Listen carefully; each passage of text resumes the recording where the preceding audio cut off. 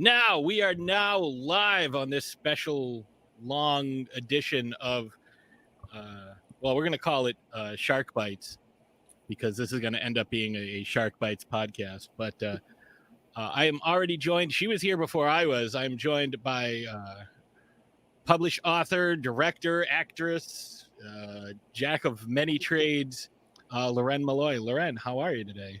Hi, everybody. Hi, I'm doing pretty good. I'm always a little early that way. My mama taught me how to be early. Good idea.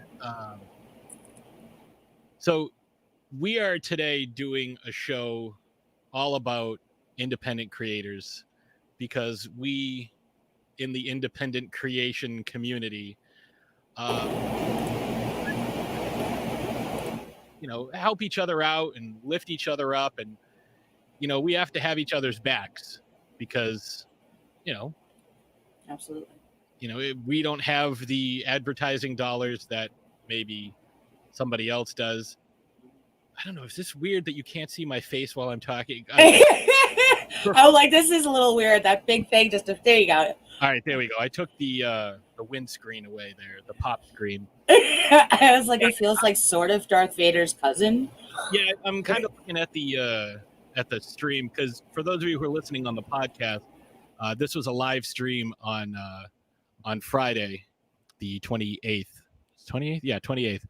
And I had a windscreen in front of my mic, but it was blocking out most of my face. So literally could have been anyone who was speaking. It's much better. I feel like, it's more connective now versus just like... Yeah, you can actually see me. You can't just see the top of my head or just my eyes. I always think of the wrestling thing. You can't see me. I don't care how old school that is. Suicide Squad. He's basically if Captain America was a complete dick. From what I understand, because I'm not familiar with his character. I couldn't even tell you who it is. The only thing I care about is that King Shark is in it. King Shark. Oh, yeah, King Shark is like my dude because he, in his own words, he is a fucking shark. That's cool.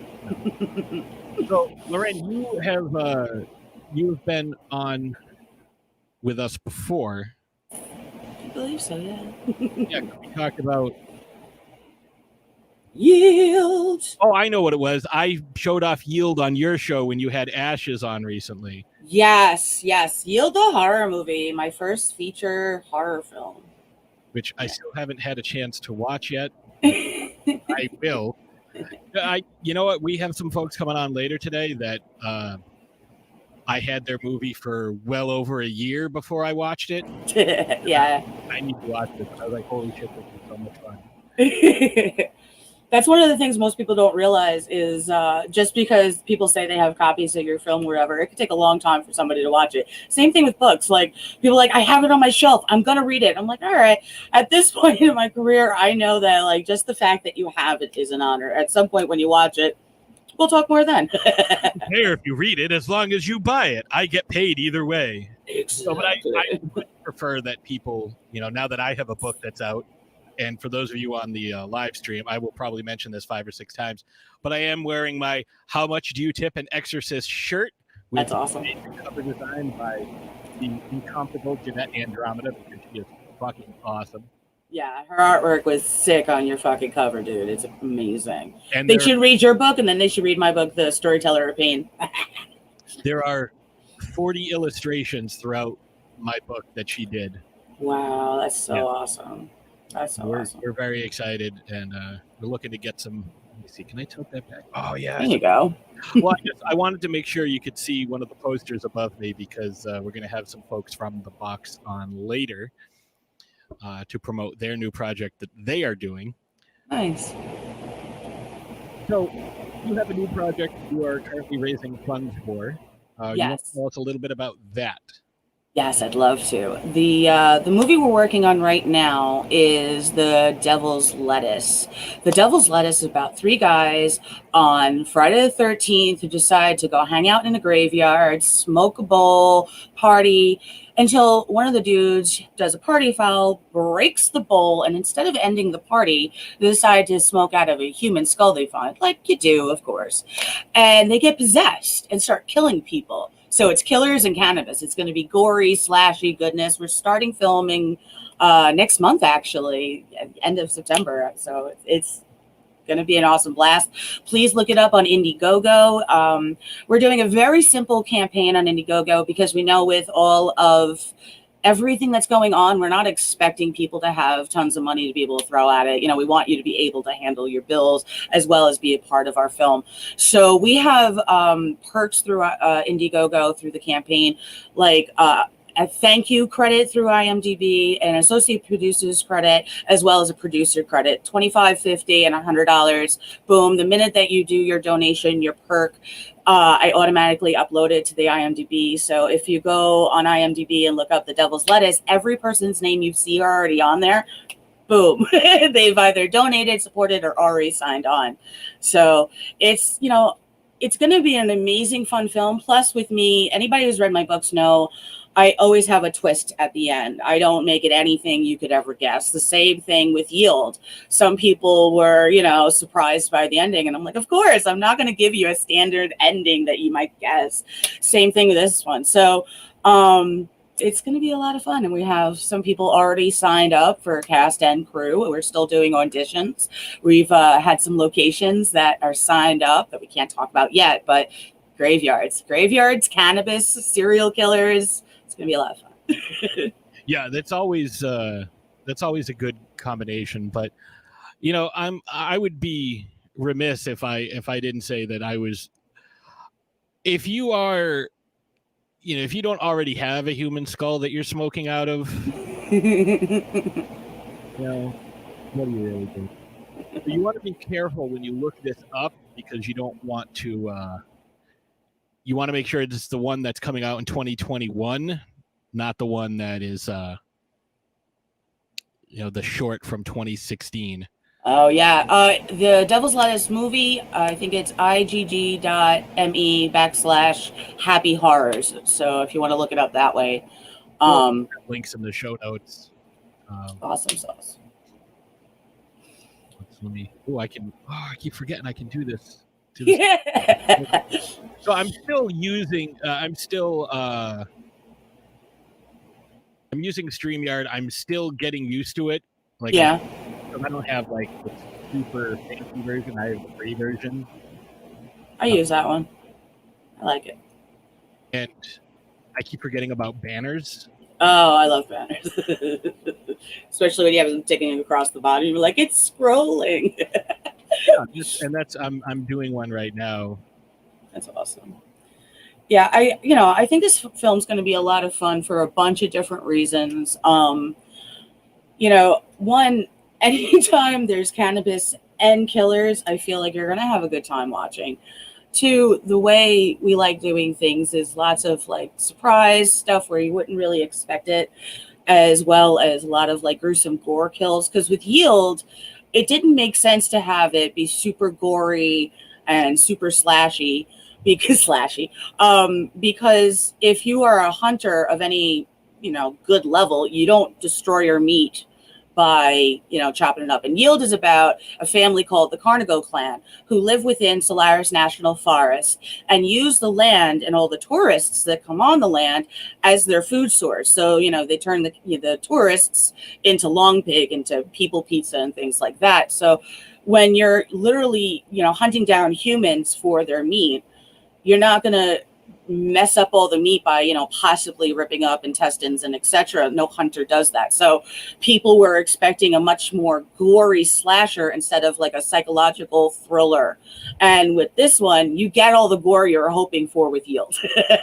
Right. You don't want to ruin the meat with, intestinal leavings and rupturing bowels and bile and yeah, you don't want any of that, any of the waste products. We do have our first comment. Ashes is watching right now. She says, your earrings are adorable. Is that Darth Vader? I can't quite tell. Oh no, they're bats. Let's see. Let me try. I'm still Right? getting used to seeing them on like this great thing. I think- Girl, it's Amazon. They're like $10. I got no shame. I couldn't tell. All I saw was like a cape, and so I was like, maybe it's Harry Potter, maybe it's Darth Vader. I'm trying to see if like you could see it because the light ring always changes. Well, it's also right where your name is. So yeah. But, anyway, yeah. No. So thank you for liking my earrings. There we go. Yeah, I kind of zoomed in on you right there. So you've got a lot of books also that you've written. Tell us a little bit about your books. Start with Storyteller of Pain, the one you already mentioned. Okay. The Storyteller of Pain, the only reason I even mentioned it is it's about a psychiatrist trapped within a lunatic asylum with 13 different types of demons and a deadly surgeon all trying to get the psychiatrist at once for their nefarious plans.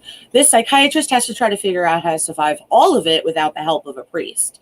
Can he? Can she? We'll see. You got to read the book to find out. But I did a lot of research into the 72 different types of demons so that I, would add all the different nuances, like if you smell rotting meat and sulfur, you probably might have a problem.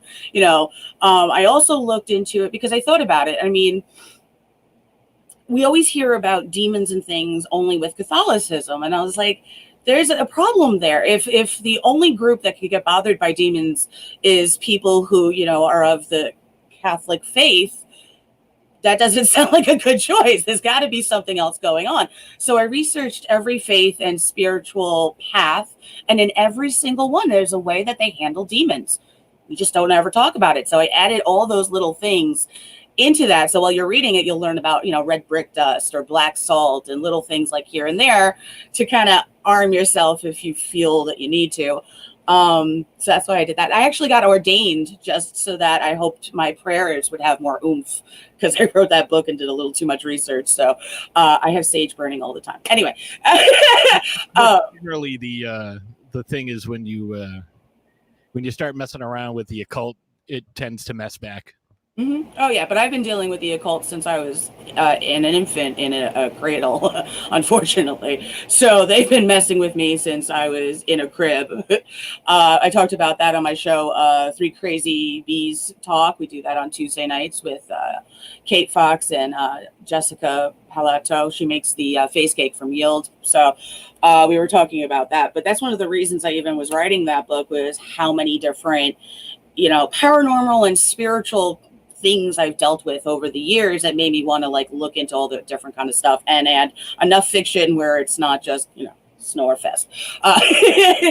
So the very first book I wrote was The Very Devil Herself, which is about an immortal cannibal who works for the King of England from the 16th through 19th century, hunting down historical serial killers. So I literally went through as much archives as I could, and everything's historically accurate except the immortal cannibal herself, because otherwise history would be totally epic. But I went back and I found 2 historical serial killers and wrote them in. So we have the Leather Apron of Whitechapel and the London Monster. And I thought, what would happen if humans couldn't stop these people, but an immortal cannibal hit woman-ish could? So it's a lot of gory fun with that one, and a lot of historical references where if you even walk through London, every single place I describe, the hotels, the streets, whatever, is basically historically accurate unless they paved over it, like Star Street is now. I don't know what it is anymore. But anyway, like I said, I like doing way too much research. That's the way my mind is. And then the book I wrote after The Storyteller of Pain is The Bedtime Killer, and that's about a peeping Tom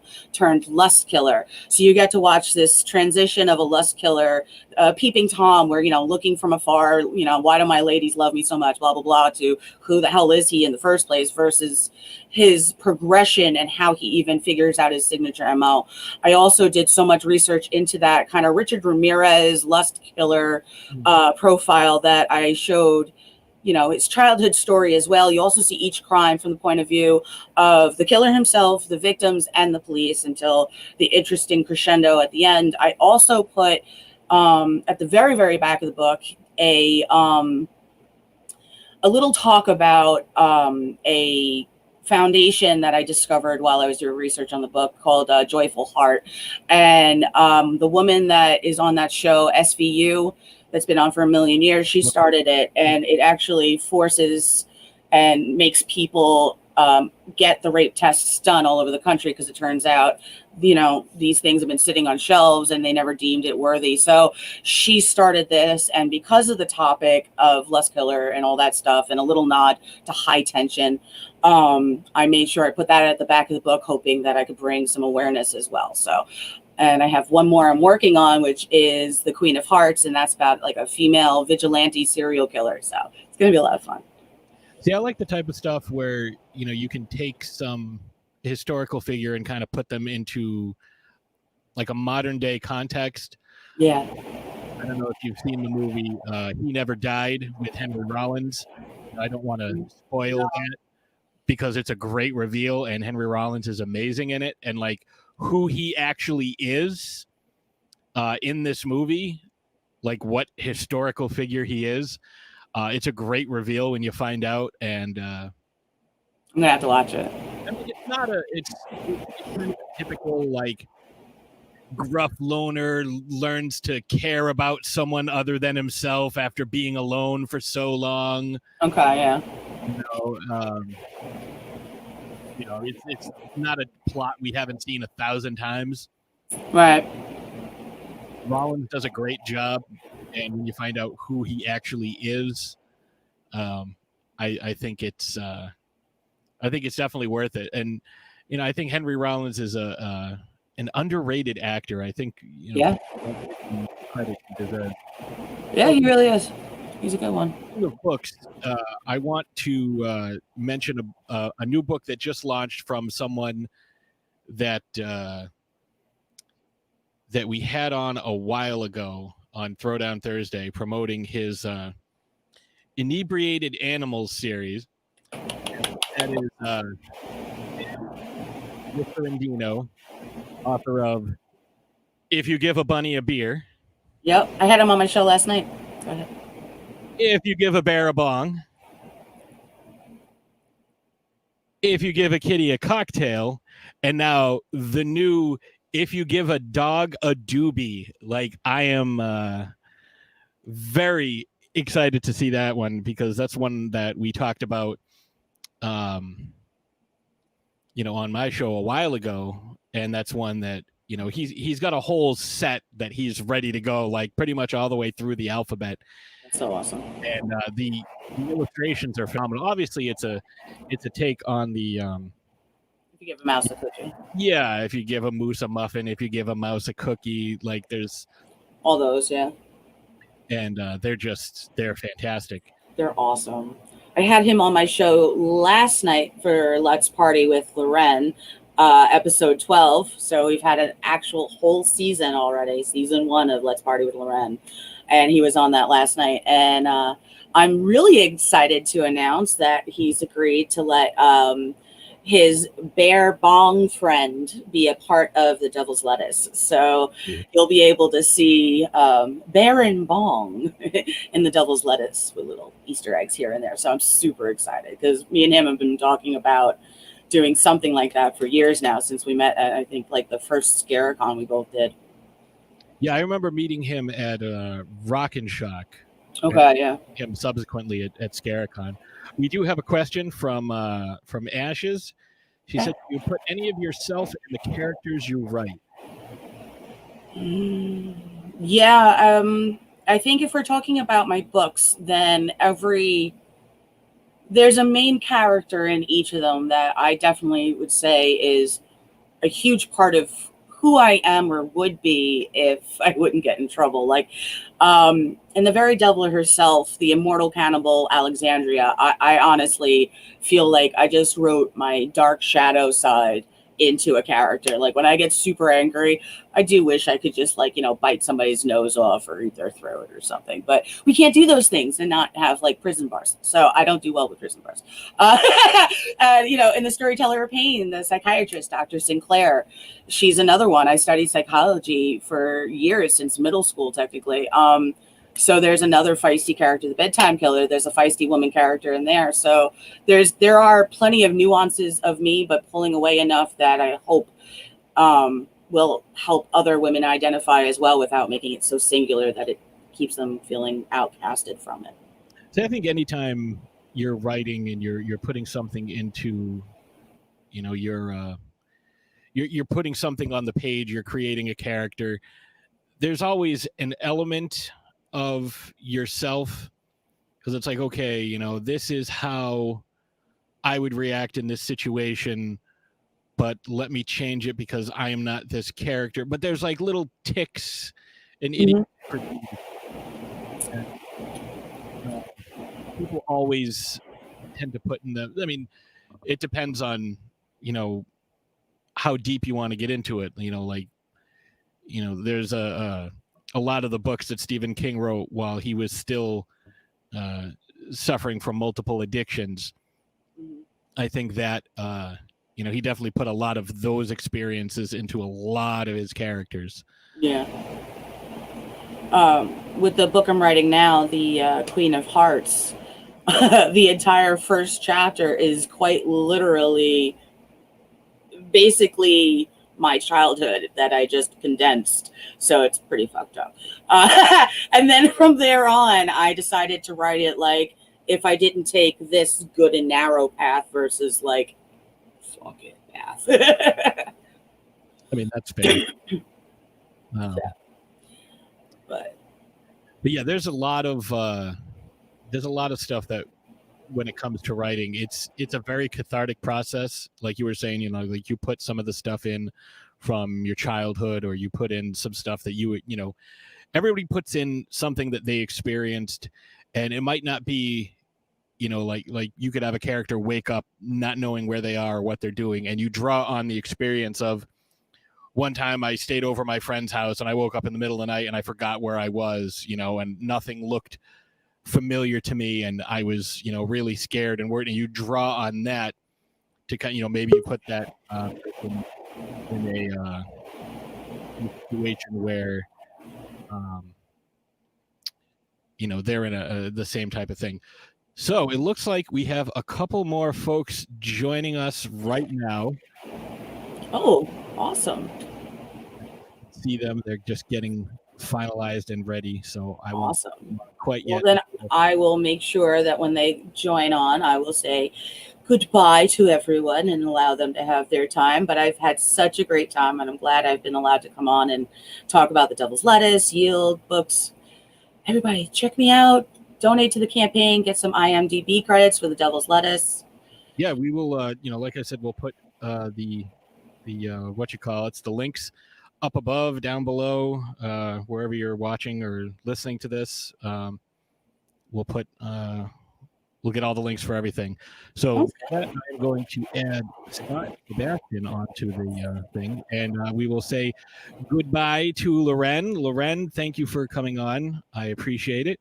Absolutely. It's been wonderful. Thank you. And happy horrors, everyone. Bye. Bye.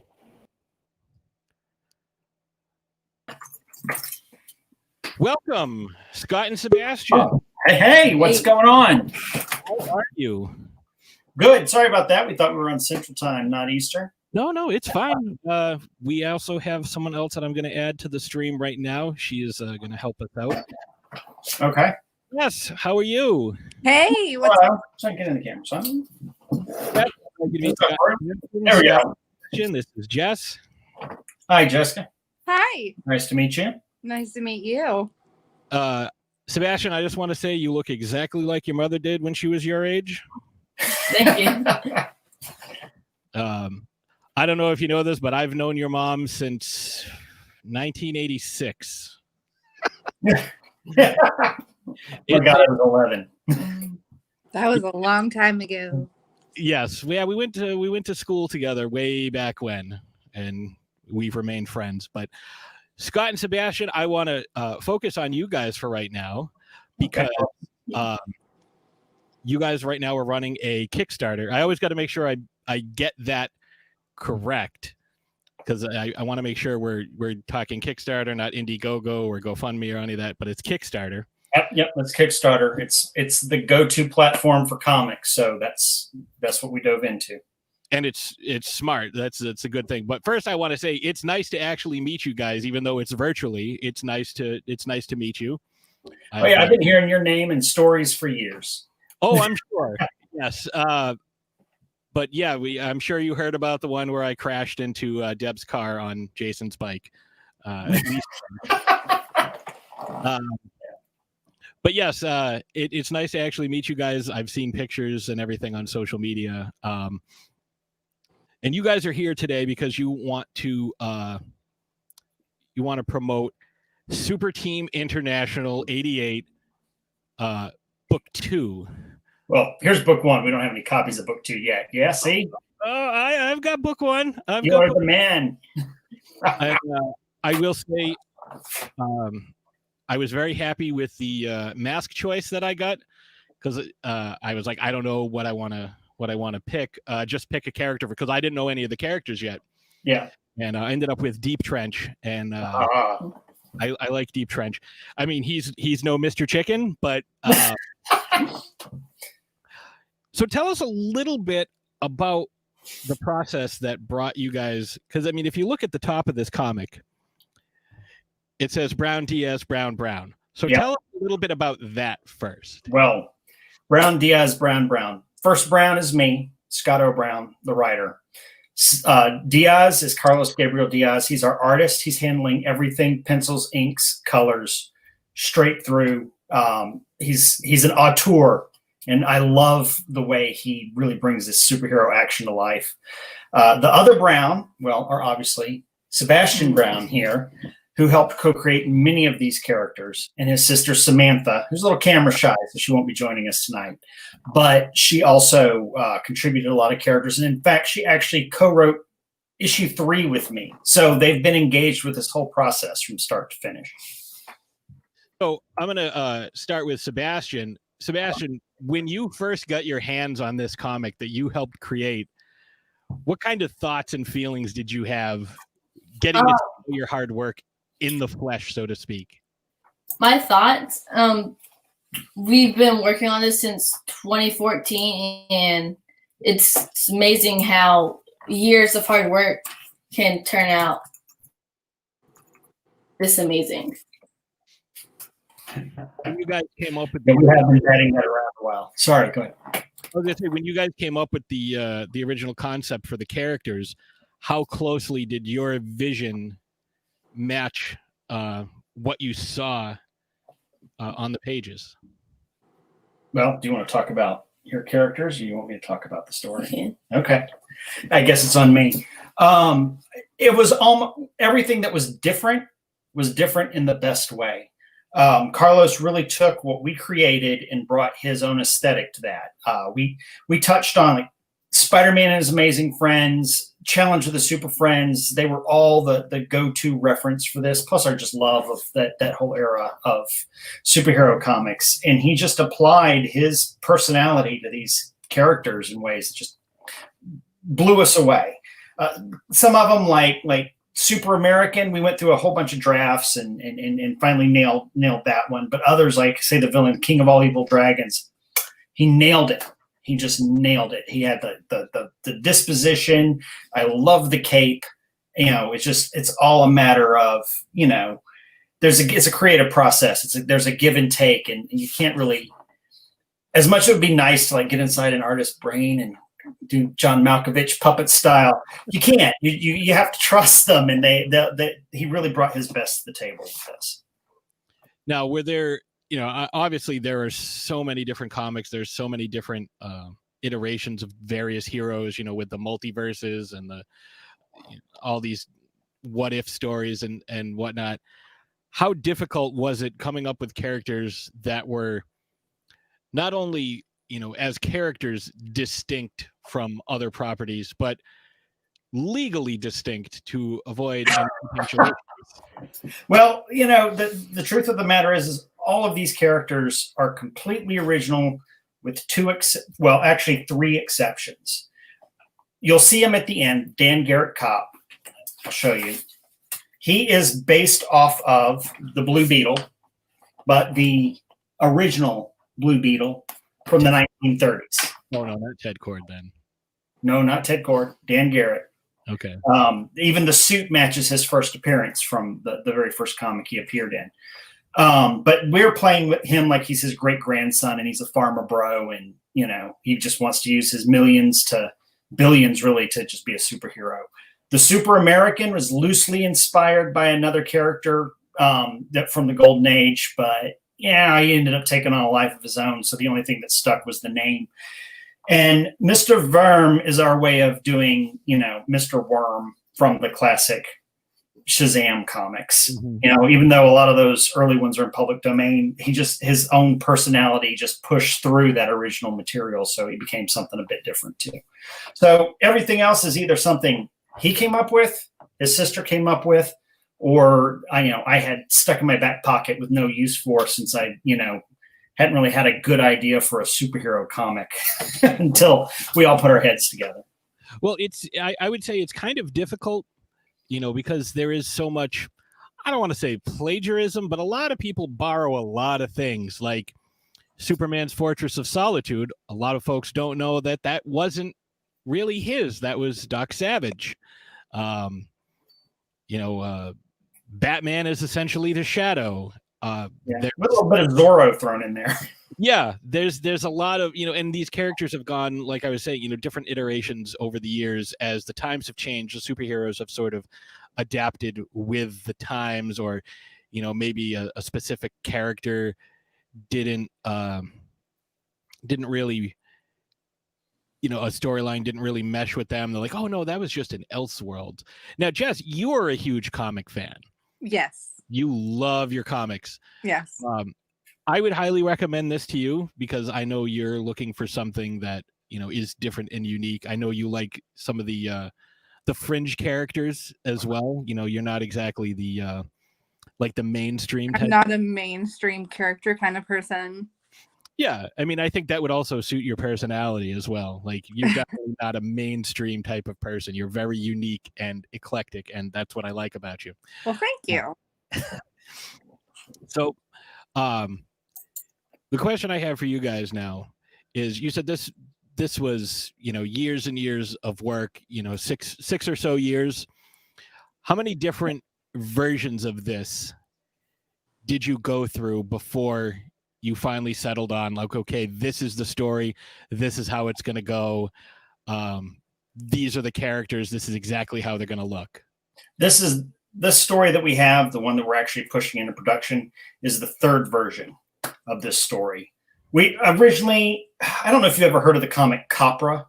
I'm unfamiliar. Oh my God, it is so good. And the fact I mentioned it, the creator's name just dropped out of my head.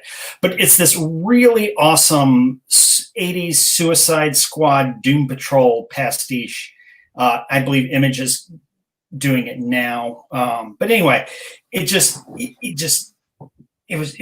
pulled me in. I was like, wow, you could really just kind of take this tone.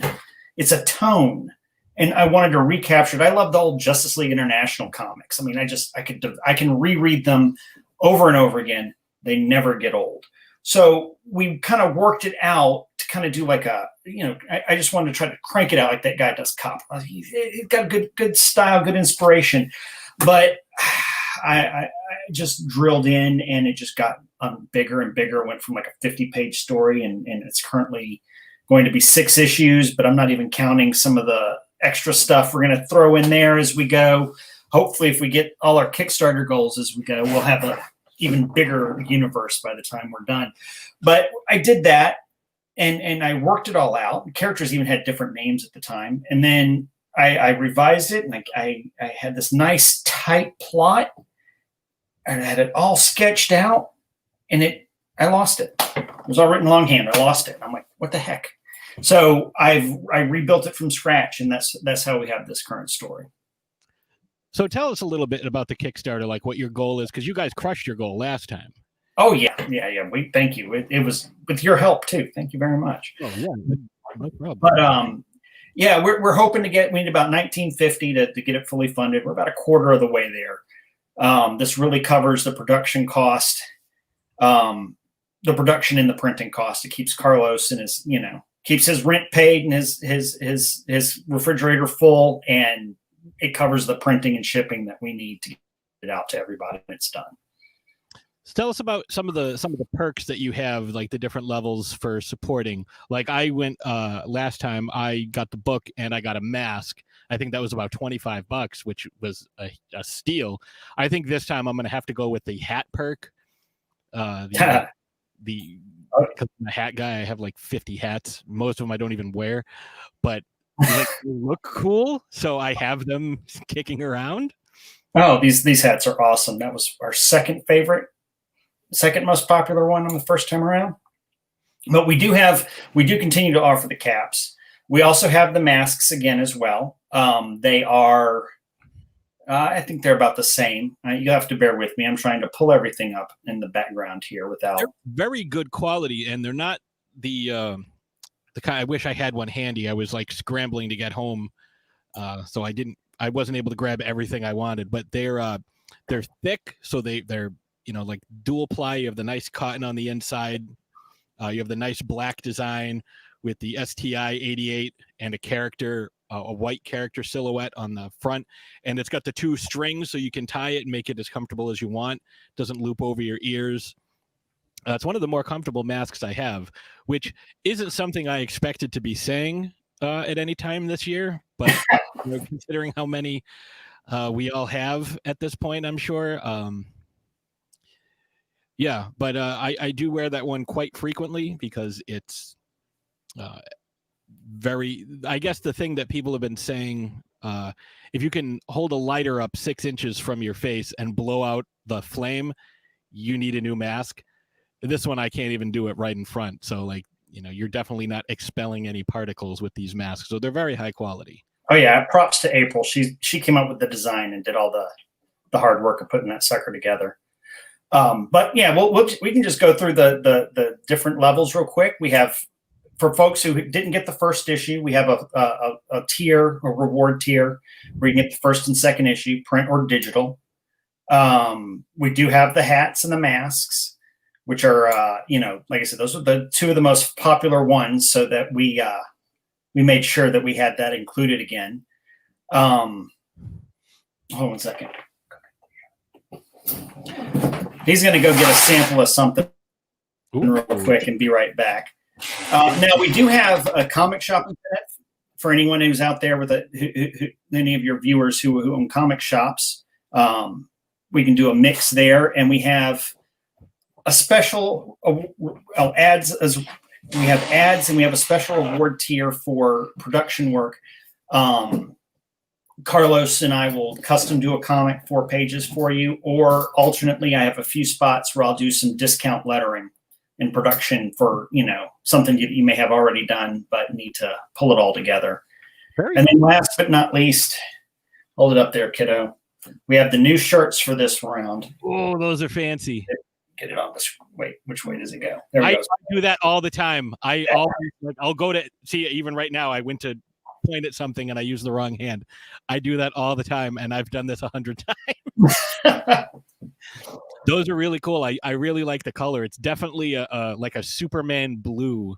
Oh, that's why I chose it. I love it. It makes that yellow really pop. Yeah, I agree. So yeah, we will have links for this everywhere. So I guess the next question is, for each of you, all 3 of you, and I'll start with you, Scott and Sebastian. Who are your favorite heroes? No, you go first. My favorite hero is Batman. Why is that? I don't know. I grew up watching the TV shows, the movies, the good ones. Wait. Hold on. Hold on. What do you mean the good ones? You're talking 1956 with the shark repellent bat spray, right? Yeah. We got the Tim Burtons, the 2, Batman Return. All right. I was a little concerned for a moment. You're just be like, Batfleck is the best.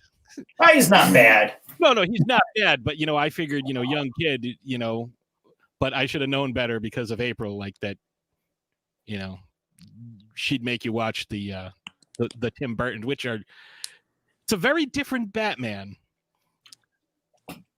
Delightfully Oh no, there's just some really underlying issues in those Tim Burton Batman movies that it took me a very long time to realize what was going on there. Yeah, there was some doings a transpiring. So how about you, Scott? I have always loved, and I it's just irrational, and I don't even know why, but the Ted Kord Blue Beetle has always been hands down the greatest superhero as far as I'm concerned. I think his, for lack of a better term, shenanigans with Booster Gold really endear him. I remember my first introduction to Blue Beetle was the Death of Superman run, where Doomsday just wrecks everybody. Yeah. Like, oh man, this guy doesn't even have any powers, and he's just rammed through pipes. Like, oh, he's not going to be in the sequel. Yes, I know we've covered this a little bit, but if you want to throw out maybe some obscure heroes or even villains that you are a fan of, I would love to hear it. Jack Nicholson's Joker, my top villain. He was so good. I remember one of the scenes that really got me was when Batman punches him in the face at the end, and he's like, "Oh, my mouth!" and he throws the chattering teeth on the ground. Yes. I was like, "Oh, that's," and when I saw that's it, like I was like, "Oh, like this guy's got puns." Mouth." Jack Nicholson's Joker. I would say, and I didn't realize this till I got much older, and even on the Funko Pop, it's like this. Cesar Romero refused to shave his mustache in the 60s. Yeah. Yeah, so it's even just a little bit. Mustache. And even on the Funko, he has like the lines, like the raised lines. Oh, that's awesome. Yeah. He's got. Now, Sebastian, have you watched much of that 1960s Batman show? Honestly, I don't remember. It's been a long time. You would remember this, like, every time they hit something, there would be like the big, like, Oh, yeah. You would know. Yeah, some of the most ridiculous plot lines I've ever seen in my life. Like, I don't remember who the villain was, but I remember at the end of an episode, Robin was on a giant frying pan back and forth, and there was giant eggs and bacon on the pan. Oh gosh. Wasn't that an Egghead episode? It I probably was. But like, oh man. That's gonna kill me now. Like, it's insane. It's like, oh, how's he gonna get out of this? I'm like, why doesn't he just get out of the pan? Oh, it's like I don't get it. But there was my first encounter with that. I was 4, and it was one where the penguin had strapped him to this conveyor, and they were going to dump him in a furnace. And I had a panic attack. 4-year-old me, first time I've ever seen this show, and I'm like, "Why?" And then my mother's like, "It's okay. The next one's coming on in a minute." Yeah, that was back in the time before you realize it's like, oh, they'll get out of every single thing, no matter what happens. There's something in the utility belt for it.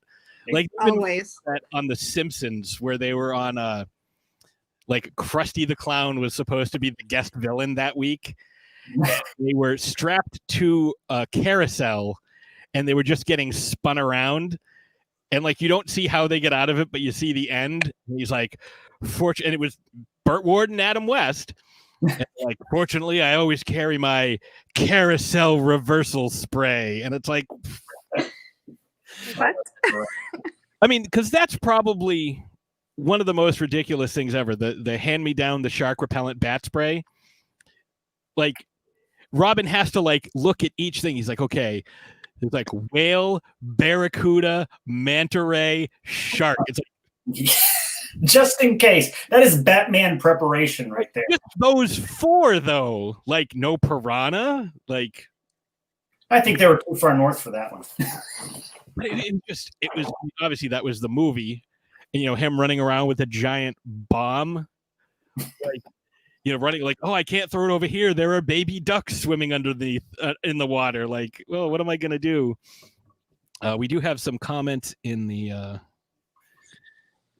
in the chat here. Boss Rush Mode says, my favorite Batman gadget was on an episode of the 60s show where the world leaders got turned to dust and mixed together, and Batman used his molecular dust separator to save the day.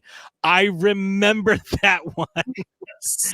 Like they were all in different, and they bring, for some reason, the Penguin was pretending to be like a yacht club guy, and his name was P.N. Gwyn. Oh yeah, that's not obvious. I think he's the Penguin, but like he didn't not act like the Penguin. It's not like when Batman turns into Matches Malone, he's a different guy. He was just like, man, I'm the Penguin. Like he was like, they brought him to the Batcave, where he rehydrated a bunch of his henchmen. Like that, like no matter what, like. This is why Batman today gets such a bad rap, because it's like, oh, with enough preparation time, he can beat anybody. Because you saw the shit that happened in the 60s where it was like, no matter what it is, it's the most ridiculous thing you'll ever see. But Batman has a plan for it. Hey, he wouldn't be Batman if he didn't. I don't remember how Robin got out of the frying pan with the eggs and bacon, but I'm sure Batman had something in his utility belt for that. So, getting back to Super Team International 88. Yes. You said this is part of a 6-part series, but depending on how crowdfunding goes, this could be an expanded universe. So can you tell us a little more about that? Well, yeah, to give you the biggest sense, the whole initial story here is meant to be one self-contained universe. If we never get a chance to do another one, the story will be complete and full. But as we've gone on, we've discovered that a lot of these characters, particularly as they develop, are starting to get their own legs to them. We have ideas for a Mr. Sleep graphic novel. Rollerblade. The entire 3rd issue is dedicated really to her. And suddenly, it just opened up writing the character with like individual characters with that kind of focus. Really, just opens up more potential. It's just like a huge springboard. It's so much fun. I mean, I'm not really a superhero guy. I'm more of like a horror, sci-fi. I love European style comics and science fiction, but there's just something about the fertile ground of a superhero universe. It's just so much fun to write, so much fun to play with. We could take this in so many directions. So we have an idea for a sequel in space called Space Team Intergalactic, and we have like I said, the aforementioned Mr. Sleep story, the unending nightmares of Mr. Sleep. I mean, we could just go on forever with this stuff. But our goal is we're going to keep it focused, get these first 6 things done, and just see where it goes from there. It's really up to the fans. Yeah, I think it's very easy when you're creating a universe and you're developing backstories for various characters and everything. You can kind of spin out because you want to know where these characters came from. Like they didn't just appear one day. Like the Super American has a backstory. The King of all evil dragons clearly has a backstory. Like you don't get to be king just. I mean, I guess you do get born into it. I guess that's exactly how you become king, but clear it. Not always. But like I'm interested to know the backstory for Deep Trench. So there's a lot of ways you can kind of get stuck in that that maelstrom of like, okay, let me start working on this, let me start working on this, let me start working on this, but you never focus on finishing the story, which is I think one of the biggest issues. I guess there's a run of Ghost Rider that just stopped 7 issues in, even though it's supposed to be a 9-part series. They just, we're not going to finish it. It's like, why won't you finish it? Like, Ghost Rider's an intriguing character. I don't think there's many people like take the Nick Cage movies out of it, and nobody's a bigger Nick Cage fan than I am. But like, take some of his stuff out of it, because it was pre-Disney Marvel.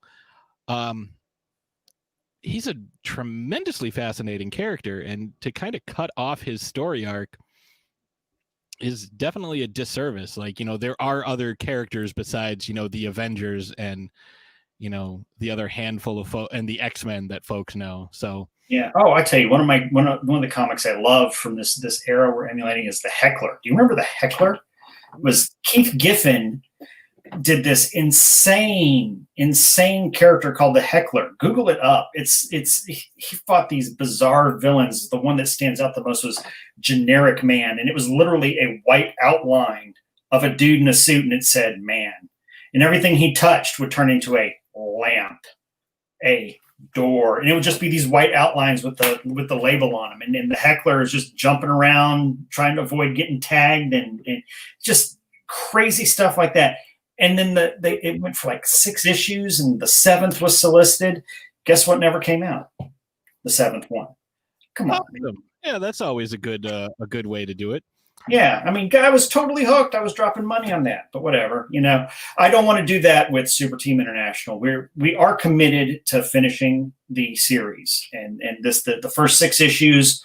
I want everyone to get the story of this team and watch them start to come together. I mean, it gets worse before it gets better, but at the end, they could probably take on the Grant Morrison Justice League and wipe the floor. That's a bold statement. Well, if you start from the bottom, you got to end up somewhere. So That's true. There's nowhere to go but up.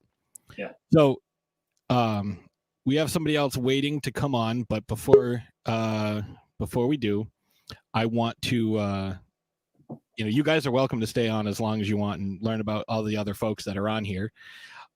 So don't feel like you have to drop off unless, you have stuff to do. But before we go, I want to talk a little bit about Seasoned with Love or Grease. Yeah. Because I am very excited to receive this because I just ordered it. Oh, awesome! Thank you. You have to support your friends. They say I say this all the time: a rising tide lifts all boats. So, how much of this was perfected on you guys? Because it is a cookbook. How much of this was perfected, or I don't want to give her, too much shit about her cooking. I don't want to say inflicted on you. Oh no, that's the wrong term. She's freaking like, make sure you eat all of these because I've got 12 more recipes coming. Oh, trust me, there's barely any leftovers. The stuff is delicious. I've seen some of the stuff she's posted, and I'm like, email me some, and she's like, that's not how that works. And I'm like, but yeah, let me just add these folks on here real quick. So Jess is back, and we have Andy from the Z3D Forge. Yeah, gentlemen, before we let you go, just tell me a little bit about Seasoned with Love or Grease, and I'm very curious about that. Well, what do you want to know? These are the recipes that she has been feeding us, these guys, their entire life. You see this? This is from eating that food. It's just a variety of recipes. Most of them can be done in a single pot. We use some cast iron and Dutch ovens in particular are the go-to process to cook this stuff. And it's just great. There are desserts, there are main meals in there. You can live off those recipes for the rest of your life and be in pretty good shape. I must say my wife is not a big fan of the Dutch oven, but we're talking about 2 different things here. I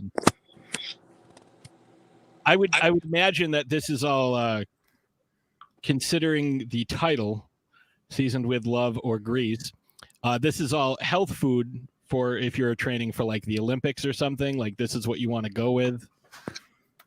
I wouldn't say for training, but it's definitely they're just full of flavor. They're very filling, and they can feed a family of 5 on a pretty consistent basis. So it's everything you need to and a lot of them don't take a lot of time to make. If you don't have a lot of time, it's everything you need. You throw it in a pot, set it and forget it, or spend 20-30 minutes over the stove and you're done. So these are all very solid recipes and good ones to have in your repertoire. Excellent. Well, like I said, you guys can hang out if you'd like. You can drop off if you'd like. Whatever you have that you're going to be doing this evening. I won't be offended if you have other stuff to do, but feel free to hang out. and we are going to make sure that we have links to Super Team International 88, the Kickstarter for issue 2. I almost said episode 2. Maybe someday Netflix will pick it up. But I did it again. Issue 2, the Kickstarter will be, the links will be in the show notes, and also the link to Seasoned with Love or Grease. So thank you guys for hopping on and joining us. And like I said, you can hang out, do whatever you need to do. And when you need to go, just let us know. And thanks for having us. I do have to actually break away, but I do appreciate you having us on and your support. Of course, absolutely. Like for folks who are just joining us, I do have issue number 1. And you guys are awesome. Thank you for joining us. Again, thanks for having us. All right. Take care, guys. You too. My best. Andy, you are. Hey, what's up? I'm getting used to this new mouse, and I just zoomed in and had this huge, huge thing on here. So Jess, you're back forehead for coming back. Yeah, sorry about that. Technical difficulties. It's okay. You're hanging out. We're going to be talking with you throughout the night because you are an utter delight to talk to. So thank you for hanging out. I appreciate that. Well, yeah. Especially with the conversations that we have been having about other stuff. Like, this is a welcome change, I would say. Totally. So, Andy, thank you for joining us. You are here representing your Z3D Forge. Tell folks a little bit about what that is. Yeah, so a while ago, I got into 3D printing. It's always been something I wanted to do. I was faced with a career change when the family moved from Massachusetts down to Georgia, and I started dabbling, and I got hooked. So I've been making things on and off for the last few years, either with a FDM printer, which is like the one you're probably familiar with, where it heats up plastic, melts it, and then builds something. And I just recently got a resin printer, which is super cool. It uses UV light to cure a liquid plastic, and you can make really, really intricate, fine, highly detailed models with it in a relatively short amount of time. So what Z3D Forge is my local kind of do-it-yourself product development studio. If you have an idea, I can probably make it happen. It's stuff that I do for myself, for fun, for family members, for friends. I've had some work lately. I actually helped a company develop prototype parts for an antibody test kit for the whole COVID-19 response. So that was really interesting working with them and printing the parts. That is interesting. Now, I see, we just zoomed in on you. There's a lot back there. I see and what I see might be different, but I think what we see is the same thing. So I just put you on the screen here. A lot of stuff.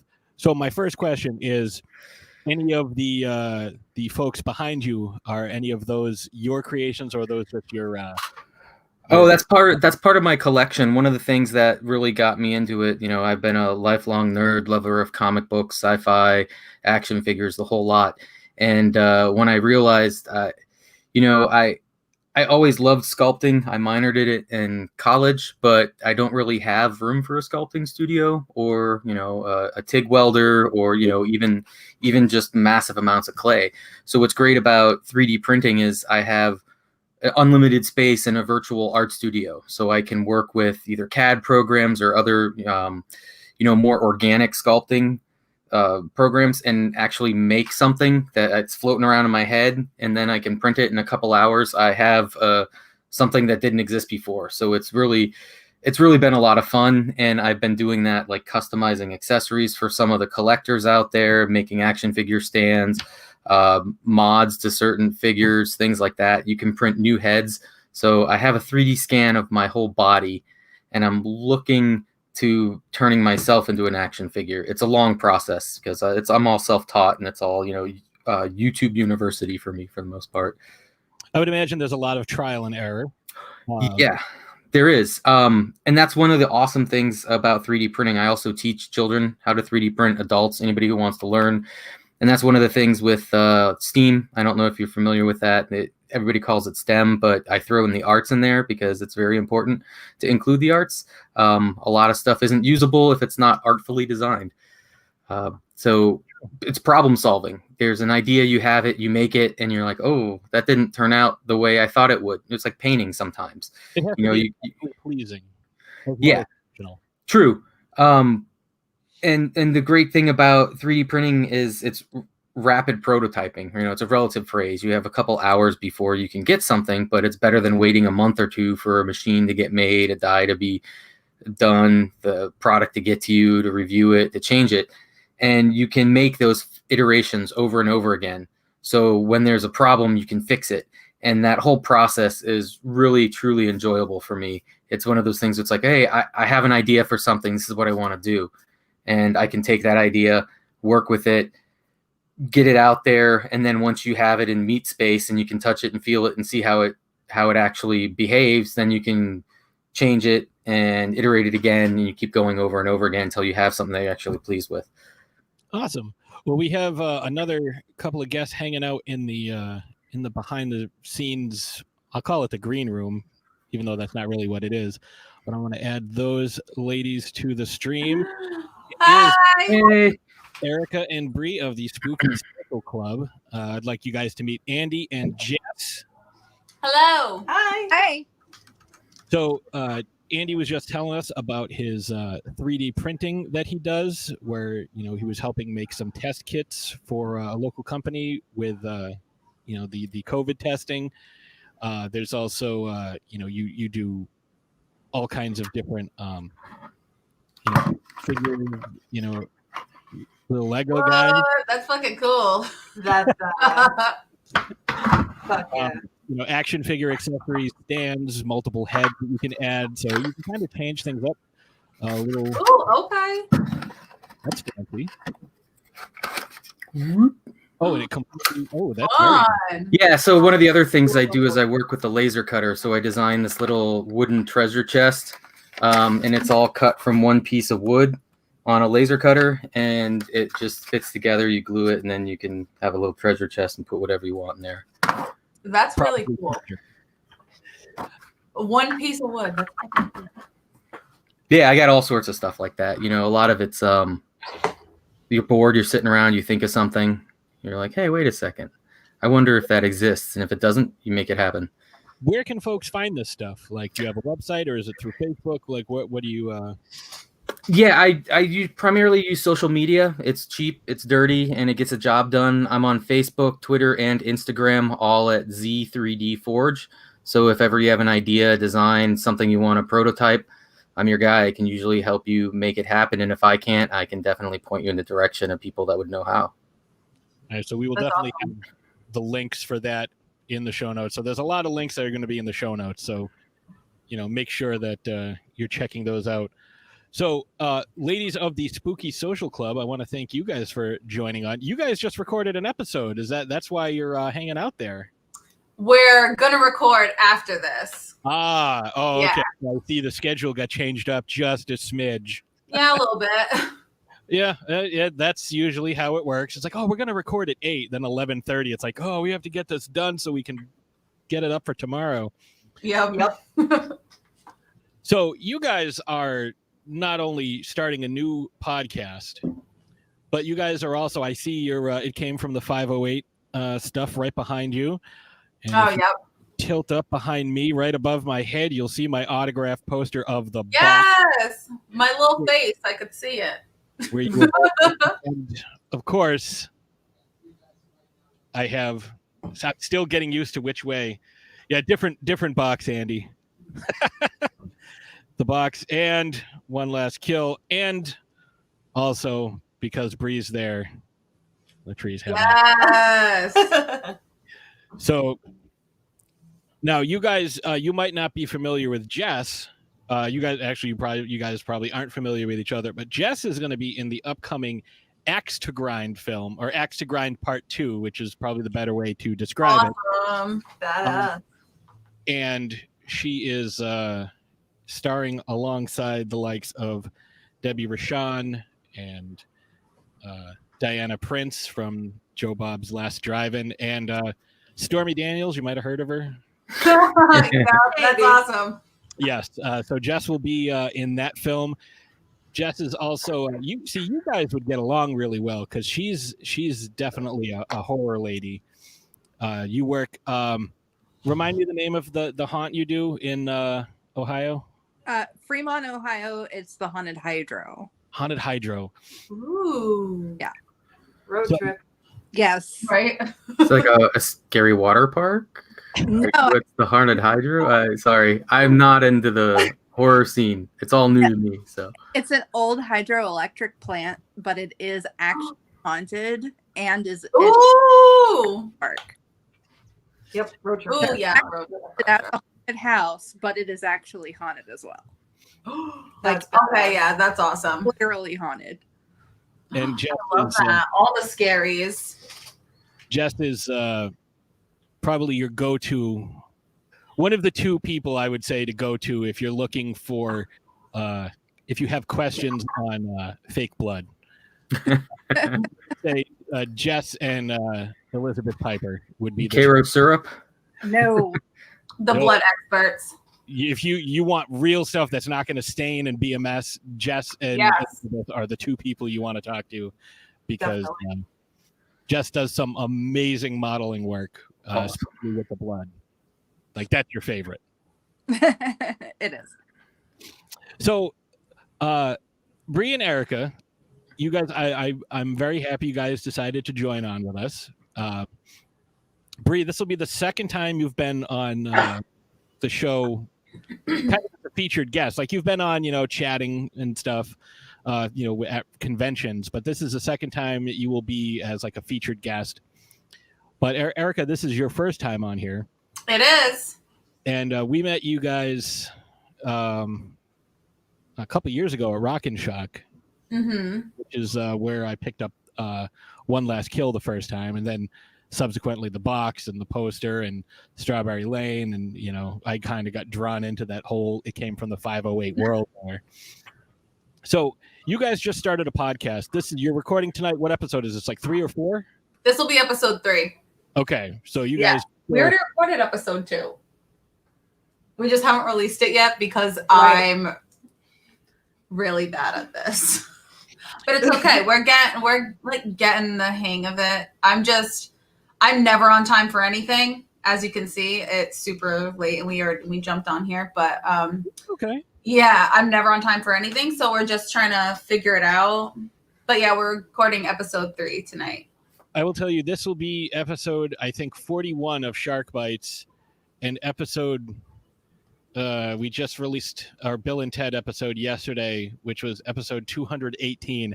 And I tell you, as you go along, you definitely get better. You get way better, because of my first couple of episodes, I didn't even have like how I was going to close things. Like our catchphrase, "See you next Thursday." That wasn't. That wasn't even a thing. Like I had no idea. Like I was like, okay, we're going to talk about Godzilla, and I took pages of notes. I don't take notes anymore. I just kind of wing it, which is what I'm doing now. Like all I have now, I have a Google Doc that has everybody's names and what we want to talk about. That's about it. So tell us a little bit about your show. So, I mean, it's just Brie and I talking about anything scary, spooky, haunted, Halloweeny. yeah, Halloweeny, just scary stuff in general, and then we drink about it because the world's a scary place, and sometimes that's what you need. Well, Scooby-Doo taught us that the real monsters are people. So My grandmother's always said that. She always said, "I'm not scared of the ghosts. I'm not scared of the dead. I'm scared of the living." I said, "I feel you there, girl. I do." that's the whole premise of The Walking Dead. Like before I knew what The Walking Dead was, I started working on a zombie story, and it was all about like, it's not so much the zombies. They're kind of like an annoyance, like mosquitoes, except when a mosquito hits you, you don't turn into one. But it's the people, it's the survivors, because like you see how shitty things are with law and Law and Order. Yeah. If there was nothing, I mean, we're kind of getting a glimpse of that, but that's for another time. But yeah, I am also drinking. This is regular Coke and Kraken rum. Nice. Ooh. We're drinking champagne out of our black glasses. Very fancy. These glasses are from the 80s. They were my aunt's wedding glasses, and she said, "Hey, you like black? Do you want them?" And I said, "Well, yeah." So now they're our show glasses. Our wedding glasses were these really cool Friday the 13th, like Jason cups. Oh, I love that. We also got married on a Friday the 13th, so Yes, that's amazing. Well, I mean, our anniversary is September 13th, and we got married on our 4th anniversary, which meant that our first wedding anniversary was our 5th total anniversary. And last year we got tattoos. We got I got Bart Simpson on my. He's upside down, but I got Bart Simpson. We got Tina Belcher. We do, and I don't show this off enough. Hold on, what's that? I can't tell if you can see it, but I have a 13. Wait, what side is it? Yeah. Well, because when I came down, because there's always like a song that the bride comes down the aisle to. I wanted a song too, and so I chose the song 13 by Danzig because I thought it was fairly appropriate. And one of the lines in the song is with a number 13 tattooed on my neck, so we have matching 13 neck tattoos. Aww. There you go. Huh? I have a 13 tattoo. Nice. It's a Jason. Hold on, I don't know this fucking camera. Yeah, It's a machete and his mask in the shape of a 13. That's cool. Yeah, we had our tattoo guys because we each got tattoos a couple of years ago. I got my it's hard to see, my Calvin and Hobbes zombies. Oh, yup. And the guy's like, "Well, you still have time left, and I'm like, "Well, let's get 13s on our necks." And so that's what we did. That was the easiest tattoo I've ever had. Mm-hmm. 5 neck minutes. tattoo? Yeah, no issue. Now, Erica, you obviously have tattoos. Bree, you have like 45 tattoos. Mm-hmm. Jess, you've got a bunch. Andy, do you have any? No, I have chest hair. It's the new tattoo. The joke is I'm threatening to get a tattoo of a lawnmower on my back and then just have my wife shave like right behind it a little bit. So I mean that's some dedication to a big joke, but Yeah, it is. It's a good one nonetheless. It definitely has some upkeep to yeah. it. And Jess, you've got a bunch. So, question for you guys is, what was your easiest and what was your most difficult tattoo? I have a yellow ribbon on my thumb, and it's actually kind of janky, so it doesn't even look yellow. But that was probably the worst 15 minutes of my life. Right there, that's hurt the most. Yes. Wow. What was your easiest? My easiest was my first one. I actually got it on my breast.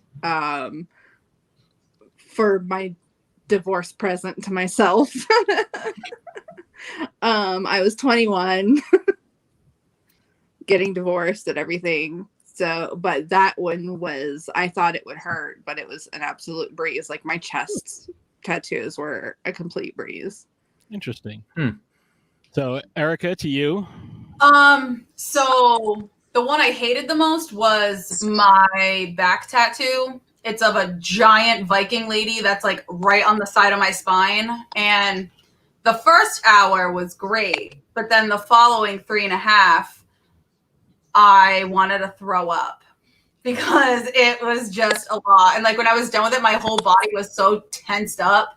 Like it was bad. But I mean, it's fucking huge and it's pretty much on my spine. So is it like getting stung by a bee over and over again, or does it depend on where it is? Like what kind of, like how? So for me, it depends where it is. I mean, my back one just hurt because when it's on your spine, it's like you can feel it in weird parts of your ribs and stuff. I don't know. And it just felt really crappy. And my friend who was tattooing me, he's a pretty big dude and he's got a heavy hand. So it was just a lot on my back. But my easiest ones were my shins. Honestly, I wish I could. I love getting my shins tattooed. I don't know. I guess I'm so bad at shaving my legs that getting my legs tattooed, like all the tattoos on my legs, like barely flinched. I have my kneecap partially tattooed as well, and it's like, oh no, it didn't really hurt, but I'm like, I feel like it's years and years of using like a 99-cent Bic razor on my legs and cutting them that they just don't fucking hurt anymore. I'm like, oh, whatever. I've done this to myself for years. It's fine. Yeah, Ash is commenting, I know what your worst one is. And I will tell you, it was my first one is this pumpkin, which we have matching pumpkins. I know it's hard to see, but the person who did it was a friend of ours.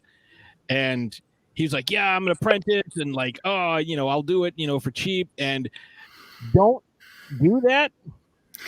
Bad idea.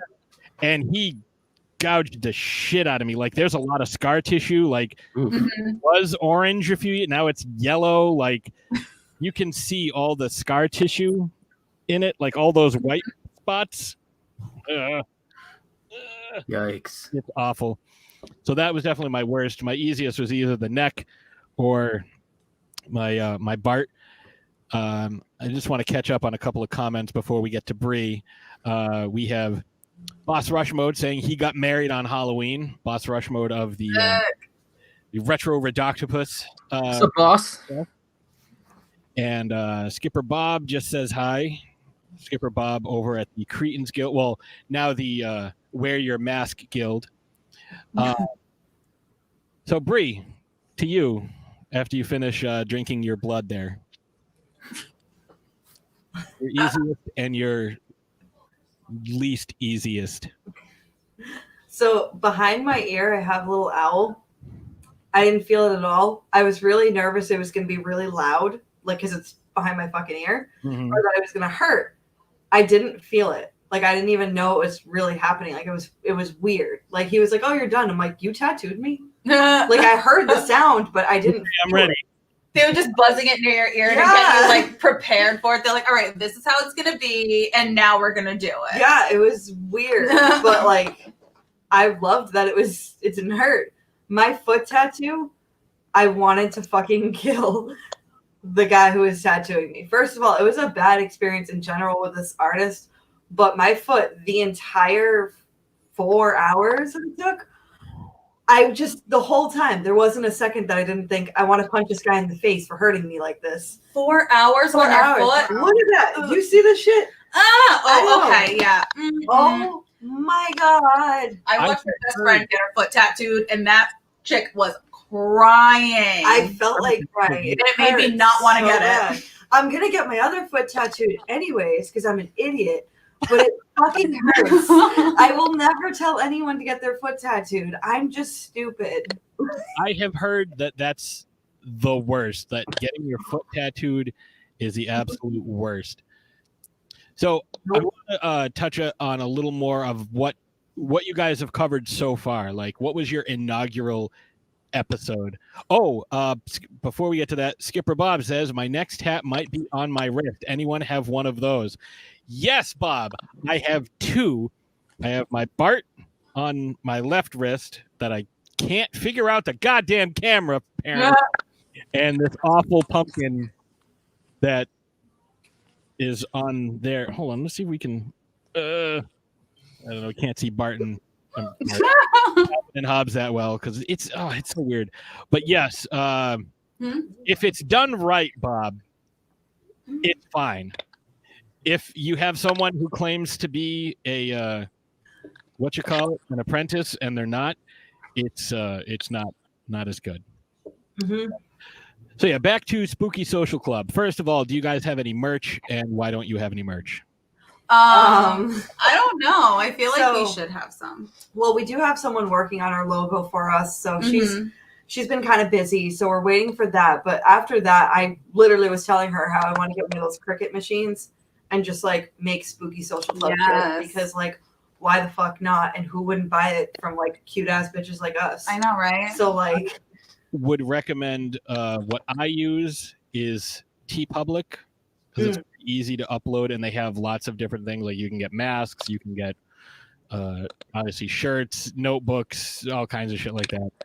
And you can upload a bunch of different things. That's what I use. You know, depending on the sale, you get like $2 every time somebody buys one of your shirts. Oh, badass. what? Okay. Like it's not bad. It's free to use. Oh, cool.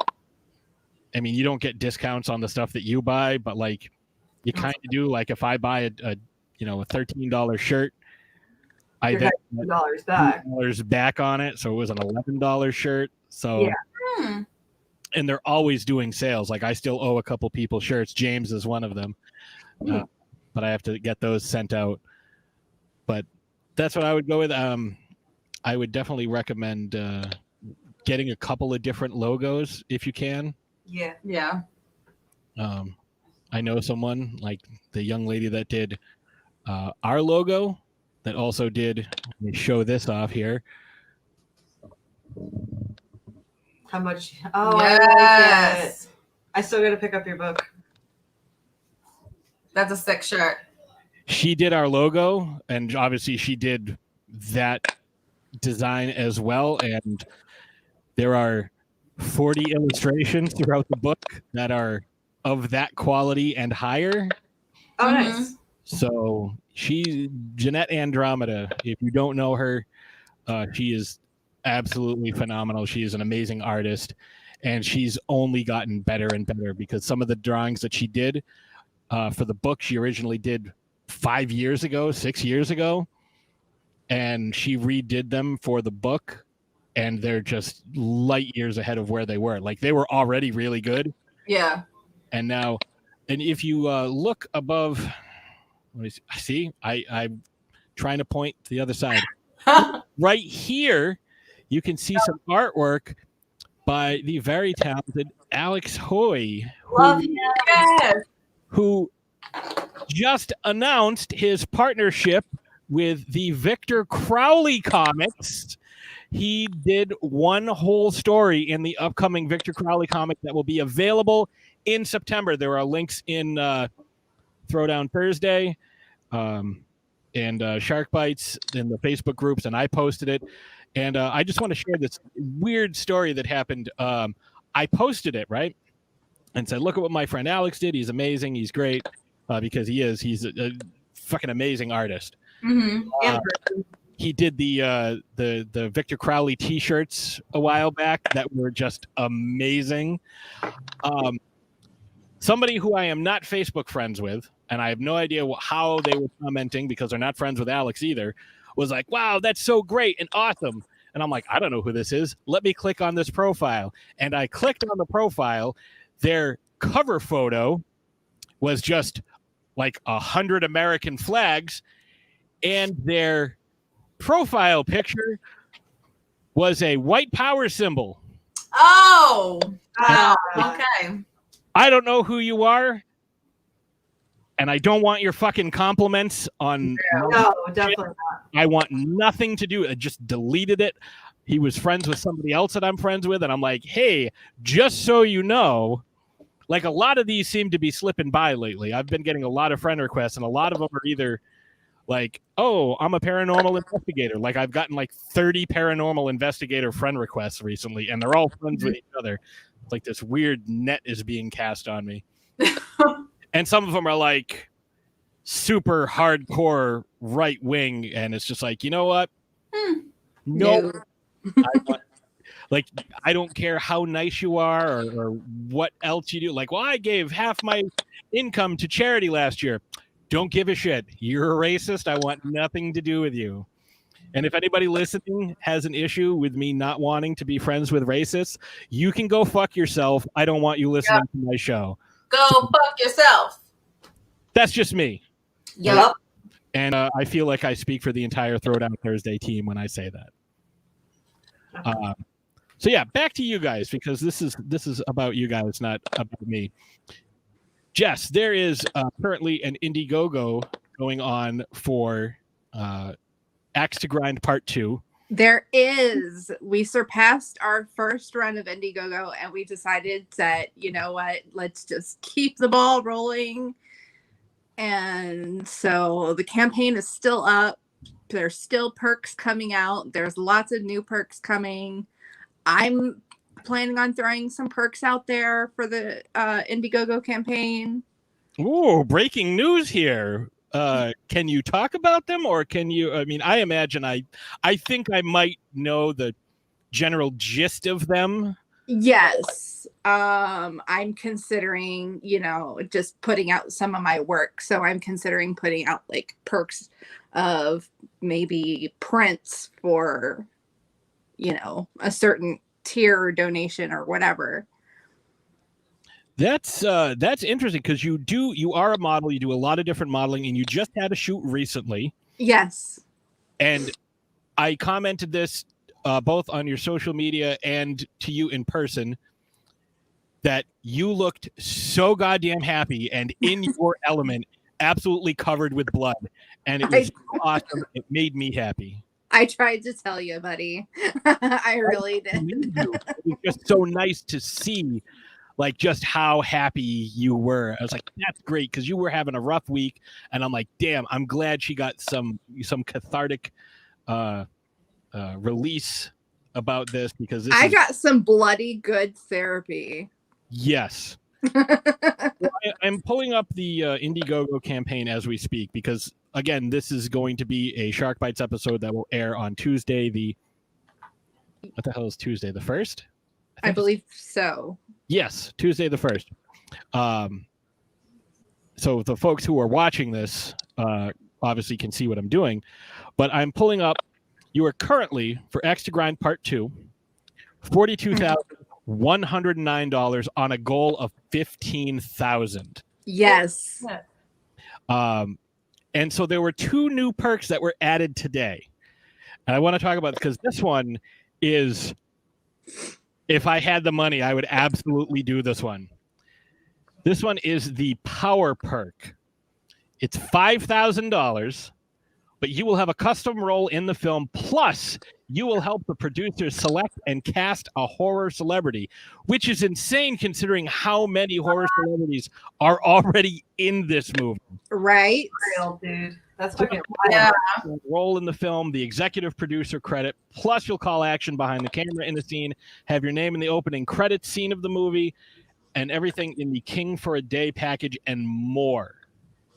That's huge. I mean, it's a big investment. But it's a huge reward.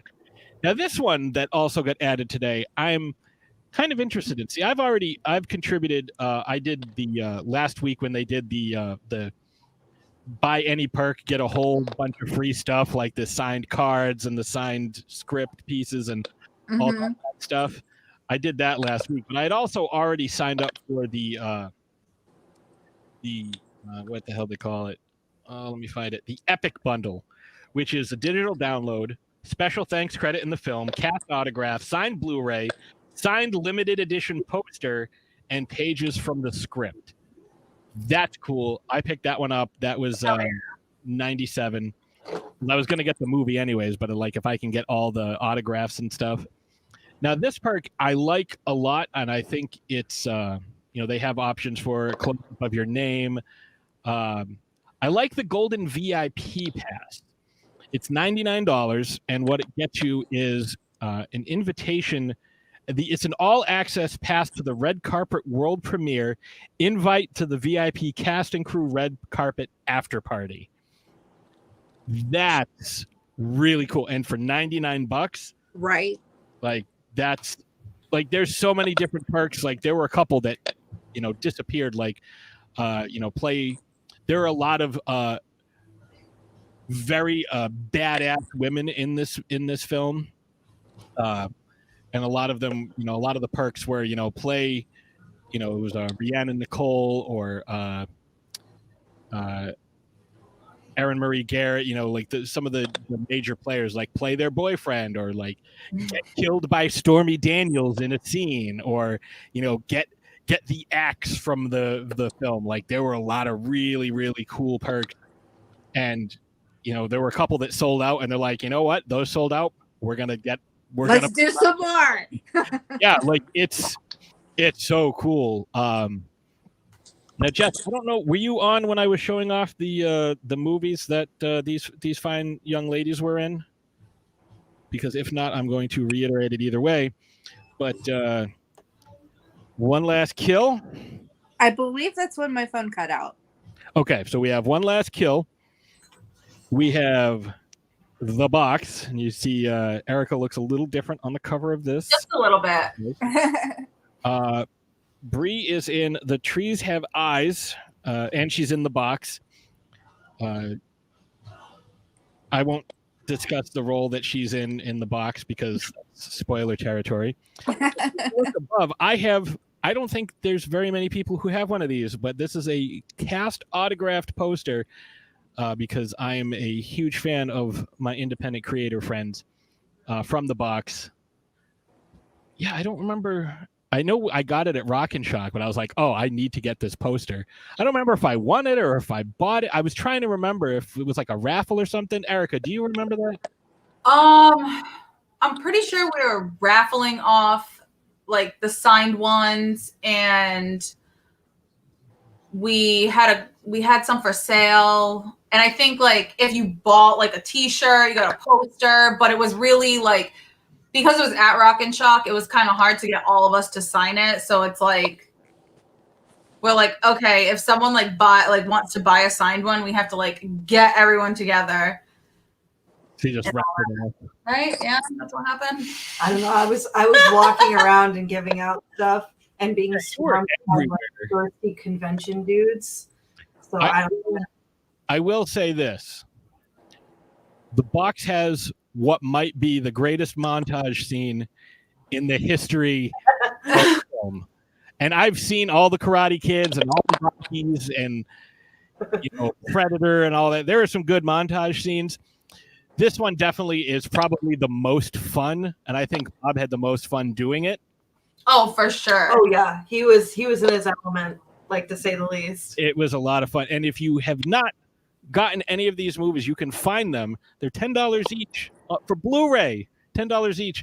It came from the 508.com, where you can also pick up Strawberry Lane from Jeremy Joseph, which is fucking phenomenal. Yep. How many times have we seen people walk out of screenings on that? Twice so far for me. Oh, so cool. And The Trees Have Eyes from local director Jordan Pacheco, which has Bree in it. You can actually find it at Walmart. $10 at Walmart. So support your local folks and watch some really good fucking movies. Yep. At some point, once all this crazy shit dies down, there's going to be some more stuff coming from it came from the 508. So you might see some familiar faces in those projects. That's all I'm going to say. Just keep your eyes out, because there's a doings a transpiring, and I'm very excited to see what happens. Mm-hmm. Now, Jeff, we touched on a little bit about, you're talking about, potentially sharing some of your prints and your work for perks in Axe to Grind Part 2.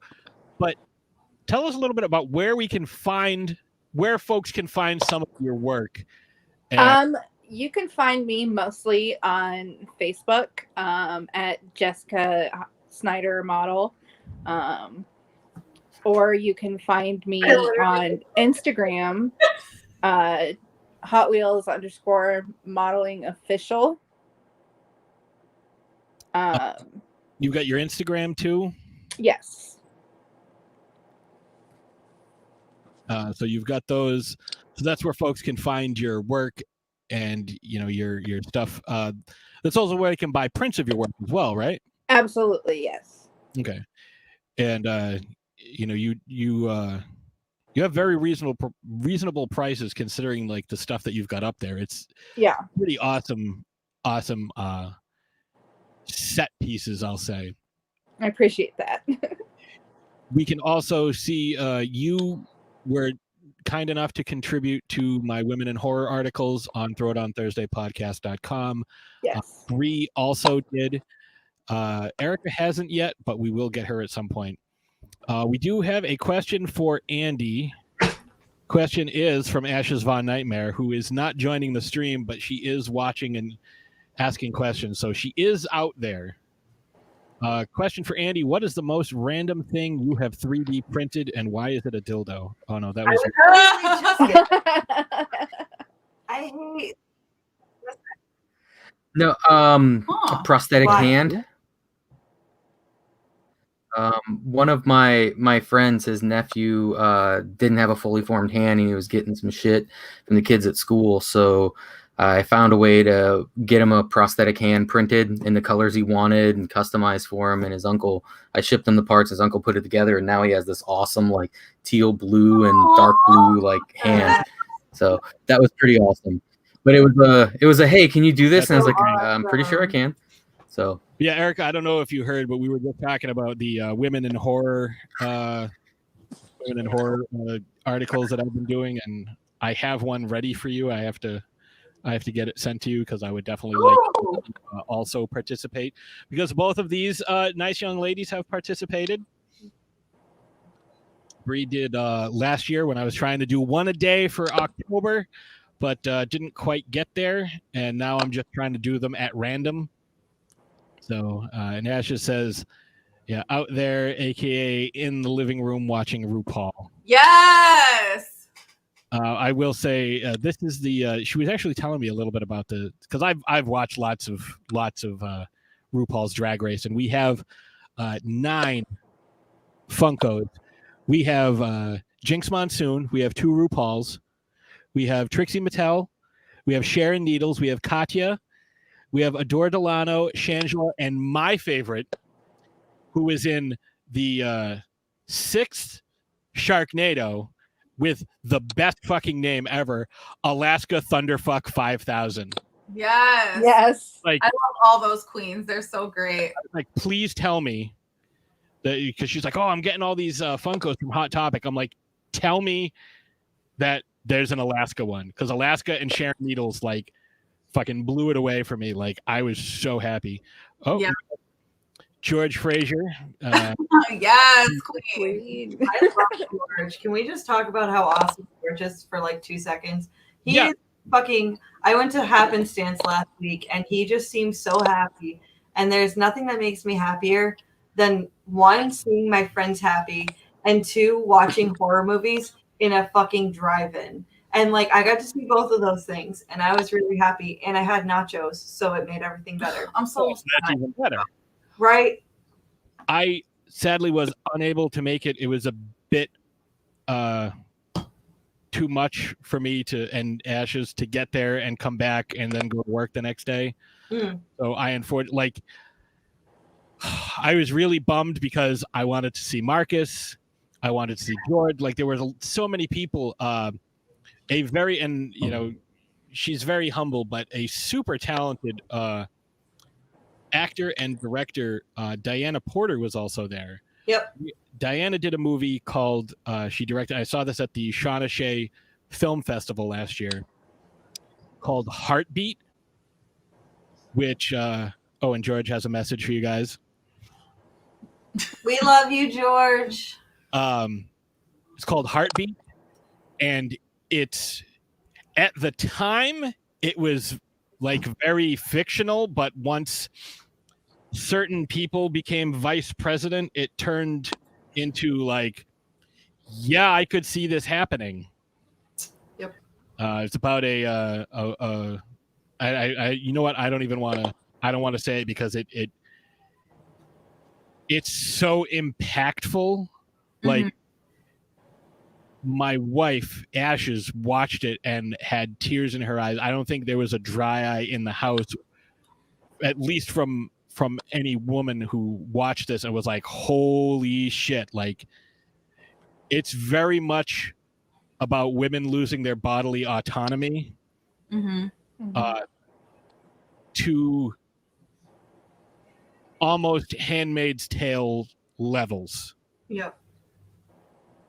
But you know, depending on how things go in November, it could become a reality. Like that's how True. terrifying this was. But I can't recommend enough how good this fucking film was. And she's an absolutely delightful person. Like I got the chance to meet with her and talk with her about the film afterwards last year. She's fucking awesome. If you can see anything that she's in, I will recommend. I think it's still on Amazon. Let me look. There's a film that she is in, which is it's an anthology film, and one of the segments is directed by another super talented young lady, Izzy Lee. If you're not familiar with Izzy Lee in the horror scene, you need to be. It's called She-Venge, and it's all about various revenge. It is on Amazon still. It's an anthology film. I 1,000,000% recommend it. Watch She-Venge. Adding it to my watch list of right now. Yeah, it's fucking good. Like Izzy's awesome. She works a lot with Diana. She worked with her on Innsmouth, which was on Shudder for a while, along with Tristan Risk. Izzy's really good. Diana's really good. Like, you know, I'm lucky I got the chance to meet them and I know them, and anything that they are in, you need to see. So, because this is, you know, not just, you know, not everyone who I wanted to get on the show was able to get on the show, you know, due to scheduling conflicts. So I want to make sure that I talk about everybody. That's why, you know, we got to talk about Alex. We got to talk about Sam Miserandino, who, again, I want to reiterate this because if you guys weren't on at the beginning when we talked about this, Sam has a series of books called the Addicted Animal series. I mistakenly called it the Inebriated Animal series, but first one, you guys have probably seen this around convention. If you give a bunny a beer. Yes. Yep. Oh my God, I have one. I have the if you give a bear a bong. Oh my God, I love Yep. that one. I love that. I love him. I had him on earlier this year to talk about if you give a kitty a cocktail. Yes. And his new one is available for pre-order, and it is called If You Give a Dog a Doobie. Obviously, he has plans for every letter of the alphabet. So I'm guessing that elephant is next. He had mentioned what he wants to do for the letter P, and I don't remember if we mentioned it on the show or if it was off the show in confidentiality, so I don't want to say anything. But that one, like, he's really aiming to get to P. Oh no. I'm like scared to know what P is. Oh, it's gonna Platypus. It's gotta be. Yeah, but what's the other P? Is it like pocket pussy or like? I have no shame. This is an adult rated show, so don't Exactly. don't you worry. Andy looks so upset right now. Well, I was just thinking you can't skip over F. You know, what are you gonna do with a fleshlight? Like, give a fish a fleshlight? You give a frog a flashlight. Oh no. Or you could turn it like if you give a freshman a flashlight. I just have an image of two like frog legs flapping around. Like, I quit. I can't. Oh, yeah. I mean, what are you gonna? I mean, so E's got to be elephant, right? It's going to be if you give ecstasy to an elephant or something like that. Like, again, this is not something that he and I talked about, so I'm just speculating here. I have no clue if that's what it is. You know, or it could be, you know, maybe something a little. If you give estrogen to an elephant, what do you give to an octopus? OxyContin. Ooh. Oh, that's a good one. That octopus is going in jail. Oh, let's see if we can come up with. We have the flashlight thing for F. What's G? Well, you have to start with a G animal. So like gazelle. What else begins with G? Gorilla. Yes. Glue. You can just hop in the can of glue. Yeah. Airplane glue for a gorilla. That could cause some serious problems. Move over, Harambe. So H, heroin for a horse. Like, What would be Q though? I don't think No, Quaaludes. Yeah. For a quack. Quaaludes to a quail. Oh, Yes. Oh my God. Oh, that poor whale. Mm-mm. The little smiley like rodent guys, the quokkas. Oh, I love quokkas. Oh, give They're them so cute. But they're already so happy. They just. What do we got? What do you have for eye? Like, think of some animal, like ibex, impala. iguana, some ice. Yeah, that's good. What about X? What's an X? X is I don't know. Let's. Well, all I know is X is going to give it to you. I know that. I couldn't tell you. Oh man. I'm googling it as we speak. Animals that start with That could be a really bad Google search. Like X-rated animals. There's Xanthippe's shrew. Excuse me. XANTHIPPE''S. There is the Xenarthra, which is the super order that includes sloths, anteaters, and armadillos. Okay. And also I'm going to mispronounce this terribly, Xoloitzcuintli. So he's going to be a Zolo. Zolo. It is a hairless domestic dog breed in Mexico. Oh, yeah. Ooh. It's like the one from the movie Coco. Oh my God, that movie made me cry. Yes, ketamine to a koala. Yes. I mean, George- koala, she said. That's a good one. Xenomorph Xanax. Yes. Yeah, Perfect. They need one. Yeah, for real though. Right? Those would be good ones. So, going back to what you guys are going to be doing. So you're recording tonight. What do you want to give us a sneak preview of what you're going to be talking about, or you don't have to. I mean, it's Well, it's just for funsies. Why not? So because it's like end of summer, whatever, we're gonna talk about like spooky shit that happens on grounds and campsites, and Plus, we're both huge Friday the 13th fans. We play that Friday the 13th game with you where I run you over. So, you know. yes. or I just get killed all the time because I'm horrible at that game. Yeah. Hold on. Let's talk about that for a second, Bree. So I came and I saved Bree in the Friday the 13th online game. I saved her, and she thanks me by running me over immediately. I was trying to get in the car. She backed over me and murdered me. Every man for himself, dude. Wow. This That's is after I saved. Wouldn't do that. I never get that far in the game. I always No, I'm fucking saying, die. It always kills me first. Okay, in real life, would you honestly, like anybody besides Paul, would you honestly help, like let them in the car, or would you leave them? You think I would let Paul in the car? But I'm zooming. See you at home, babe. Here's how it works. You don't have to outrun the killer. You don't have to outrun the monster. You just have to outrun your slowest friend. Yeah, exactly. Did you see the Park Service actually released like a poster not to do that? They're like, you don't have to outrun a bear, just outrun your friend. And there's a picture of somebody pushing someone down in front of a bear. Oh, Just throw a stick. Oh, sorry, you tripped. Bye. I don't feel bad, man. I want to live. like smother your friend in steak sauce and like knock him down, like Or pull Carol Baskins and put sardine sauce all over Sardine your, oil. No. That's easy. All right, now I have to That ask. took a turn. Yeah. Like, how'd it go from cute animals taking illicit drugs, like, murdering people with bears? That's and the way food? this show goes. Like Yeah. severe ADHD, and whatever pops into my head ends up becoming a show topic. So that's the way it's going to go. Ask Jess. Jess, you've been on a couple of times with me. We did like a 2-hour show a couple weeks ago, and we were everywhere on it. Yes, but it was so much fun. And Bree, you've had conversations with me. You know how like insane everything goes.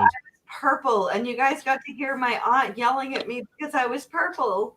Yes, I remember that. That was so funny. I broke my foot Purple. getting purple. That's the worst part. And I'm like, I could edit that. I'm not going to, but I could. Yeah, my comes to my apartment to check on me because I broke my foot while I was coloring my hair purple. Don't ask. It just Just a normal Tuesday for Brie. normal Tuesday. So my aunt comes into my apartment because it was unlocked, and I'm on the video chat thing with like these people live or whatever, or not live. But my aunt walks in and I'm like, hey, I'm on a podcast. Like, go over there. And she goes, you're purple. Why are you purple? On a podcast. She goes, but you're purple. It's the Purple Podcast. That's what it is. I was so focused on the pain of breaking my foot that I didn't think to like rinse my hair back. I just let it go all over my body. And I was purple for 4 days straight. And while I had a broken foot, it was a bad weekend. It was a tough time for you, but it provided immense entertainment. Like that was a fun show. That was you joined me for Shark Bites. It was you, it was Crystal, it was Shelby, and it was Ashes. And I love all those females so much. Yeah, they're fucking amazing. Like, you want to talk about amazing folks that do special effects and makeup artists, like Shelby does a lot of cosplay, and like she's really good with makeup. Same with Crystal. Like, Crystal is in like another stratosphere when it comes to some of the stuff that she has done.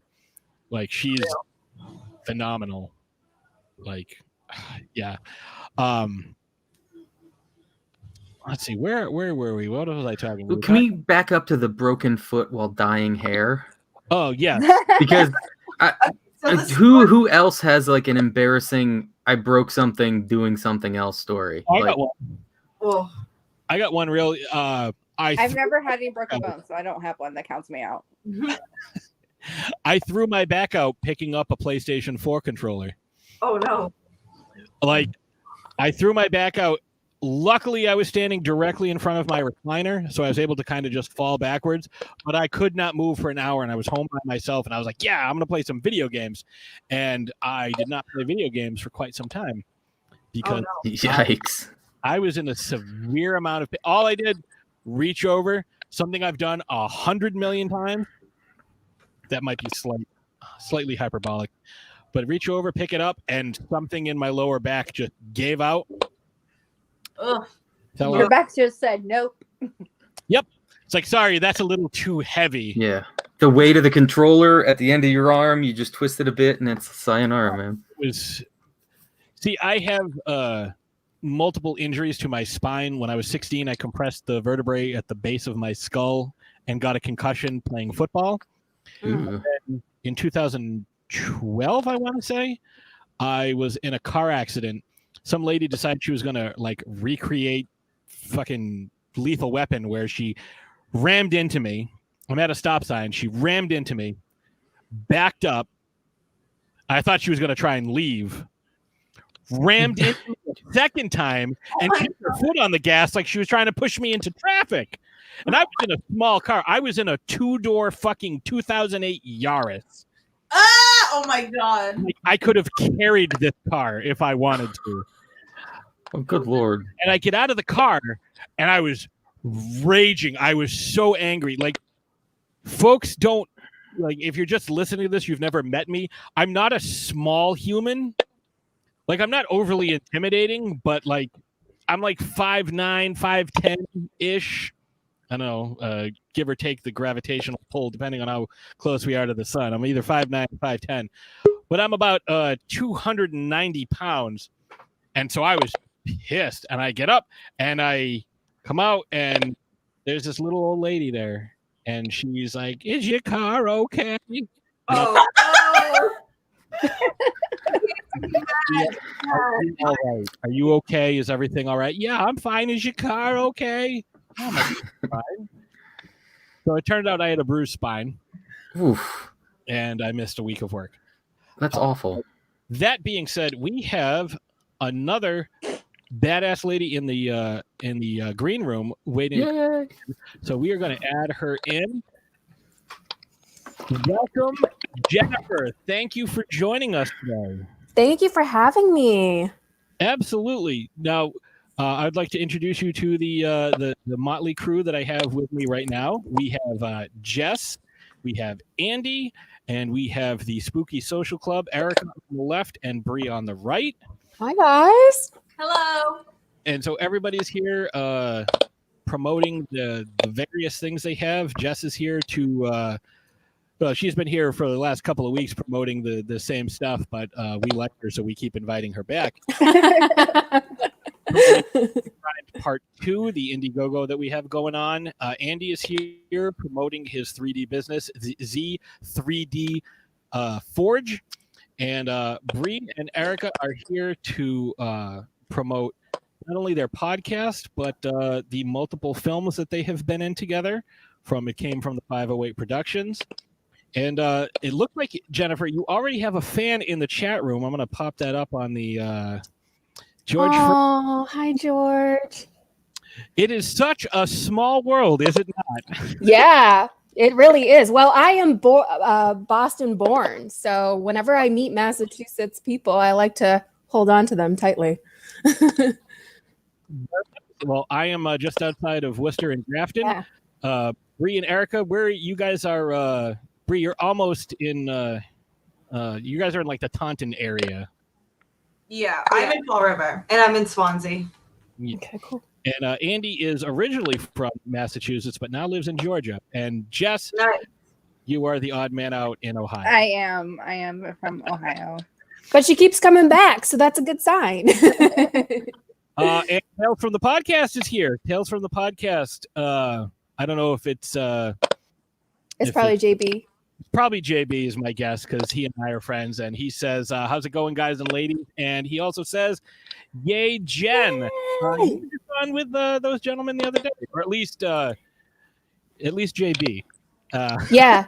Everybody else was kind of in and out, but like they're sponsoring a raffle for me for Malvolia season 4, which I'm so thankful for. And I just got news that we're halfway to a goal that I set. So we're on. Yeah.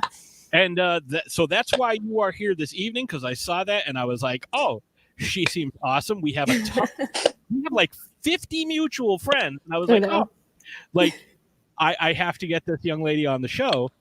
So tell us a little bit about, because I know you are looking for you are casting for a mother character, and you are also doing the raffle to raise money. So tell us a little bit about your project.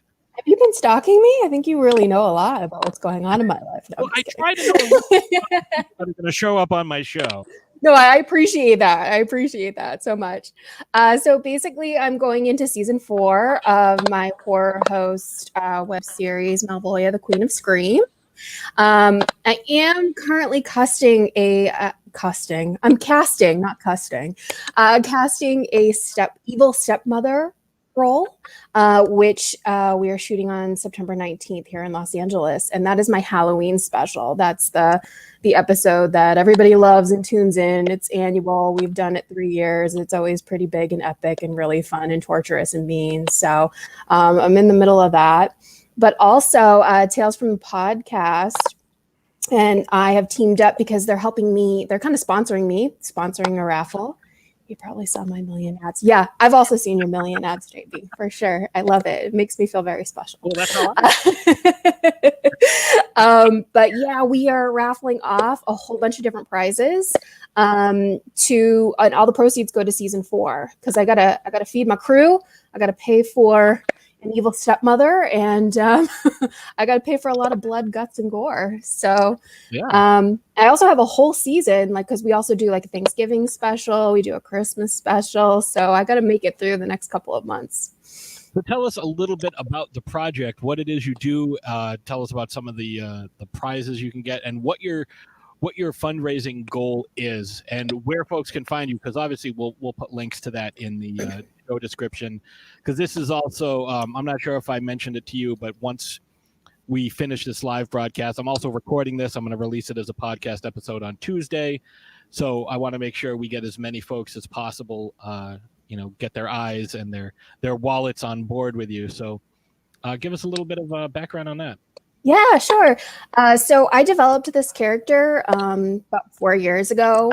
Originally, I wanted to be a part of a film franchise that had like a lead female as the name of their film franchise, actually. And I wanted to maybe be a director and possibly, act in it. And so I wrote out a treatment and I sent it to the director, the creator. He absolutely hated it.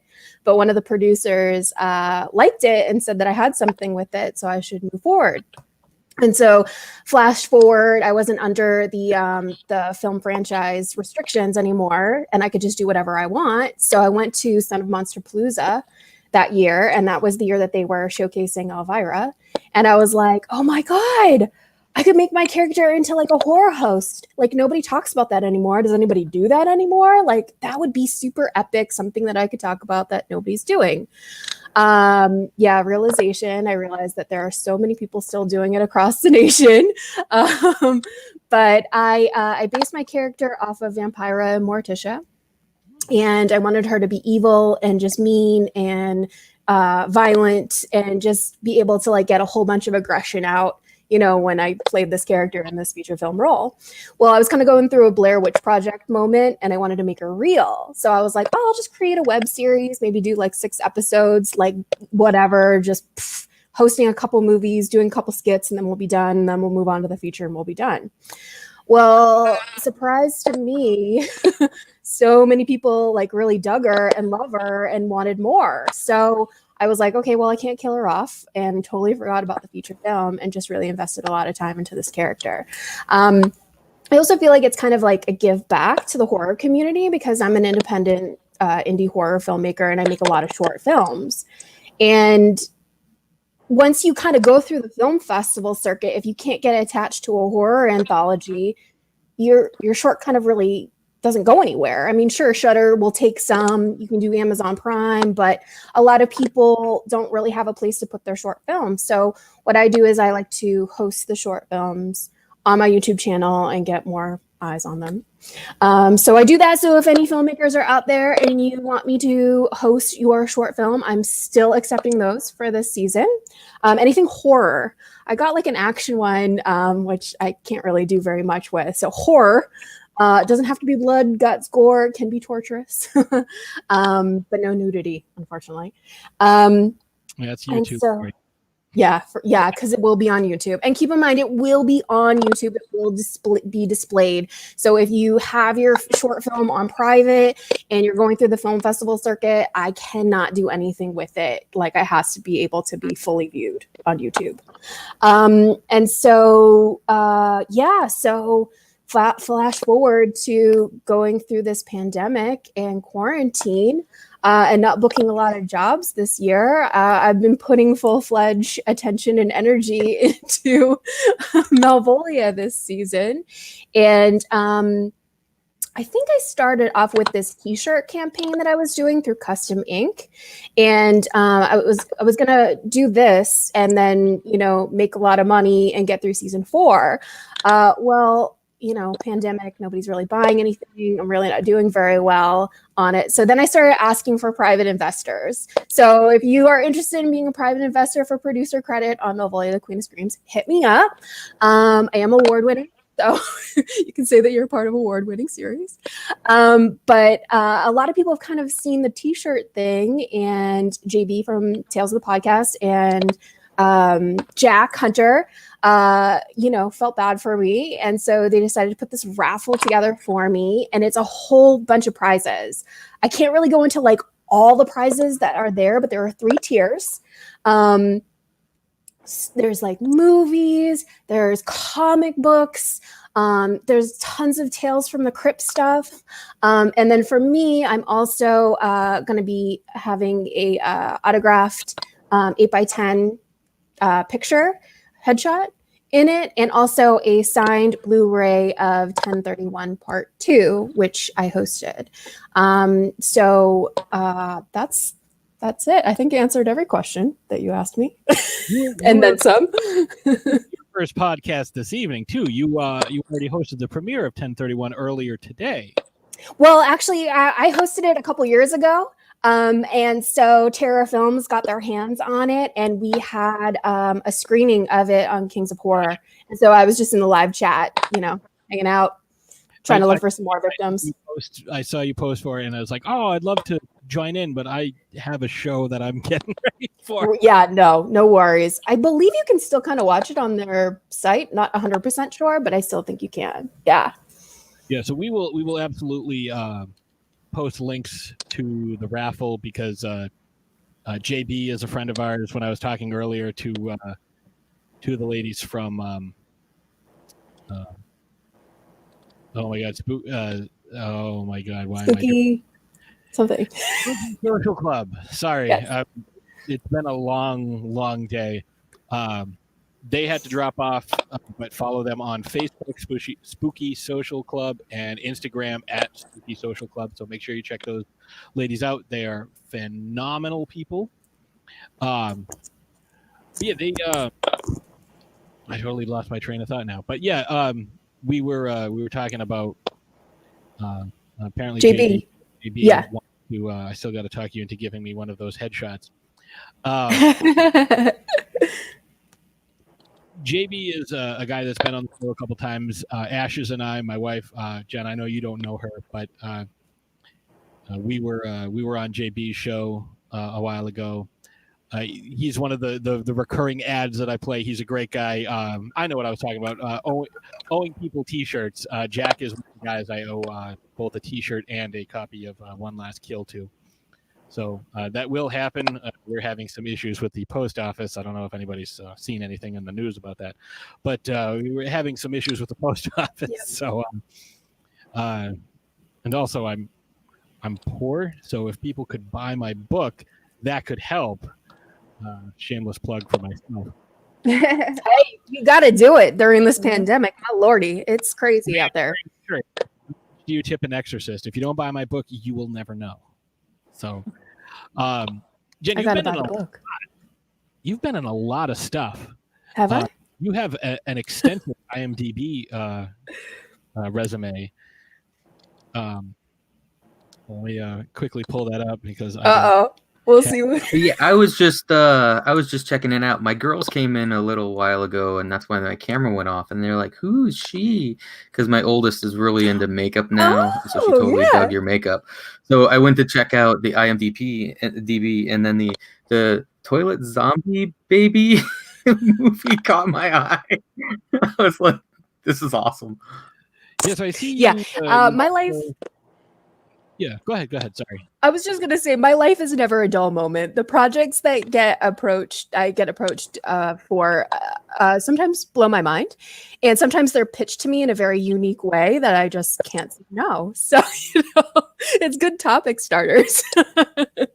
Definitely have some interesting titles on some of these, and some of these. I will say they're the artwork for some of these films are an homage, not so much a ripoff, but definitely Tales from the Campfire 3 is very reminiscent of Return of the Living Dead Part 3. There's Axe Grinder 2. There's one that Ugly Sweater Party, which Sean Whalen from People Under the Stairs was a part of. Yeah. You've got 82 credits on IMDb as an actress, which is, I would say, prolific.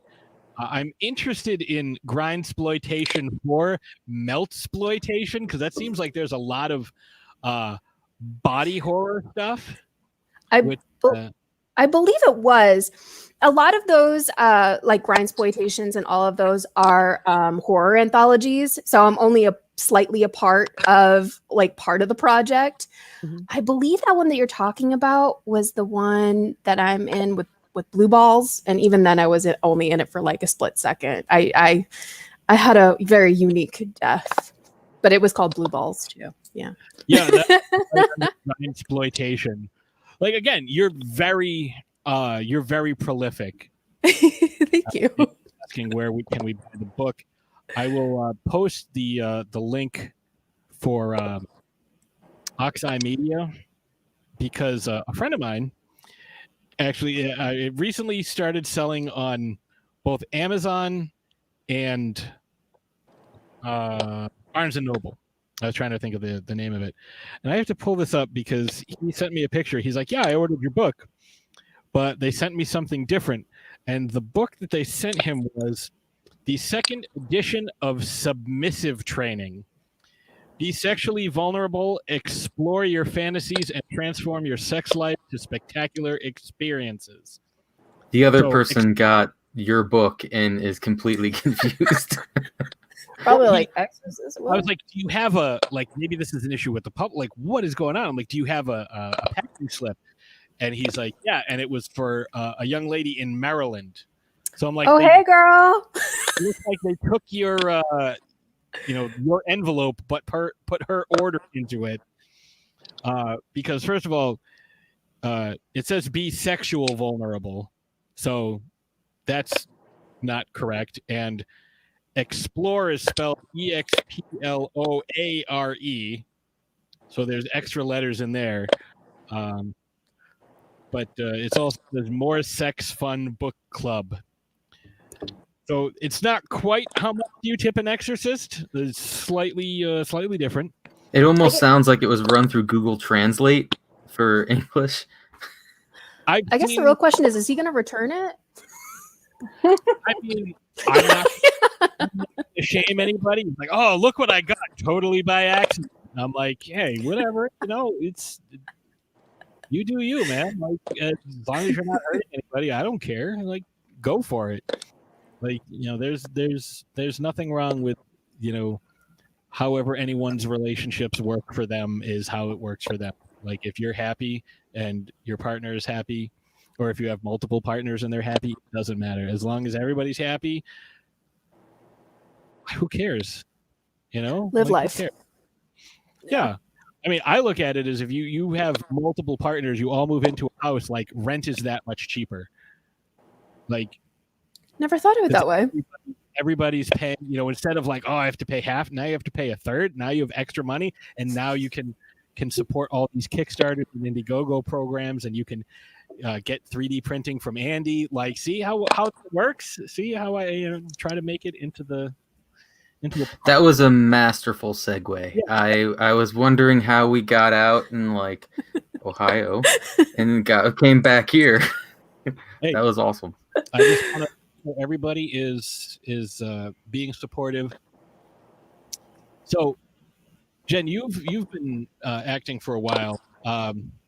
Is there a franchise in which you would like to be a part that is like your ultimate goal? Oh man, I would love to be a part of like the Friday the 13th franchise, or I would love to get killed by a xenomorph or something.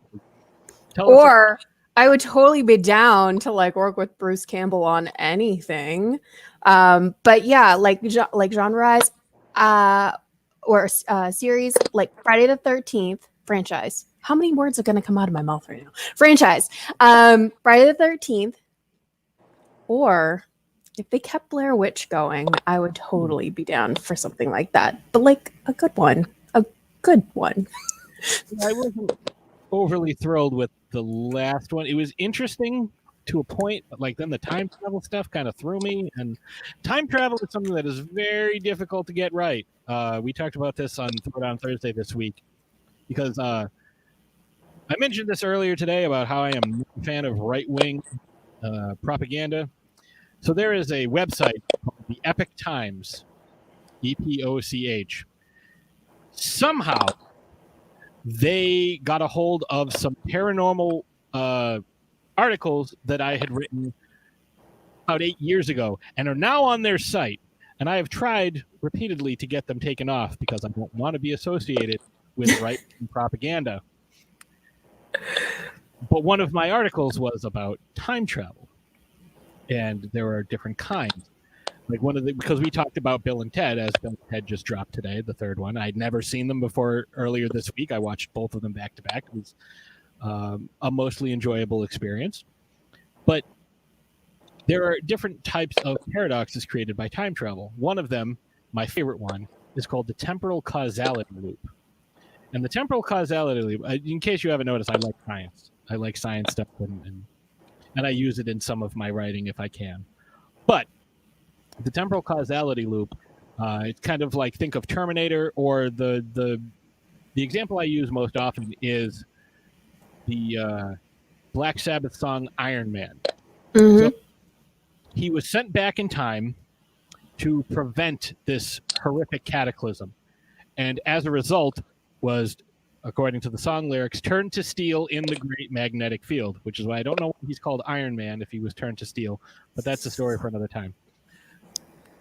He tries to warn people about this coming cataclysm. Probably should have picked a different word.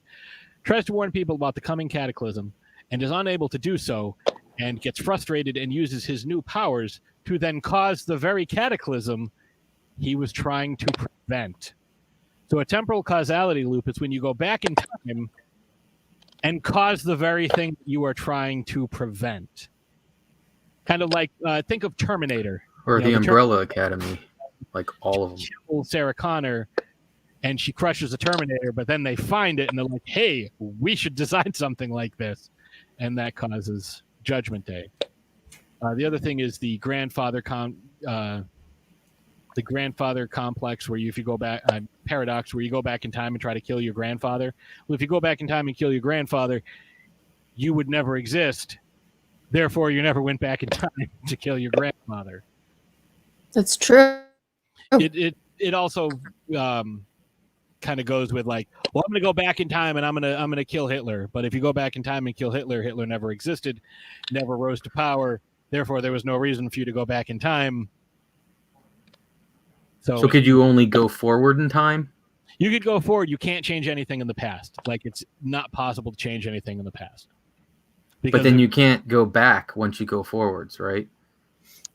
Yeah, you should be able to go back and forth. Like, you should be able to travel, but you can't change anything, because if you change something, once you change it, the original thing never existed, so there was no reason for you to go back. It's the butterfly effect and chaos theory. Like, there's a lot to it, but I don't want to bog down the conversation with time travel stuff. But so you've done a lot of stuff, and you're a big horror fan. I do want to say I appreciate your backdrop as well. Thanks. It's my set. If you were to go up against any character, I'll change this because I asked this a lot. What, and I'm going to ask Jeff and Andy this as well, because I know, Jess, you are a big horror fan, and Andy, you're still kind of getting into it. If you could team up with any horror figure, who would it be? Oh, were we thinking villains or anybody within the pantheon of horror? So like Last Girl or like bad guys. So if you've read the accompanying books, the Thomas Harris novels, that Red Dragon, Silence of the Lambs, Hannibal Rising.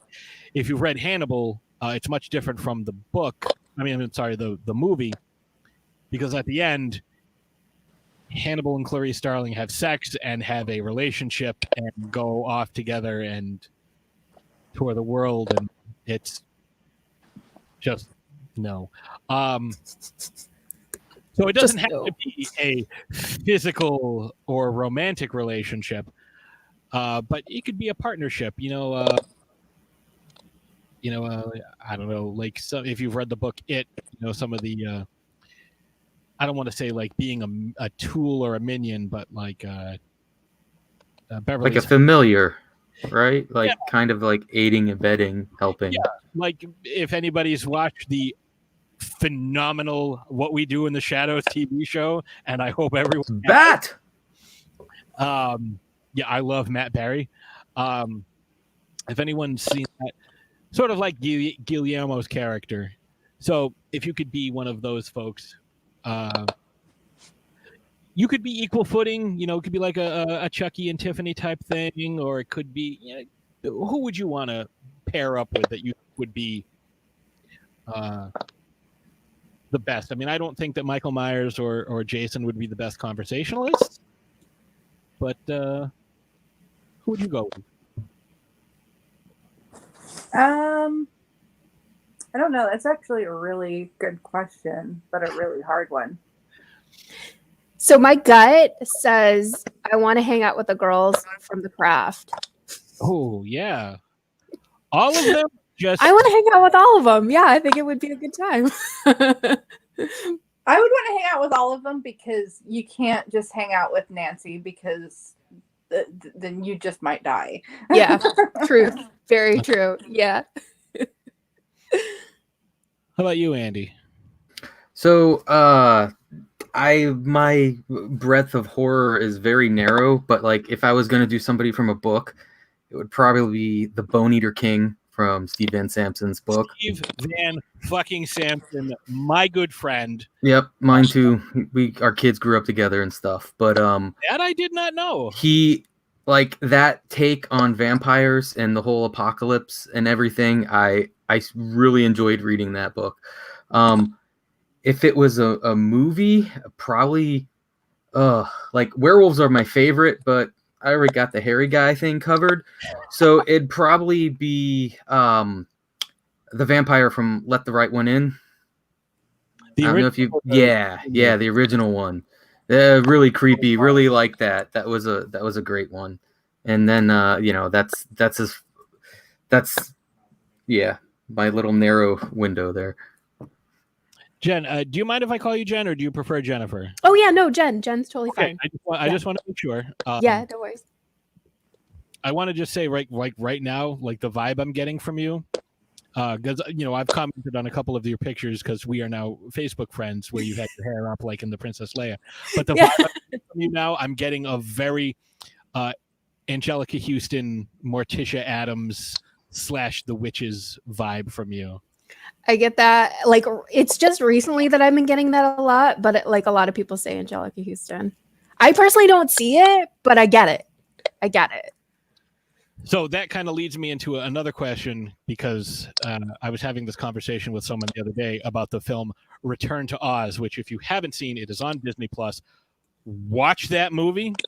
So, and this is for whoever wants to jump in on this. What childhood movie have you watched that you've rewatched recently or you remember fondly and you think, man, this shit is actually really terrifying? I don't know how I got through this. Return to Oz is definitely one of them. If you've not seen Return to Oz, please do. It's got a young Fairuza Balk from The Craft and Waterboy. The ex Waterboy. She was Vicky Valancourt. Vicky Valancourt showed me her boobies, and I like them. Foosball the devil. That's one that's like, holy shit, how did I watch this? And how am I a functioning adult today? So for me, I would say, there's a few that I could list, but I want to hear what you guys think. And if you don't mention one of them, I'm going to mention them. But Jess, I'll start with you. I actually just the other day watched All Dogs Go to Heaven. Ow. And I hadn't seen it in years. And I was like, oh my God, there's literal demon dogs in here. How? And I was like, 4. Yeah, that's I'm one. like, this is terrifying. This is a mob movie. What? Wow. The realizations I had as an adult now, I was just like, wow. Good old Don Bluth. Yeah. George Frazier says Coraline is terrifying. Coraline is incredibly terrifying. Absolutely. Andy, you're up next. You mentioned it, so I have two. Witches, when like the faces come off, even back then, and I think that might be a little why I'm such a like scaredy cat when it comes, because I can see jump scares from a mile away and they still get me. Like it terrifies me. I have super active imagination. But the other one is The Secret of Nim. Love like that. Creepy. Nicodemus is awesome, but super creepy. The Great Owl. Creepy paper. Yeah, I used owl to be pellets. terrified of the Great Owl. That was the first movie I remember seeing. My mom took me. I think I was 3, and we went to the Worcester Public Library because it was free and we were very, very poor. And they had it playing, and she took me to see it, and terrifying. Dragon, the cat. Oof. Mm-hmm. Shout out to libraries. Jen, your turn. Well, obviously, I got to throw out The Exorcist. Like, for That reals. was aimed for older. I'm talking like stuff that Like, was kid one? yeah, like kid movies that like holy shit, like like Jess said, Star Chaser, The Legend of Oren. that I'm not familiar with. I mean, Trent. what was really traumatic for me was Bambi, but I haven't seen it recently. Bambi's mom dying at the beginning of the film is Oh definitely. my God. See, I'm definitely thinking like anything Don Bluth did because of that animation style. American Tail. Oh, we just lost Andy. An American Tail. That one was terrifying. The Great Mouse Detective. How about say? Andy's back. Radigan. Oh my gosh. Yes. I want to get a tattoo of that little doll, the flower doll. Yep. I love it. It's so cute. How about say The Labyrinth? Oh, that was awesome. The scariest thing about that was David Bowie's Heads costume. True. The ball. Third leg. Pretty much anything Jim Henson did. The Fireys with their eyes rolling around, swallowing them, their heads going back and forth. That Oh, puppet they're scene with them dancing is Oh nuts. my God. Yes. The Fireys are the most terrifying part of that. The Dark Crystal. That was pretty terrifying. Yeah. Holy shit!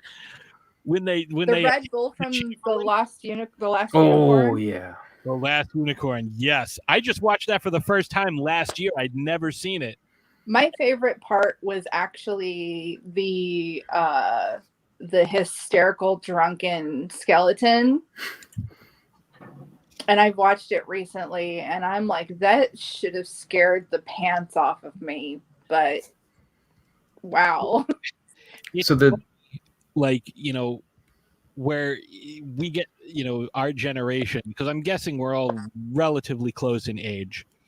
I mean, except Jess, who's like 17, but you don't look your age. I'm sorry, you don't look your age. I appreciate that.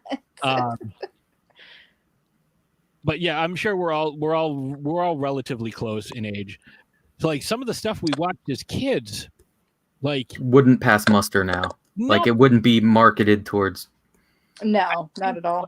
What did we watch as kids? We watched the Smurfs, which I never understood why it was Smurfs and not Smurvs, because pretty much everything that with an F is pluralized with a V. Yeah. Mm-hmm. Belgians. And it was all like, I'm going to catch you and I'm going to devour you. Like that was the thing. Now kids have like, I don't know, Paw Patrol. That's pretty terrifying if you watch enough episodes. I grew up Oh watching yeah. Jaws. Like that was my Like, why is there a 7-year-old saving the entire town with his dogs? Like, what's going on, Paw Patrol? I mean, I grew up watching Paw Patrol is like SVU for toddlers. I mean, I grew up watching, you can see it right again, I am so bad at knowing which hand I'm supposed to gesture with. Thriller. Like that was my introduction. Oh gosh, yeah. Was Thriller, and there was a video store up the street from us, and we used to rent the making of Thriller because my parents were like, "You really like this? We don't want you to have nightmares. Here is how they did it," and we got to see all the behind-the-scenes stuff. So horror less scary to us. The Monster Squad is another one. And What about when he did Ghost? Yes, Ghost that one was weird. I don't know if you guys have ever seen Michael Jackson's Ghost, Andy and Jen, but that one was. Oh my God! You Michael need to Jackson watch it. played several characters, but it was like Weirder than that 5-minute dance scene after the premiere of the black or white video after The Simpsons. this was like dark and terrifying. It was like The Exorcist meets Beetlejuice. Ooh. Like, and there's another one. That was a TV show that we watched, like a cartoon that was on the air. They make cartoons with so many Rambo was a cartoon. Toxic Avenger Crusaders. RoboCop, like some of the most violent films you could see. They were like, oh, here's a cartoon, like Chuck Norris. So the two cartoons that really got me in the 80s that I didn't know what to expect is Transformers the movie. Oh, cool, Transformers. And then they go ahead and, spoiler alert, they kill Optimus. So crushed. And then that other movie I mentioned earlier, Star Chaser and the Legend of Orin. It's like, oh, it's a cartoon in space. This is cool. There are these weird cyborgs with transparent stomachs trying to take apart the hero, going, I got dibs on his ears, or I give me his, it was messed up. And I saw it. I sat through the theater with me. It's like 10. It was nuts. So Jen, you are very experienced when it comes to horror. What was your introduction? Like I said, my introduction was thriller. What was your introduction to horror, and when were you like, this is what I like? Okay, well, it's not the same, but my introduction was The Gate with Stephen Dorff. Terrified the life out of me because in our backyard we had kind of like this box garden that I swear those little creatures were coming out of. Like, I swear they were coming out of, and they were coming up to our slider door trying to get into our house. That terrified me. But I also grew up on Alfred Hitchcock Presents, which was on Nick at Night. And I just could not get enough of that. I loved that show. It was great. Super into it. Yeah. What's your favorite Hitchcock film? Oh my God, Psycho. I mean, I hate to be cliche, but I mean, it's timeless. It's periodless. It's just amazing. We did a show on Psycho last year. I'd never really seen the whole thing. So getting to watch it and like really pay attention and watch it with like a reviewer eye to cover it for the show was pretty great. Andy, how about you? Favorite Alfred Hitchcock? I just remember him coming into frame, like the silhouette, and I'd watch it for a little bit and then I'd turn it off because I don't even remember those. He did Vertigo though, right? Yes. And the birds, yeah. Vertigo freaked me out. I have a fear of heights, and that one got me. As a Boy Scout, go to Gettysburg, Pennsylvania, hiking up the watchtowers to get a look over the whole field, and none of the stairs had like backs to them. It was just like platforms on these metal towers. I was so scared, like I was gonna fall through there. And then I went to go visit my friend in London, and we went up to the top of the cathedral there, and it's the spiral staircase. It's the medieval spiral staircase. So it's got like this much of a ledge on the inside, and then it gets bigger on the outside. I was like crawling up those things. Like I got super dizzy going around. So Vertigo hit home. Did you look down while you were climbing up and like see? Of course, because you can't help it. It's like the void's there. You gotta look. Even when they say don't look down, you're like, what? It's like deep ocean too, right? Like you can't see what's down there. You're like, oh, that's so pretty. Oh, what's right beyond the light that's down there? Yeah. Jess? I would have to go with the birds. Yep, I'm with you. It's like one bird, I can fight a bird. I'm not worried about that. Thousands of them? No, let's make it 1,000. So you've heard that question. It's like, would you rather fight one horse-sized duck or like 100 duck-sized horses? Oh, one horse. Yeah. I was like, oh, the little ones, right? Until I took my daughter to like a swim class with her preschool, and I was mobbed in the water by about 15 preschoolers. It was the most terrifying thing. I couldn't get up. I was like, "Oh, good Lord!" Because you can't like hurt somebody's kid. You're just like you're ducking cover in like 3 feet of water and hope they run out of breath first. Yeah, it's like, would you rather fight 10 100-year-olds or 110-year-olds? Like, we have another person in the chat ready to add to the stream. So let's add Addison in. Addison, how you doing, buddy? Good. How are you guys?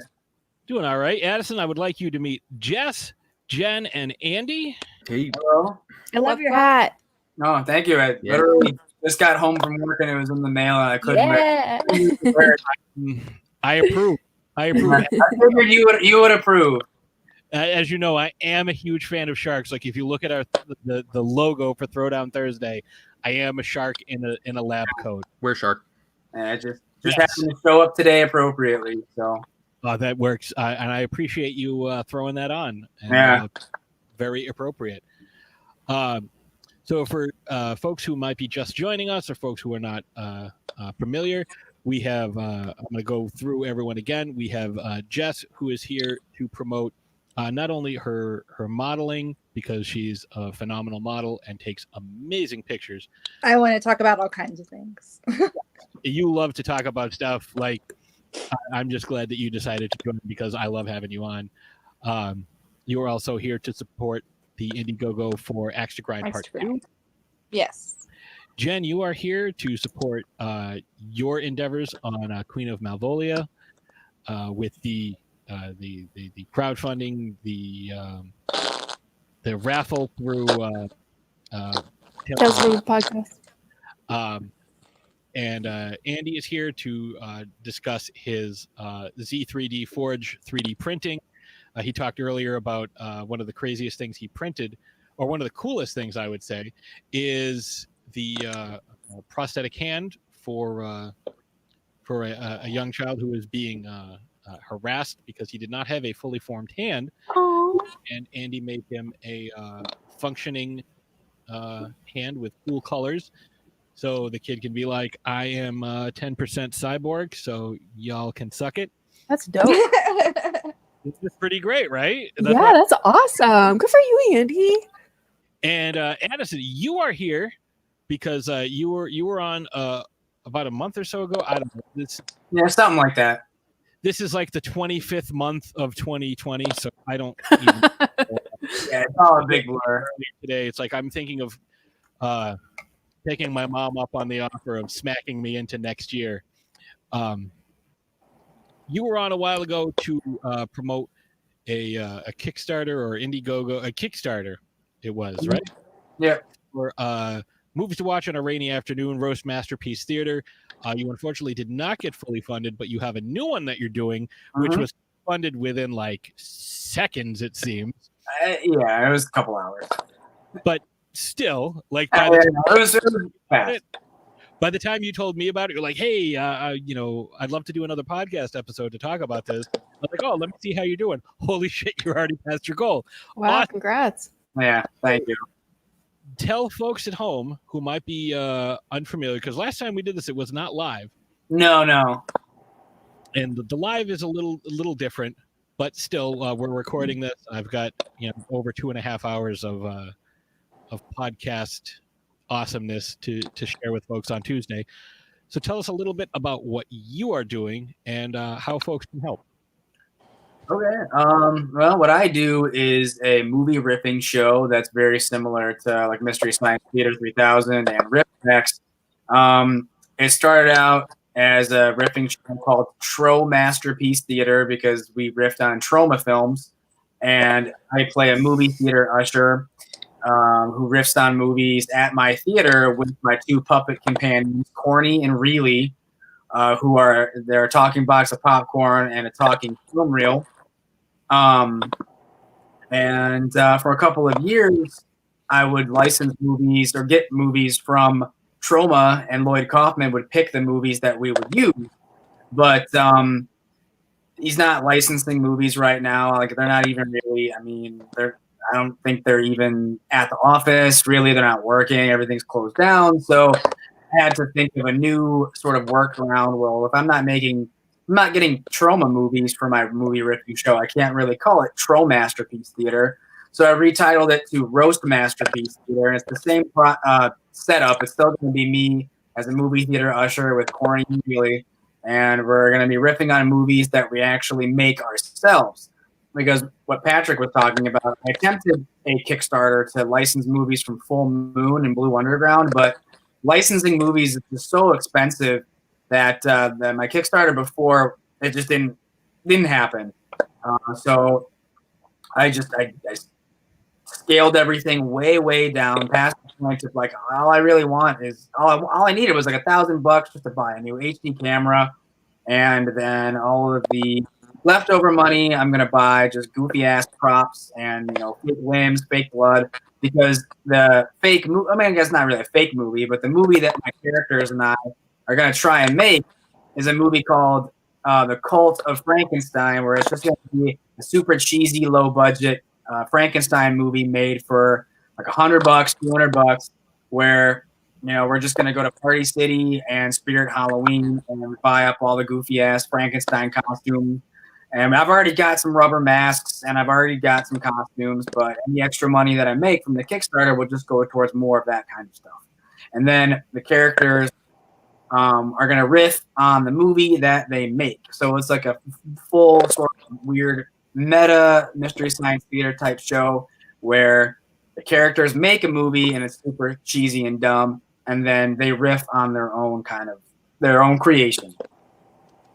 So I want to make sure that people are aware of the amount of work, because we talked about this when you were on Shark Bites a while ago. But I want to make sure people are aware of the amount of work that goes into each one of your episodes. It's not just like, a couple of assholes sitting on a couch making fun of a movie while, pounding Four Locos or whatever, whatever the kids do these days. You put a lot of work. There's like green screen, there's scripts, there's a lot of work, and you have got a shit ton of stuff on YouTube already. So if people want to see exactly what it is that you've done and how much work that you've put into these episodes, Movies for a Rainy Afternoon. I actually got it right this time. And before I say that, I want to say that the hat we were referring to, you're wearing an Amity Island 1975 hat for the folks who are listening to this on the podcast and not seeing it. And before you answer that, I want to pop this up onto the screen.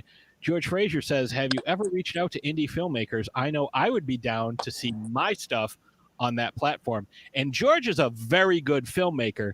I am a fan of his films, Ballet Main, and holy shit, he gave me another one, and I can't think of the name of it. But George is a very, very good filmmaker. And you guys should definitely chat. What ended up happening was basically when the Kickstarter for trying to license Full Moon movies failed, at that point I kind of decided, well, maybe it's not worth trying to license movies from people just because it is so expensive. And, I do know a lot of indie filmmakers and stuff like that. But I kind of just wanted to make my own thing. Like we're finishing up a movie that we're working on right now called Psycho Ape, which we've been working on for about a year and a half. And it's literally just it's a guy in a gorilla costume going around killing people, but it's supposed to be an actual gorilla. But it's so cheesy and fake and stupid that you can see the strings dangling off the back of the costume. But it is supposed to be a gorilla that escaped from the Detroit Zoo. And he murders people with his bare hands, and he basically just has a nonstop arsenal of bananas that pop up from nowhere. And it's a live-action cartoon, essentially. We shot it in New York, and we just yesterday we wrapped it. So that's going to be coming out in about a month or two. And so I just kind of wanted to make something similar to that, where it's just like, something super cheesy and dumb and low budget. But the day that I launched my Kickstarter and got like the money that I needed to, because I wanted to buy a new HD camera for like $1,000, I just kind of ballparked it. Then other filmmakers did come forward and offer their movies. So now I have enough money to make this stupid like Cult of Frankenstein movie. But I also have movies that I can use and roast on from other indie filmmakers. I wasn't expecting that.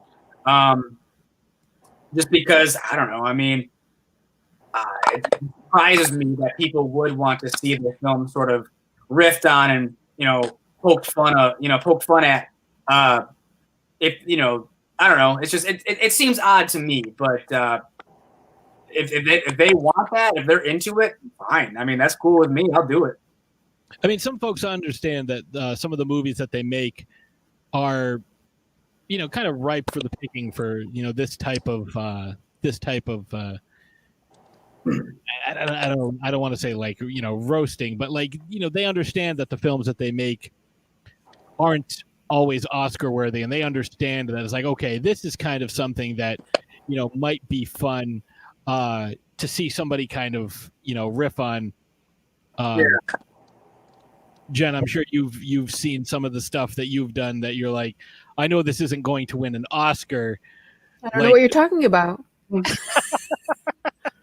Like this might be kind of fun to see, because not only does it, it kind of you kind of poke fun at yourself, and that I think is the highest form of confidence in a project, where it's like, okay, you can kind of make fun of it, I understand that what I did isn't perfect, but it also gives you the opportunity to kind of get your film out there a little. It's like, yeah, fun at it.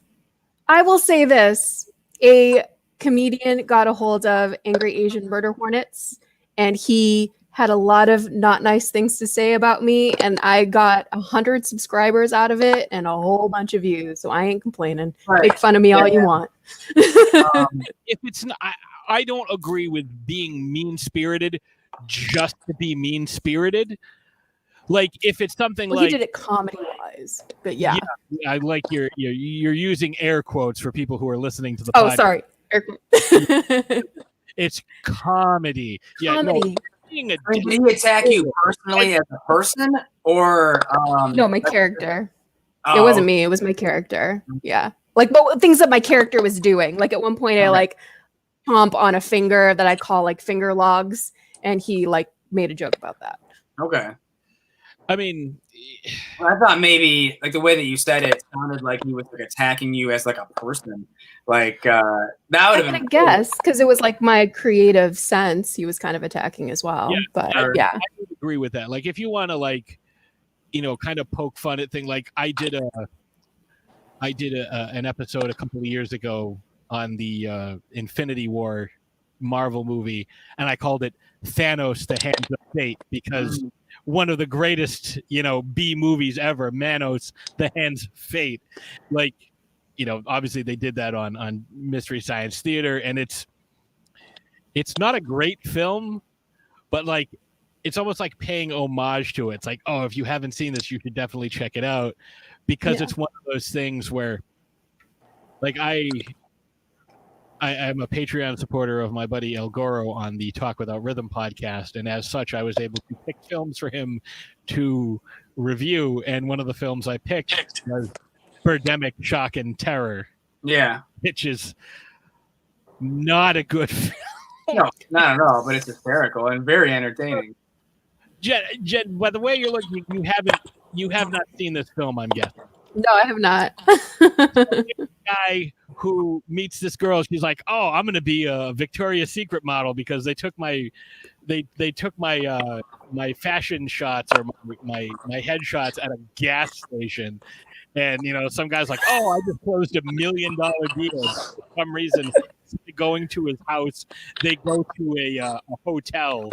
Like, why wouldn't you go back to your home that you just like made a big deal about having?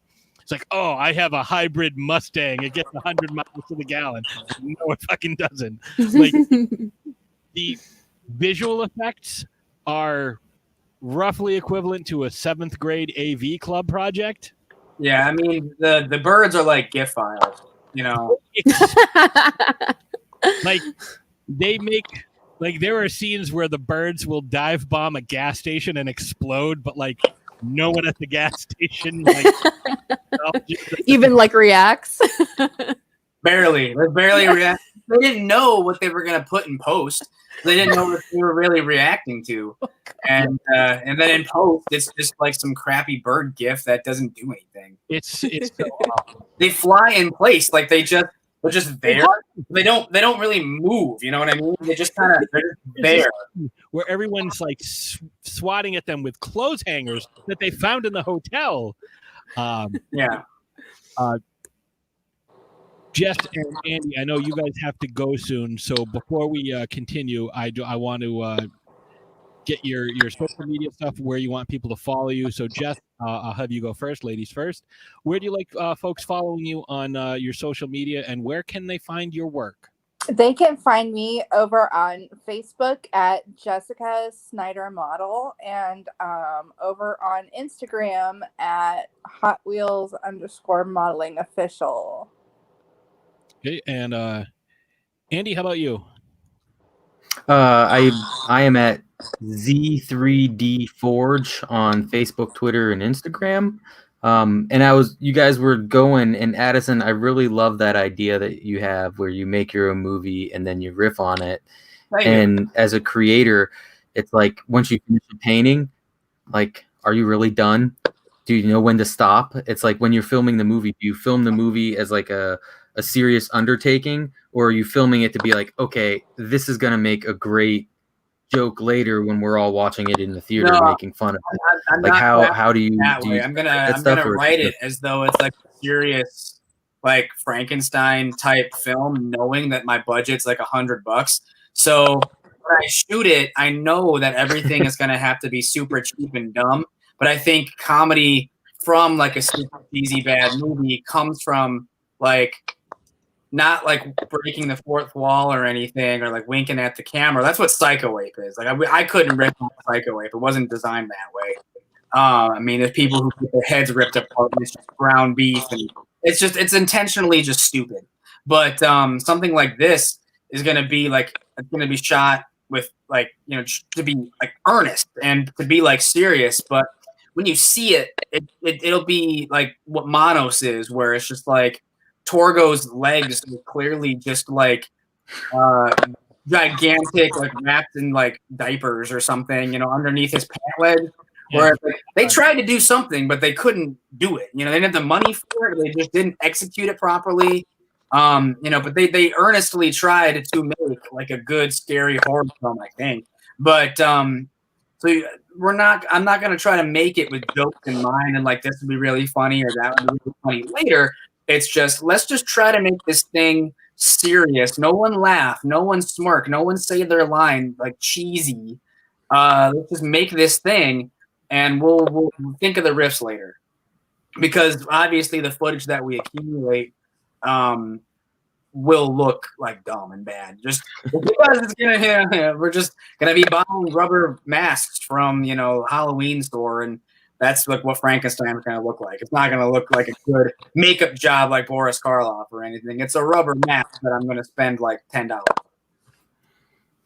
That's awesome. I want to thank Jess and Andy for joining us. I appreciate you guys spending the time. You guys have been here for a while, almost 2 hours. So, you know, we'll definitely have links for everything. And Jess, I got something I want to talk to you about that comes up in a couple of weeks if you're interested. So absolutely, hit me up. I will. But you guys have a great night and a fantastic weekend, and thank you for joining us. Thank you for having me on. That was awesome. Yeah. Thanks a lot. Thanks for having me. Everybody. Nice to meet you all. All right, so Jen and Addison, you guys are both independent creators, which is why you're on the show tonight, because we want to make sure that we are supporting our independent creator community. Like that's what this whole thing is about. Because you guys, when it comes to independent creators, and if you look at the bottom scroll that I have going on there, so many people complain about prequels, sequels, reboots, spin-offs, like, oh, they're remaking The Thing or they're remaking The Exorcist. Like, I'm so tired of that. Why can't Hollywood come up with something, you know, new and fresh? It's like, you know where the new and fresh ideas come from? They come from independent creators who don't have tons of money. And if you're going to spend, you know, like, you know, we had this big conversation on the Dorkening podcast. That's the parent podcast of this network. Are you going to spend $30 to stream Mulan when it comes out? No. And most people say no. And the reason why is like, if I'm going to spend $30 to stream Mulan, I don't own a physical copy. So if I want to watch it, I have to maintain this connection to Disney Plus. Yeah, you got to have that account for life. Right. You're paying $30, but then you're paying $6 a month every month. So you are paying them to watch something you own. See, to me, if you want something, that's why so many independent creators' perks include physical media. There's so many folks who, you know, and we saw this, you know, when Disney launched and like they were having so many problems, you know, with the servers, because it's like, oh, well, I wish I had, you know, the physical copy. I could just throw this in. Or when your favorite show leaves Netflix, like, you can't stream South Park anywhere because Disney owns Hulu and Disney doesn't want South Park on Hulu anymore. So you can't stream South Park. So if you don't have those physical discs, you're not watching those earlier seasons of South Park. I mean, that's just one of many examples, which is why I appreciate independent creators so much, because like Jen, your stuff is going to go up on YouTube, and Addison, you have like what 200 episodes or so on YouTube. Yeah. And people, the biggest thing that I wanted, the biggest misconception that I want to kind of get out of people's heads, and it's been like this for a very long time. Really, this started in 2018 when I interviewed, along with my wife Ashes, the cast of the sci-fi asylum movie Megalodon, which was the mockbuster version of The Meg. Finding out that you have this film, people are like, oh, it's bad. Independent equals bad. Low budget equals bad. Not necessarily. Yes, there are some bad low budget films out there. We already talked about, Birdemic, Shock and Awe. But there are some that are very well done, just because it doesn't have a, huge budget doesn't mean it's good. And just because it has a huge budget doesn't mean it's going to be good. No. The movie Geostorm, star-studded cast, Jim Sturgis, Abby Cornish, Gerard Butler, Ed Harris, Andy Garcia. Terrible movie. Like, I think that could be applied to like most.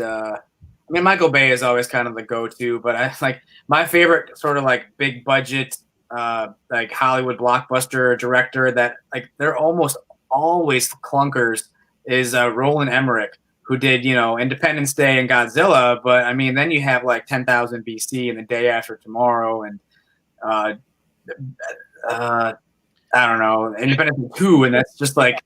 They wasted so much money on those movies, and I don't even think they really even turned a profit, but he still keeps getting work. Yeah, I don't think those movies are specifically great. They're good for what they are, but I'm going to get just as much pleasure out of that as I am Sharknado. Yeah, I'd rather watch Sharknado than I don't know what, the majority of his filmography. Jen, I don't know what your feelings are on that, but as someone who's worked on many independent films, with the different anthologies, no matter how small your role is or how large your role is, one of the things that I see that folks really don't get to think about is most of these movies are made in a week to 10 days, maybe 2 weeks if you're a higher budget movie, so you don't get 40 takes, you get one, maybe two. Maybe two. Yeah. You have to know your roles. You have to hit your marks. You can't screw up because you don't have the luxury of, oh, I screwed up. Oh, it's funny. Look at the outtakes. Oh, ha, ha, ha. Like, oh, there's Robert Downey Jr., being wacky. Look at him throwing Thor's hammer around because this movie has a budget of $250 million. You don't have that luxury. You have to present a full story. And you have, like, I was talking with Paulina Nguyen, who was in Megalodon. She was in Fast and Furious Death Race, and she was in Triassic World, all asylum films, sci-fi films. And she was talking about, like, some of the things, like, the script wasn't done until, 2 days before, or she didn't get the script until a couple days before. So you have to, everybody who's doing these films takes themselves seriously. Like, that you are doing you're trying to put out the best product that you possibly can, and all these things are stacked against you, and people just dismiss it out of hand, which I think is really the most devastating thing to the independent creator network. My biggest beef is the misconception of, oh, I have a name attached to my movie, it makes it so much better. Like 99.9%, the name, again, air quotes, the name is miscast, or it just doesn't work. It doesn't make the story any better. It doesn't make the shots any better. I mean, it just doesn't make it any better. It's not going to make it sell anymore. And I feel like we're kind of growing out of that because, you know, as an independent filmmaker, that's always the first thing. It's always like, oh, well, who's your name? Who are you going to put in it? Blah, blah, blah, blah, blah. And it's like, I'd rather put a hungry working actor, somebody that really wants it really badly in that role than a name that doesn't make sense. Because honestly, that hungry working actor is the one that's going to share it on social media. They're going to show up to the film festival. They're going to promote it. They're interested. They want it so badly. A lot of the times the names are just there for the paycheck, and that's no shame, but I'm tired of it. And that's my thing. It's like, oh, if we put not Danny Trejo, because I feel like with Danny Trejo, everything gets interested when it's Danny. You probably want Danny Trejo in your movie. Okay, take it back. I want Danny Trejo. I don't think your movie have Danny Trejo, but I know what you mean. But you know what I mean. Yeah. I just recently watched Shark Season, and it had Michael Madsen in it, who was also in Megalodon. But to me, the most memorable parts of those movies were not the scenes with Michael Madsen. They were the scenes with the other actors.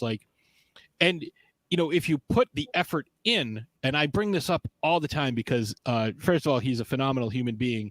I call him the star, but the star of Megalodon, Dominic Pace, played Captain Streeper.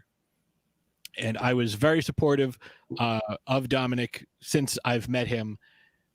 He was the guy when I found out that Megalodon was being made. You know, I reached out on Twitter. I was like, "Oh, I'd love to cover this," and he contacted me. He was like, "Hey, you know, if you know you're interested, you know, in doing a podcast and doing some you know, promotion, I would love to come on and I can get the cast with you." Dominic Pace since then has been in the new Harley Quinn solo film. He was in The Mandalorian. Like, when you put in the work, you get that work. You get that recognition. Like you get those other jobs because you are promoting it. Like, he just spent the last month driving cross country, like to and from, you know, the East Coast, and he's coming back out again promoting his character in The Mandalorian. Like, it's one of those, like, if you can put that effort in, like, you'll get it back. And speaking of putting in effort, we just had another young lady join the group. Addison, this is a young lady with whom you are familiar. It is Veronica Biohazard. Veronica, thank you for joining us. We are very excited to have you today. Thank you. And we have Addison here, whom you know. Yep. And we have Jen. Jen is here to promote Queen of Malvolio and the raffle that's going on to raise funds for that through Tales from the Podcast. And we were just talking about, you know, working hard and honing your craft. And that is something that you are very familiar with, hard work and dedication. So what we want to talk to you about today is the stuff that you make. And first of all, you're a phenomenal person, and I'm happy to know you. And I'm very glad that you joined us tonight. Thank you. Second of all, your biohazard babies are some of the coolest things that I have ever seen. We own one. I forget what Ashes named her. Toxic Tina. That's what it is. Toxic Tina, which is obviously a take on the Telly Savalas Twilight Zone Talking Tina. Right. So tell us a little bit about biohazard babies. Biohazard babies that you will find on my website are all former thrift store or yard sale dolls that are damaged. And I just take whatever that I see that's not right about them and alter it into something a little more artistic. I call it redeeming them or giving them a second undead life. And that's my passion. That's my joy. But I also create dolls for television, film, and print. And those are usually more custom orders, definitely not used items. And that pretty much sums up all about biohazard babies. Now, you've posted some recently on your Facebook page, and you have an Etsy store where you can where folks can purchase these. tell us a little bit about the creation of the Candyman doll. That one was fucking amazing. That's actually a custom order for a customer, and it's all her vision, her complete. She sends me ideas, descriptions of what she wants, and then she kind of lets me have a free go at it, and then I'll send her the images. But basically, she said she wanted, if you could picture Beyonce and Billy Porter having a Candyman baby, and then I ran with it, and that's how Candyman baby's coming around. That is a hell of a combination. I'm not a huge Beyonce fan, but I fucking love Billy Porter. Yes. Yeah, he's phenomenal. So I'm glad that you're joining us. We've been talking a lot about independent creators, and obviously you are a huge supporter of independent creators because as you are an independent creator yourself, you also you tend to put your money where your mouth is. You Absolutely. supported Addison, you supported myself, and I can't thank you enough for that. You know, your catchphrase, I think, is absolutely phenomenal.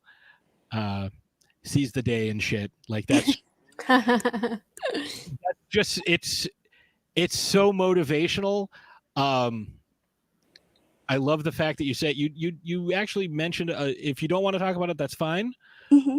Mentioned a little bit about the origins of that phrase today. Do you want to tell us a little bit about that? Absolutely.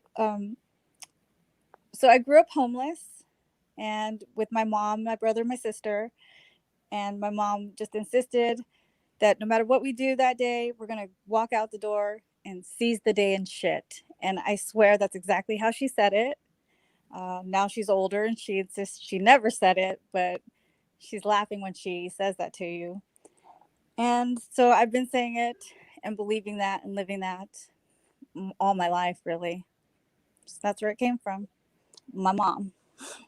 Yeah, I find you to be very motivational and inspirational because a lot of your posts are you like, you know, either working out or working or doing some sort of creative endeavor or supporting someone, you know, whether it's a movie or whether it's, you know, music. You know, there's a lot of stuff that you try to push out because you believe in it and you want other folks to believe in it too. And you know, I think that, you know, unless I've completely misread you, you know, there were a lot of folks who doubted you when you were younger. Definitely. You are showing them that, you know, like you were all wrong.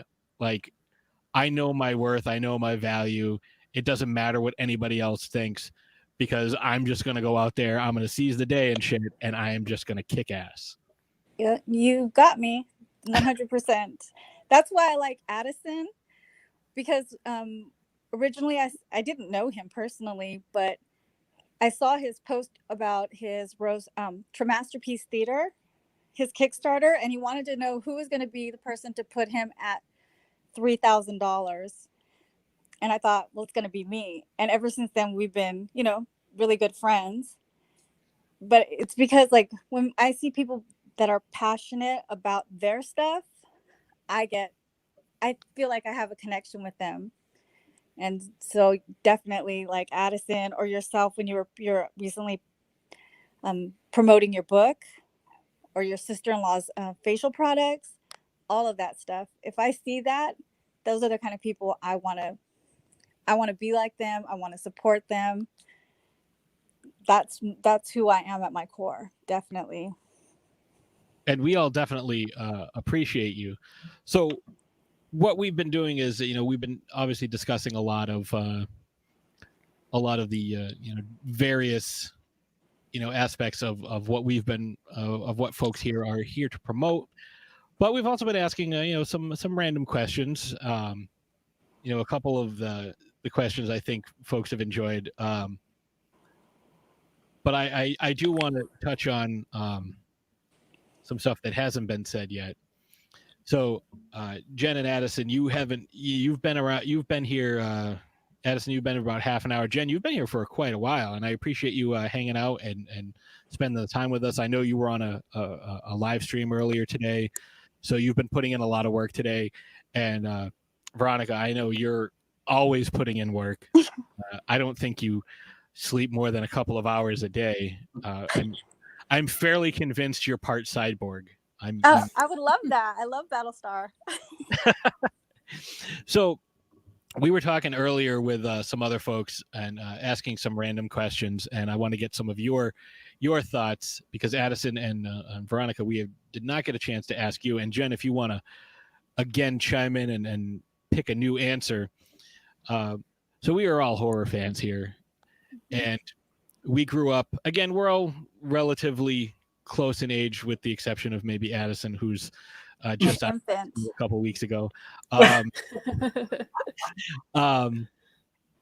But growing up, we all watched, probably the same or very similar TV shows, stuff like The Twilight Zone, stuff like, The Outer Limits, or, maybe the lesser known Amazing Stories.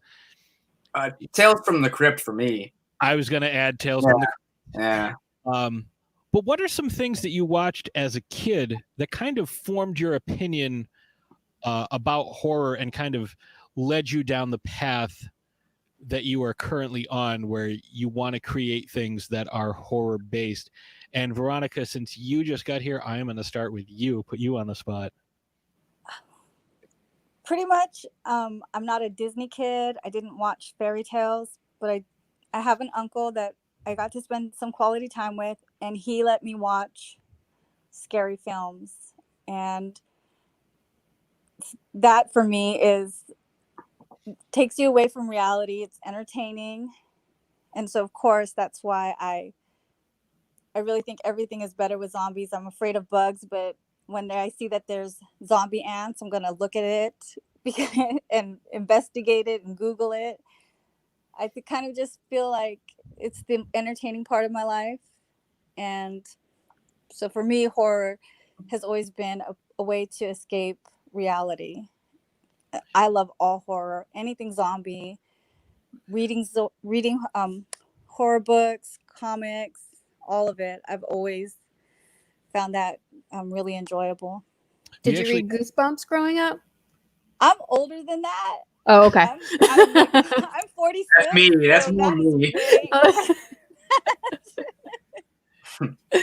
You again, you don't look your age. Like, I'm convinced. So what Veronica does is she has like this hyperbaric chamber full of the blood of her enemies.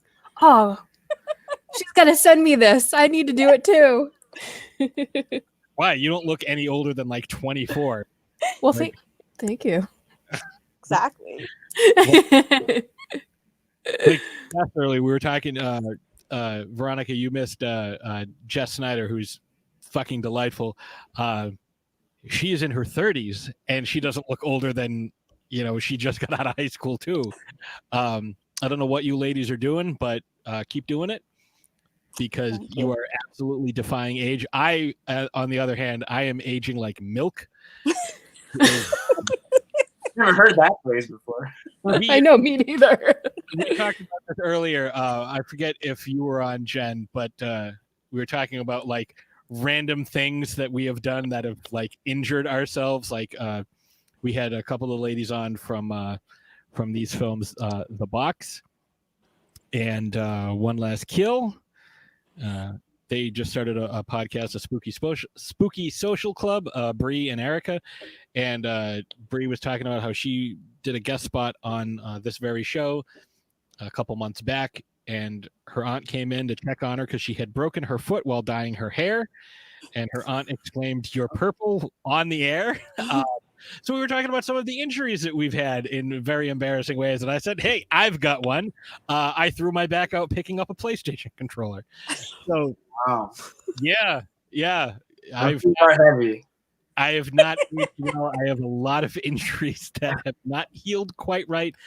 My right knee, the ACL is hanging on by a thread. Like, that's all that's left. And my doctor was once the team doctor for the New York Yankees and had a World Series ring, so I trust his opinion. And then I had a grade 3 sprain of my other ankle, so my right knee. And then as that was healing, I destroyed my left ankle. So I'm I compressed a vertebrae at the base of my spine. And I told the story earlier. I don't think you guys heard it, but I had a woman ram into me at a stop sign, and she backed up and then rammed into me again and kept her foot on the gas like she was trying to push me out into traffic. Why? And What the hell? again, I'm not a small gentleman, and at the time I was I weighed less. I'm 5'10", and at the time I was probably about 260 pounds. And I got out of the car enraged. And this little old lady gets out of her car asking me if my car was okay. So what am I going to do? Beat up an old lady? Like, No. obviously not. What the hell was she doing, with her foot on the gas? I think she was trying to reenact one of those movies where, and Lethal Weapon 4 was the first time anyone actually did it right, where, like someone stopped because there's a train coming and like the bad guys come up behind them and like slam into the back of their car and push them in front of the train. And I always said, why don't you just drive forward instead of trying to drive backwards and end up getting hit by the train? Just drive forward. And they finally did that in Lethal Weapon 4. But, shit, now I forget what I was saying. But anyways, we were talking about random injuries, and this is one of the things that we were talking about, how I age like milk. So I get sidetracked. But we were talking about how they're shit, I don't remember. Anyways, we were talking about like horror stuff that influenced us as kids. And Veronica, you just mentioned anything with zombie bugs. I would hazard a guess and say you are not a gamer based on how active you are. I will play video games with my son if he wants me to, but they're usually just like Ghost of Tsushima or Dead Island, the zombie games. Mm-hmm. But we have every system, we buy every game, and because he's still young-ish, he has a lot of time. I don't have a lot of time, actually. I do recall you mentioning how amazing Ghost of Tsushima looked. Yes. Especially if you were a fan of Kurosawa films. Yes, I am. But the question I was going to ask you before we move on to Addison and Jen's responses to that question I asked, have you played the game The Last of Us? Because you mentioned zombie bugs, so you were familiar with the cordyceps fungus that is featured in that game, which is, and for folks who are unaware, that is a real fungus that essentially turns ants into zombies. What it does, it gets it's a fungal infection that will get into their brain, and it will kind of take them over, and they will walk over and clamp their jaws onto a leaf or a branch or whatever, and the fungus will grow inside the body of the ant until spores explode out of it and infect more. And like that's kind of how it reproduces.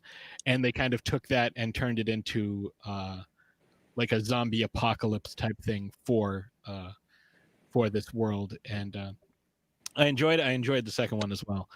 Yes. But so you are familiar with it. I figured when you said zombie ants, like that was the first thing that popped into my mind. Right. When we saw the whole concept of World War Z is about like an ant colony. If it was like in the brain, if the spores infected you, and then the zombies act like zombie ants. So that's also the same thing from the video game. And you said the actual term of the zombie infection. Cordyceps. What is it? Cordyceps. Cordyceps. Cordyceps. I never knew that. I just learned something. So thank you. Oh, you're welcome. I as you know, because you've seen my posts, I am big into science and sharks. So I know the sharks for sure. Yeah, sharks. Moving on to Addison. So for you, because Jen, we talked a little bit about it, but if you want to expand upon your answer from earlier, I'll let you think about it for a couple minutes. We'll put Addison on the spot instead.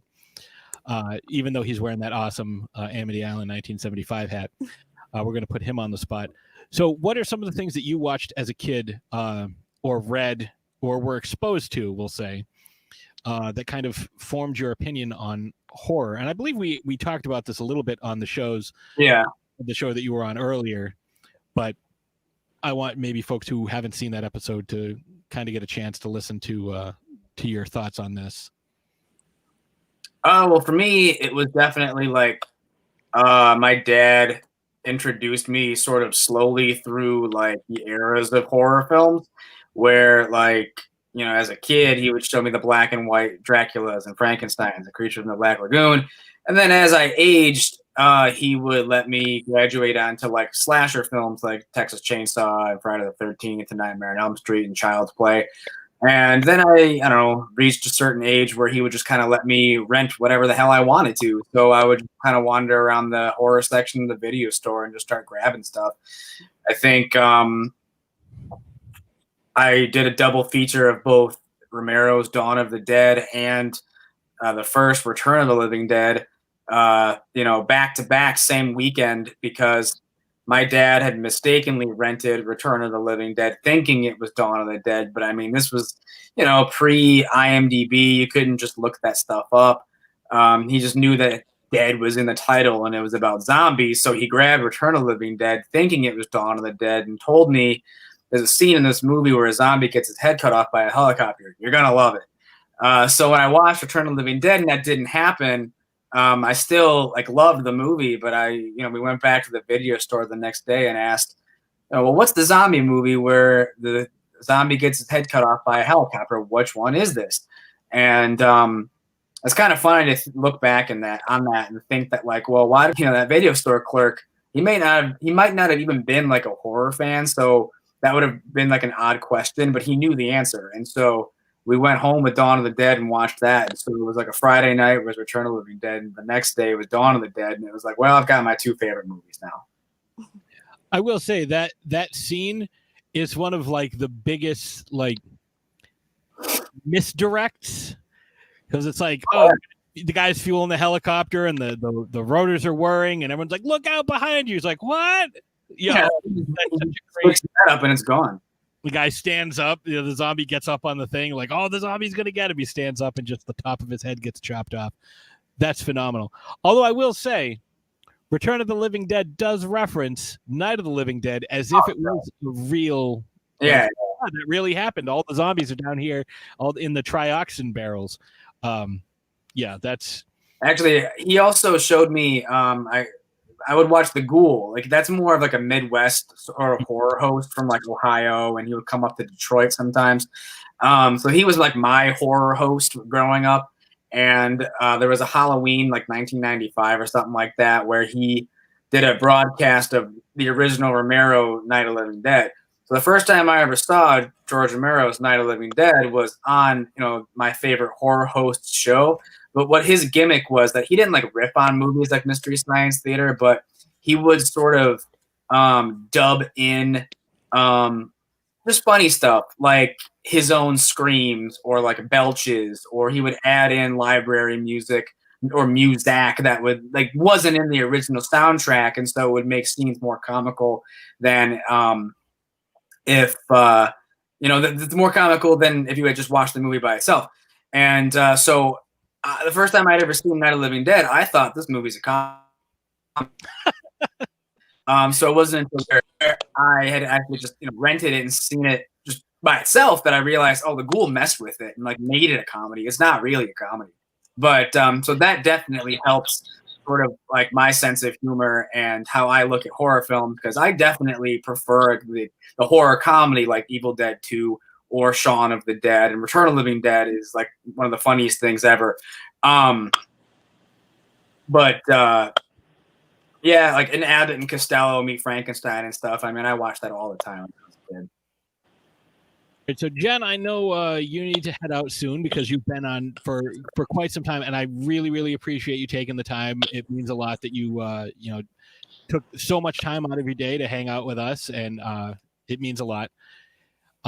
So before you go, you said you're going to answer this question, but I also want you to plug all your social media stuff, where you want folks following you, where folks can find Queen of Malvolia, and how they can support you.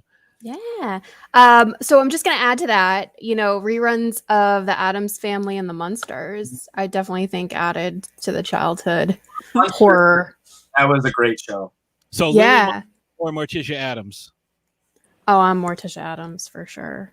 I was going to say, we already discussed how you have this Angelica Houston vibe. Yeah. Yeah. But that's the movies. That's not the TV. But I'm a little Yvonne Carlo myself. So. Yeah, for sure, for sure. Yeah, plug your social media. So social media, facebook.com/Jennifer Nangle or at Jennifer_Nangle on Twitter and Instagram. And then at Queen Malvolia on all social medias. Or if you want to check out my channel, there are 3 seasons you can binge. It's not Facebook. Oh my God. It's youtube.com/C/Malvolia, the Queen of Screams. All of these things are going to be posted in the show notes when this drops on Shark Bites on Tuesday. I'm going to make sure that everybody's social media links are there. All the crowdfunding links are there because I want folks to support you as much as possible. Thank you. So, thank you. And this came together fairly quickly. I just saw the post by JB the other day, and you and I became Facebook friends, and I found you to be very awesome and just a delight to chat with. So thank you very much for joining us. I really appreciate it. Yeah, thanks for having me. Support indie horror, support indie filmmaking. Yeah. So you have yourself a delightful evening, and we will chat with Veronica and Addison for a little while. Yeah, nice to meet you guys. Have a good night. Nice to meet you. See ya. Bye. All right, so we are now down to 3. I don't know if you guys can see the counter that's been going on, but we have been going. I mean, you've been going strong. I didn't know that you were going to be starting so much earlier. You have the stamina to do this for 3.5 hours. I was planning on doing this until 11. I am starting to feel a little bit of the effects of my Kraken rum and Coke here. I know, Veronica, that is not your thing. You are not. You've had 1 beer ever. That's it. Skipper Bob says freaking marathon. I will say, if you folks are kind of jonesing for Disney stuff, Skipper Bob is a good buddy of mine from the Cretans Guild podcast, and he and his lovely wife Alicia, they live in Orlando and they go to Disney all the time, and so they're always like trying different foods and doing things like that. She is absolutely adorable. He just recently dyed his hair and his beard, and he looks fantastic. Skipper Bob is great. Watch some of their videos on YouTube. They're so great, and it's like if you have any Disney questions, those are the folks you want to talk to. So, unfortunately, Jenna's not going to get a chance to answer this question, but for both of you, for both Addison and Veronica, Skipper Bob says nobody's jonesing. Nobody joneses for Disney stuff. I do, because people. Sure. Listen, Ashes and I were supposed to go to Disney this year because it was going to celebrate my 40th. We were going to go for her 35th birthday. My 40th is next year. And we were going to go down there in October for Halloween Horror Nights. And because people don't know how to do their goddamn jobs in the government, we were not able to do so. No, you guys don't understand like how anti-right wing I am. Somebody made a very positive comment on a post I made earlier today. My good friend Alex Hoey, whose artwork you can see behind me right here, the little Sam drawing. That's right. Hold on, what hand? So that out. Rare effect. Yes, the little Sam drawing right here from Sam from Trick or Treat that he was nice enough to give to myself and Ashes, because Ashes loves Sam from Trick or Treat. He is currently he's got some artwork that he did for the upcoming Hatchet series comics that are coming out in September. He did a bunch of artwork for that, and we are very, very proud of him because he works his ass off, and this has been something that has been in the works for almost a year because it happened at Rock and Shock last year which happens the middle of October in Worcester, where I am from. And he worked with Adam Green. He already launched, Adam Green launched a series of Victor Crowley shirts and stuff with Alex's design. So we're very proud of Alex. I own one of his artworks. It's the baby Jason excited at camp to take his swimming lesson. Yes, I love baby Jason. See, this is what I'm talking about. Like you're such a huge proponent of independent creators. Yeah, I've got a Reptar drawing that he did, and he did for my birthday. It was my profile picture for a while. He did a shark drawing of me. And yes. Awesome. You as a shark? Yes. He drew a shark for me for my birthday, and like it's like me as a shark. And I was like, Alex is a great guy, so I wanted to make sure we talked about his stuff, because this is a huge thing, and I'm very much I'm very proud of him, and I know how hard he's worked, and I know all the things that he's had to overcome over the past few years. I've only known him for a couple of years, but he is an absolute wonderful person, and I cannot support him enough. But before we move on, I need to ask you guys a very serious question, because this is a deep dive in the podcast. First of all, Veronica, thank you so much. I was very curious as to what you sounded like. Like I was trying to, because you sometimes in your pictures you give me kind of like a Ronda Rousey vibe.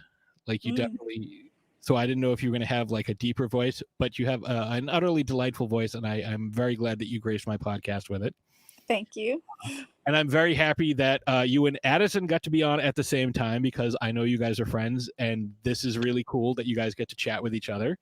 Mm-hmm. Definitely. So we will at one point, because I don't know how much time you guys have. I mean, I whatever. If you guys have questions for each other about some of your work, I would love to hear it. But before we do that, I need to know, and I'm going to go alphabetical. So Addison, who is your favorite zombie of all time? And I'm going to put you on like you're the whole screen. So okay, sure. I don't know. I mean, I'd probably just say Bub from Day of the Dead. I've met the actor who played Bub a couple of years ago at a convention, and I mean, he was a super nice guy. And I asked him what he thought Bub would be up to. Where did Bub go after the events of Day of the Dead? Like Rhodes is dead, and now Bub is free. What's he gonna go do? And his theory was that Bub would end up at some like warehouse somewhere, and the warehouse was full of cassette tapes, and he would go through and put his headphones on and listen to every cassette tape. That's a good answer. Yeah, so I thought that was pretty cool, and I got his autograph and chatted with him for a little bit, and so I don't know. I just because like I met the guy and I asked him that question, and he had a cool answer for it, and so I guess Bub. That's a good. I have the action figure that Nash has got me for either my birthday or Christmas, or just because a few years ago, and it is hanging up. I don't have a lot of action figures, but I have the Joker where he pulled his face off. I have. I'm a big Raiders fan, so I have Marcus Allen. I have Jonathan Papelbon because I'm a huge Red Sox fan, and next to him is Bub from Day of the Dead, unopened. We do have a question. Keenan Powell says, the very first movie we saw in Night of the Living Dead, he is my favorite zombie. So that's good to know, you Keenan. That zombie, Bill Heinzman, he later went on to make a spin-off movie that it's called Flesh Eater, and Veronica knows this movie. That film was made, I think, in like 1988 or something. And I mean, it's basically a continuation of that zombie character. I mean, it's not a sequel to Night of the Living Dead or anything. It's basically, I think, none of those guys really got paid for Night of the Living Dead. I mean, the movie fell into public domain. You know, there's no copyright for it. They all screwed up because they were just young filmmakers and didn't copyright it correctly. So that particular actor, Bill Heinzman, made his own movie called Flesh Eater, also known as Revenge of the Living Zombies or something. And it's him, you know, 30 years later or 20 years later, still dressed in that same exact outfit, you know, older. But, you know, they find him as that zombie in the woods, buried in a coffin, and they unleash him. And it's basically just a retreat of Night of the Living Dead, where he bites a couple people, those couple people bite another couple people. But, I mean, it's just a much, much cheaper, dumber, gorier version of Night of the Living Dead, written, directed, starring that zombie. That's awesome. For folks who are not watching the live stream and are on listening on the podcast, Skipper Bob says, my mother played a background zombie in Day of the Dead. No, that's pretty cool. That's cool. More than cool. Yeah. So, Veronica, same question to you. Who is your favorite zombie? I'm really partial to the Hare Krishna. I don't know if he has a real name. Maybe Addison knows if he has an actual name. I think he's just known as the Hare Krishna. Okay, all right then. That is definitely my favorite. I had the action figure. Oh, that's awesome. And my son wanted it, so I opened it after about 15 years of just adoring it closed. Because he wanted it, I let him have it, and so now I no longer have one. Well, that's because you are an excellent mom. Thank you. I think for me, probably because this was my introduction to horror, and I watched the making of movie so many times. It's got to be Michael Jackson and Thriller.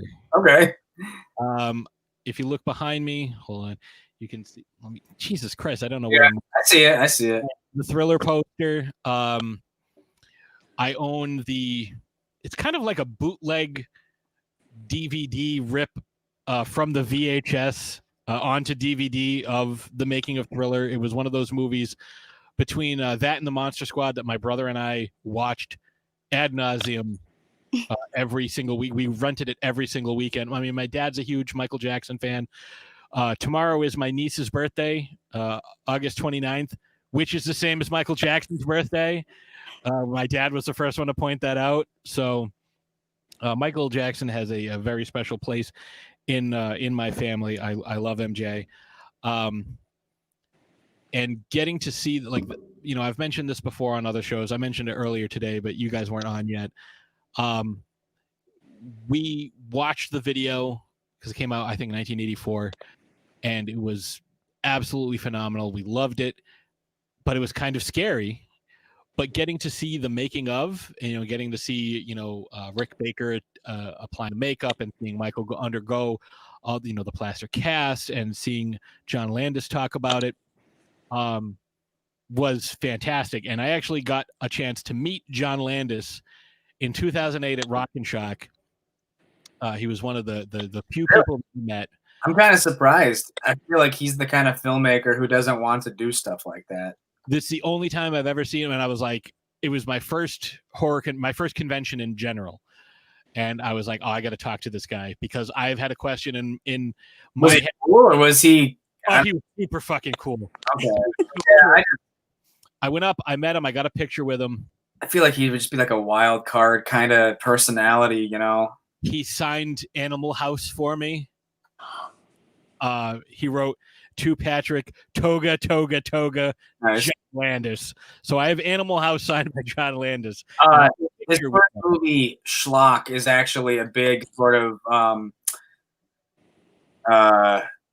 inspiration for what we tried to do with Psycho Ape. I mean, Schlock is not a good movie, but I watched it about 3 times to just sort of prepare ourselves, where it was like, that's John Landis' first movie. He made it when he was 21. It's this terrible guerrilla film that, like, it's rated PG, doesn't really have anything like exploitive to it. You know, there's no gore or nudity or anything, and it's pretty stupid. But me and Greg DeLiso, who I made the film with, we watched it together, and then I watched it another once or twice by myself. Just sort of to, it's like, well, this is his first movie, and it's just this dumb gorilla movie. Psycho Ape is kind of like my first movie, so I just, the parallels there and everything, I wanted to give it a shot. But I'm really a big fan of like American Werewolf in London. That's my favorite John Landis movie. Well, that's what got Michael to talk to him about Thriller.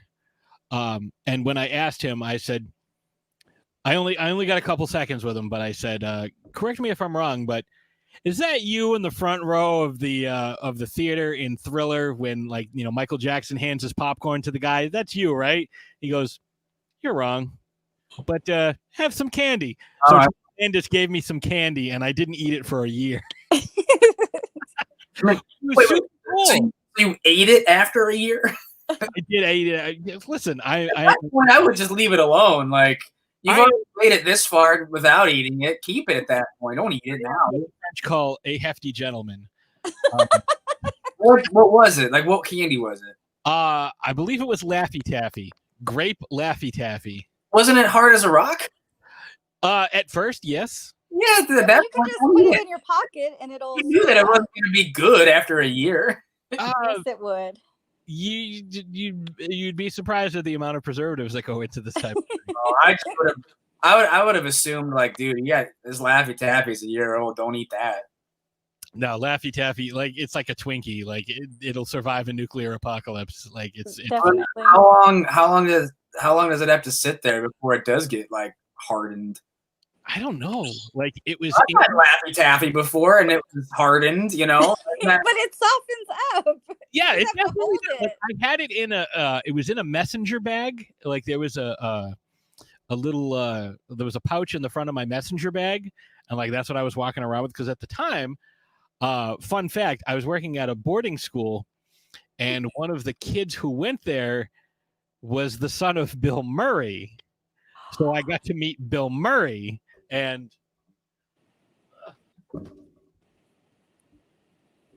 got some stuff signed. Oh my goodness. And so for folks who are listening to this, I'm showing up my copy of Ghostbusters, personalized by Bill Murray, and he also signed the disc. Oh my goodness. Hand scan DVD. He is a very tall gentleman. He is. I have met a lot of different celebrities at conventions, and he, despite popular belief, he is taller than Jason Momoa. Oh, Bill Murray? Yes. Really? I drove. Are Bill you Murray as tall as him? Oh, I am not. I'm like 5'9", 5'10". Bill Murray's like 6'3", 6'4". I didn't know that. I thought he was kind of short. No, Bill Murray is a tall dude. His son taller than me, and his son was like 15 at the time. I did drive his rental car because his wife was like, "Oh, I don't want to go all the way back down to the other building and across the street and down the hill. Would you mind going to grab my rental car?" Okay, like. That's a fun story. Like, oh, I met this guy. Yeah, well, I drove Bill Murray's rental car. So, like, who the hell has that type of story? Yeah. So, we now know your favorite zombies. Actually, Veronica, did you say your favorite zombie? I don't think you did. The Hare Krishna. Hare Krishna, yes. Okay, sorry. It's been almost 4 hours of podcasting. You're probably out of fumes at this point. No, I'm good. I'm just, I'm sleepy. I've been going for I worked today. It's cool.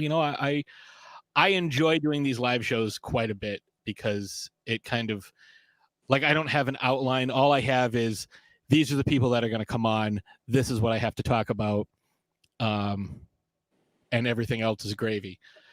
So, like, there was a time when I was waiting for someone new to come on for about 45 minutes. So we just shot the shit, like a bunch of us. There was 4 or 5 people, and it was great. It's great conversation. Like, I love kind of picking people's brains because, like with Addison, I know you work, and Veronica, you are just a cyborg nonstop. and I don't like to bother you during the day. Like I don't like sending you, like messages over Facebook Messenger, because I don't want to bother you. And, I know you have, more important things to do than to, respond to me. But, having you guys on the show, like I'm very appreciative that you take the time out of your busy schedules. Like Addison, I know you just got home from work, and you were like, oh, I'm gonna get home around this time, and I think I'll have like 45 seconds to cram food down my gullet. And that I got home and opened up my hat and just put it on and started looking. I mean, like I'm very appreciative, which is why I want to promote your guys' stuff as much as possible, because first of all, Veronica, I still have the little shark. There's too much stuff behind me. I don't know where I put it, but I have the little shark eye that you included with Ash's order of Toxic Tina.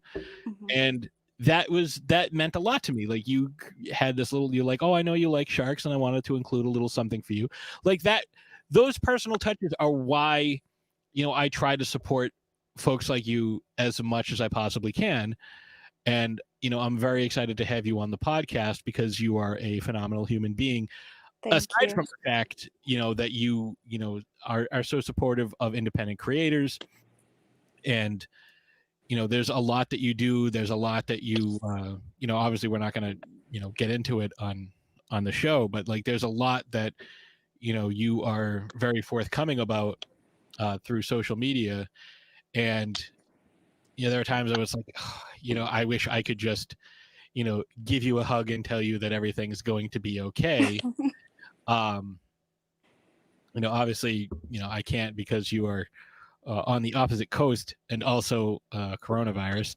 But, for someone to elicit those types of feelings in me, it means that, I really appreciate what you do. And like, I see you are so supportive. Like, we had someone on earlier, Andy from Z3D Forge, who said one of his favorite books is, because I asked the question, if you could team up with any villain, who would it be? And he picked a character from the Predator World series by Steve Van Samson. Yes, those are my favorite. And I know you are a huge supporter of Steve, and Steve is a very, very good friend of mine. We're in an anthology together. We're in an upcoming anthology together. Spoilers. If I can finish my story by the 7th of September, which I hope I can. It's just talking to people on social media like you, Addison. Like you and I have had some great conversations, not only on social media, but in person. And you were kind enough, when I totally fucked up the first recording that we did, that you were able to come back and do another one with me. Yeah. Because some people would be like, oh, well, this guy's clearly fucking unprofessional. Like, screw him. I mean, that's more, I just understand how, recording equipment isn't, always reliable. My first episode of Tremasterpiece Theater had to be completely redubbed because our microphones didn't work. So I know how it goes.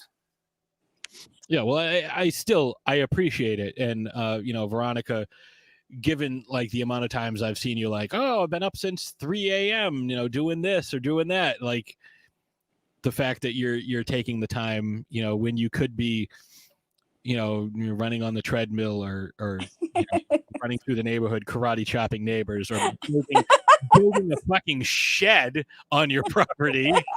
Like all the crazy shit that you do, like, it means a lot to me that you are taking your time out of what you could be doing, what you probably prefer to be doing, and coming on and just shooting the shit with me. Like it means a lot, and I really appreciate it.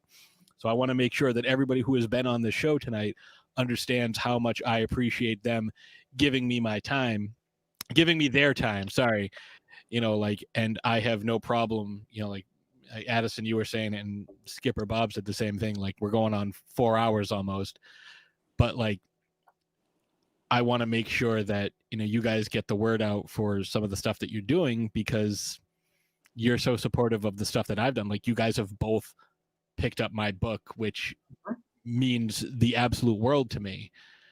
You know, it's the least I could do, man. I mean, that's, you know. I mean, technically, the least you could do is absolutely nothing. But this No, is. I don't want to do nothing. I mean, I want to do something. So. And I appreciate it in, you know, more ways than you guys could possibly know. Like, it means a lot to me that you guys, you know, take your hard-earned money, because I know, like, especially in this time and this climate, like, you know, dollars are very difficult to come by, and the fact that you would spend some of yours on, you know, something I created it's still weird to me. Like, I've had multiple people since I announced that my book was coming out say, like, you know, you are an inspiration to me. I'm like, me? Like, what the fuck? Like, I'm just some fucking guy who had, you know, 8 years worth of like writing that I put together and threw out to the public, and hopefully they enjoy it. But it is inspiring because lots of people could do it and lots of people don't. So you did it, you took it the next step. That is absolutely inspiring. Lots of people want to make films. You see lots of people post, I'm going to make a film. What if I made a film, would you be interested? And they ask, but they don't do it. Addison actually made a YouTube channel, has DVDs that are hilarious, making fun, the rainy day sets. So it's inspiring when someone says, I'm going to do it, and you just do it. What's the worst that can happen? You fail, you know? So that's why they're telling you it's inspiring. I'm inspired by both of you. It's impressive.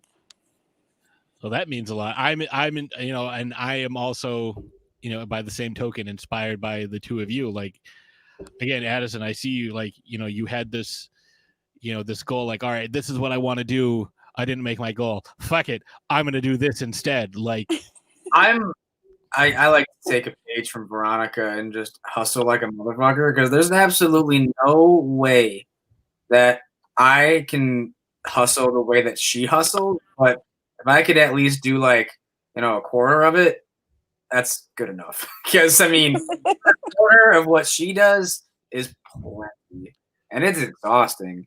But, you know. I know. I look at some of your posts, Veronica. It's like, oh, man.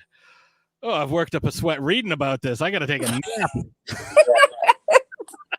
You guys are silly. I get paid to work out mostly, so why would I not, you know? Yeah, and it's the constant work. It's, you know, like, yes. I have a day job and I don't really like it that much, but you know, she just makes dolls like every day, and whether it's commission or whether it's her own passion dolls, she gets it done. You know, like for Rainy Afternoon, I write a lot of scripts, but I haven't recorded anything in a while because a lot of my time gets swallowed up by either other things that I'm doing, like just going to work. You know, I just finished up my 8th day of Panera delivery driving, and I'm ready to, you know, enjoy some time off. But into a coma, pretty much. Yeah, all day tomorrow. But you know, I've got 11 scripts of Rainy Afternoon that I've written, but I just haven't recorded them yet. And with Psycho Wave, like, we, you know, finished it up, but it still has to be like edited, and then we'll get it out to the public. But that was like a year and a half in the making. Like, I would love to release, you know, 1 or 2 movies like a year, but you know, the way that she can finish several, you know, dolls in a month, you know, like, that's kind of the jealousy of it. Of like, I want to finish more movies and episodes, and you know, I just don't have that kind of either that freedom or the. I don't have a life. This is it. This is the life I live. I'm a mom and then a businesswoman. So that's how you can accomplish way more, is have no significant other. just work 24 hours a day, I guess. I know, because I see your posts like, oh, I just spent 36 consecutive hours on the treadmill and made 12 biohazard babies. Still somehow managed to sell 7 babies. Come on, that's ridiculous. But I mean, like, it's definitely there's a balancing act when it comes to, you know, your life, because it's like I'm doing this right now, you know, and Ashes is great because she's like, you know, I need my time alone. Like when we first moved in together, I was like, oh, we need to have 2 bedrooms because I need a man room. And she's like, yeah, I need a place to send you when I don't want to see you.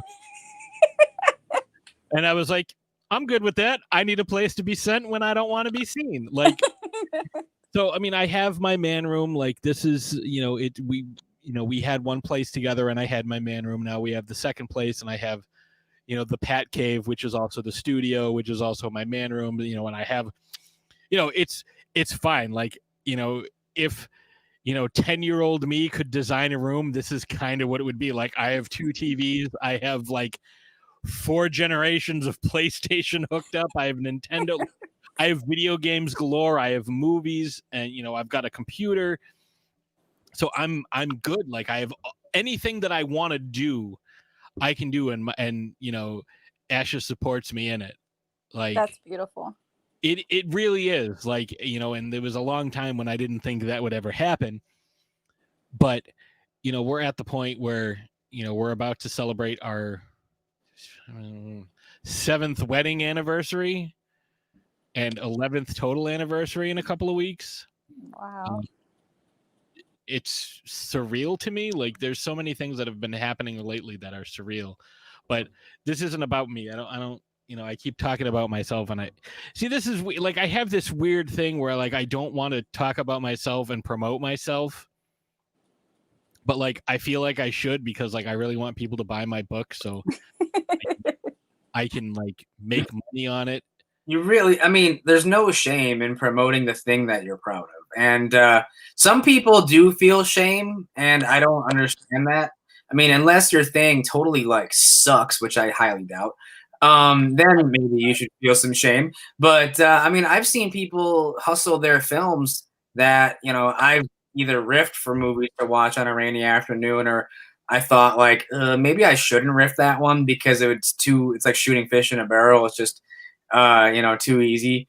But I don't know. It's some people do just like shamelessly promote some stuff that maybe like, you know, isn't that good. But I don't know. It's just, you just got to do it anyway. Just to break in real quick, Skipper Bob says, congrats on Lucky 7, to which Ashes responded, is it really that lucky? And Skipper Bob, congrats on 7 tax filings then. Not really, because we always owe taxes. If you have your own business, you always owe. Let's be honest.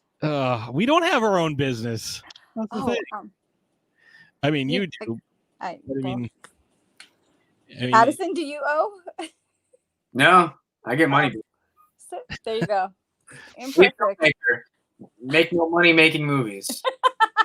Now, I will say this. I have a script. I have a movie that was going to be made this year, but COVID kind of threw a wrench into that.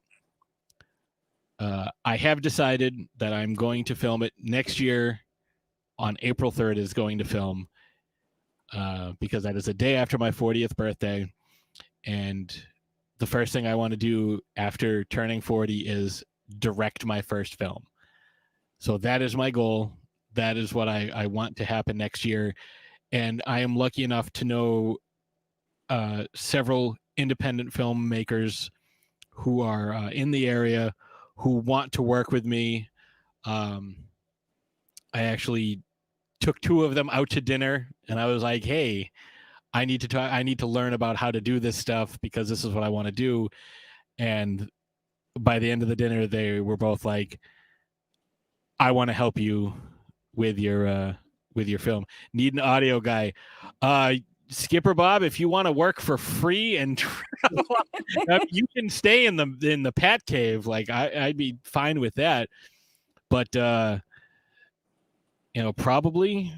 But you know, I was like, I don't know the first thing about directing. I just know X, Y, and Z, and this is what I want to do. And I was told by an award-winning director, a gentleman by the name of Skip Shea, whose film Trinity is fucking incredible.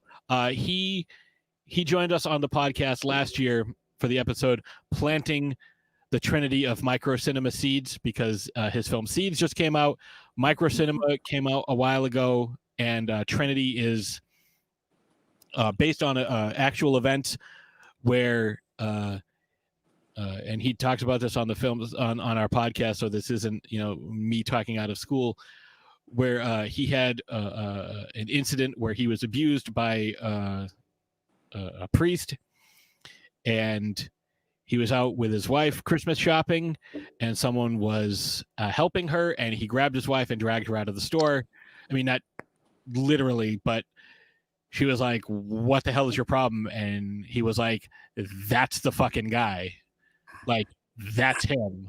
Holy shit. And so he made a whole movie about it, and it's fucking incredible. I mentioned Diana Porter earlier. She is in it. Sean Carmichael is in it. David Graziano plays the priest. Sean Carmichael and David Graziano are fucking amazing in this. I unfortunately have not met David, but I've gotten the chance to meet, obviously Skip and I are friends, but I've gotten the chance to meet Diana, who is amazing. Anything that she touches turns to fucking gold. Sean Carmichael is an amazing actor. Check out Trinity. It is on Vimeo. I've seen it half a dozen times, and it never loses its punch. I own the movie on Vimeo because he had it for sale, and I bought it the second it came out because he gave me a trailer, a screener, but it doesn't matter. Like Veronica and Addison, I'm going to support the folks who help support me. I mean, even this is before they even supported me. Like, these are just folks I wanted to support. It's a phenomenal story. It's brutally honest, and it's well written. Well, I can't praise this enough. Like, I had seen it twice, and I went out to the Coolidge Theater in Brookline. I think it's Brookline, out towards Boston. We drove out there to watch it at a midnight screening. I cannot recommend it highly enough. Trinity is amazing.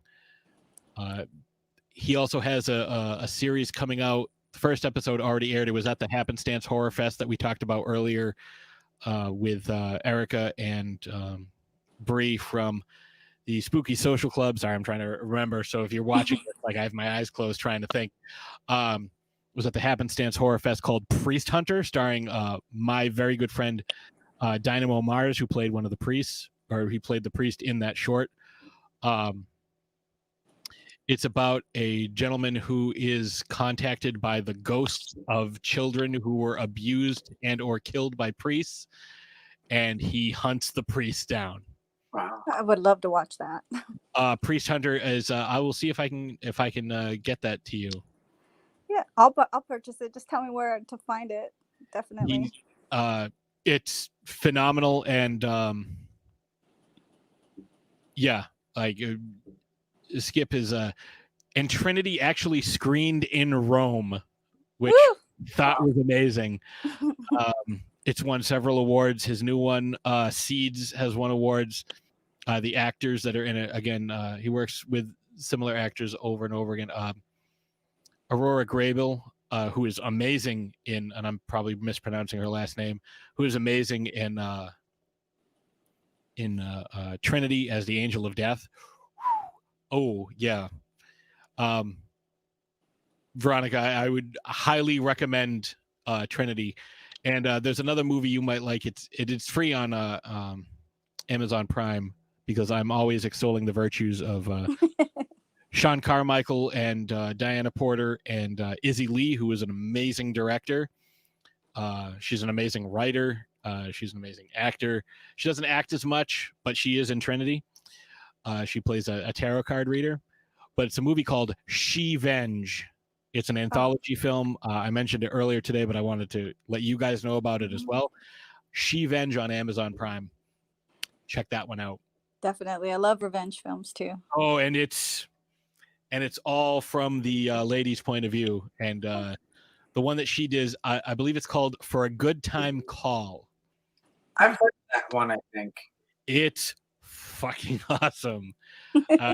She did another one that was at the Shawnee Memorial Film Festival last year called Rehome, Woo-hoo-hoo-hoo. Starring Casey Lansdale. If you are familiar with Joe R. Lansdale, it is his daughter. Casey Lansdale is in that, and it's a fucking trip. The obliteration of the chickens is another one. Anything Izzy does, seek it out and watch it because Izzy is phenomenal. And I'm still trying to figure out where I can find it, but Heartbeat, directed by Diana Porter, is it drove my wife to tears as well as myself watching that film for a variety of reasons, but it very much had something to do. The theme was the 2016 political climate and what the filmmakers thought the future might hold. And if you are familiar with any of the heartbeat bills that have been passed around the country, you can kind of figure out where this might go. And even then, it's going to punch you directly in the fucking soul. And I got to talk to her about that afterwards.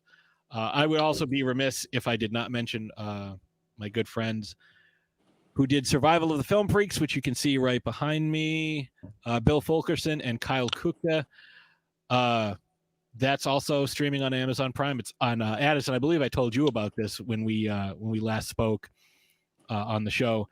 It is all about cult films, and I actually had because of, like, is it supposed to be an homage to Maniac? The poster is, yes. Yeah. But they interview Adam Green and Lloyd Kaufman and a bunch of other people, Joe Bob Briggs, all about different cult films, and is how I learned about Alabama's Ghost, which is a blaxploitation film that features a janitor gaining real magical powers and a car made out of dinosaur bones. Okay. All you need to know about it. It's amazing. What year it's from, or what era it's from? It's from the 70s. I want to. That's definitely like that's. If that was like a modern one, it probably wouldn't have been as funny. But if it's genuinely from the 70s, then I'm sure it's gold. It is 1973. Okay, what's it called? Well, the year I was born.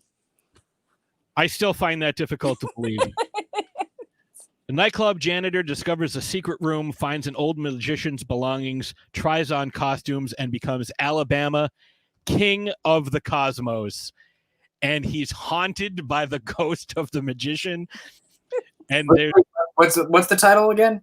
Alabama's Ghost. One of the lines is, "Get out of here, you old racist ghost."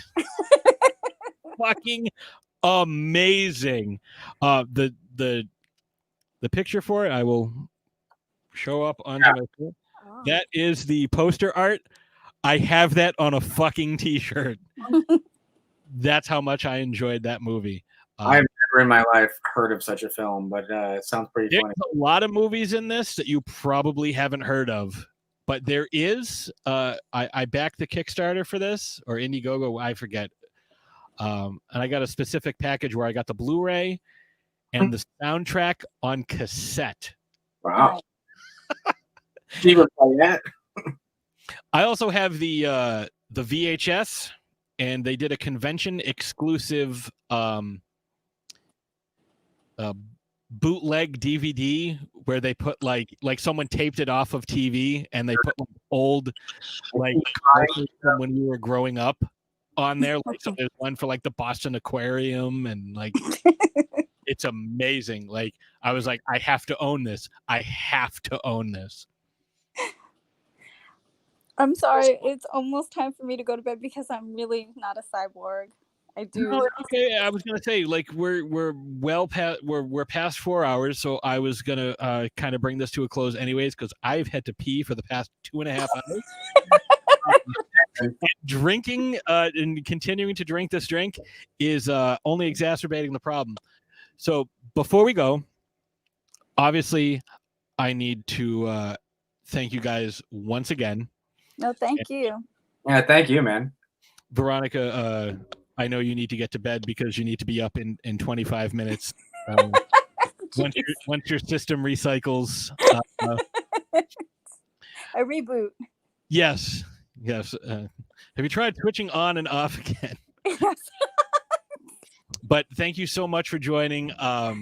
You were awesome. I know you were a little apprehensive about coming on, and it's totally fine. I'm glad that you joined, even if you only did audio, because it would have been nice to see you laughing and having a good time. But that's perfectly. I don't want you to feel any pressure one way or the other. Whatever makes you comfortable, that's what I want you to do. So before we go, Addison, I'll start with you because we're going to do alphabetical order, and also I can see your phenomenal hat. So tell us where we can support you, and again, it's going to be in the show notes, but tell us where we can support you, and tell us some of your perks that you have for your awesome Kickstarter. Kickstarter? Yeah, it's a Kickstarter. I've never done an Indiegogo before. I'm familiar. There's so many different ones that overlap. I forget which one is which. What I know, like I've done Kickstarter a bunch of times already, so I'm just gonna keep doing that. Give us the rundown. But it's Roast Masterpiece Theater presents The Cult of Frankenstein, and it's we got one for $1. You can just get your name in the credits as a thank you, and even that'll probably end up on IMDb like as a special thanks credit. And then for $10, you can get a digital download, and you can keep that forever. $20 gets you physical DVDs, and then for $100, you can be an associate producer. That ends up on IMDb. For $200, you can be an executive producer. That ends up on IMDb. And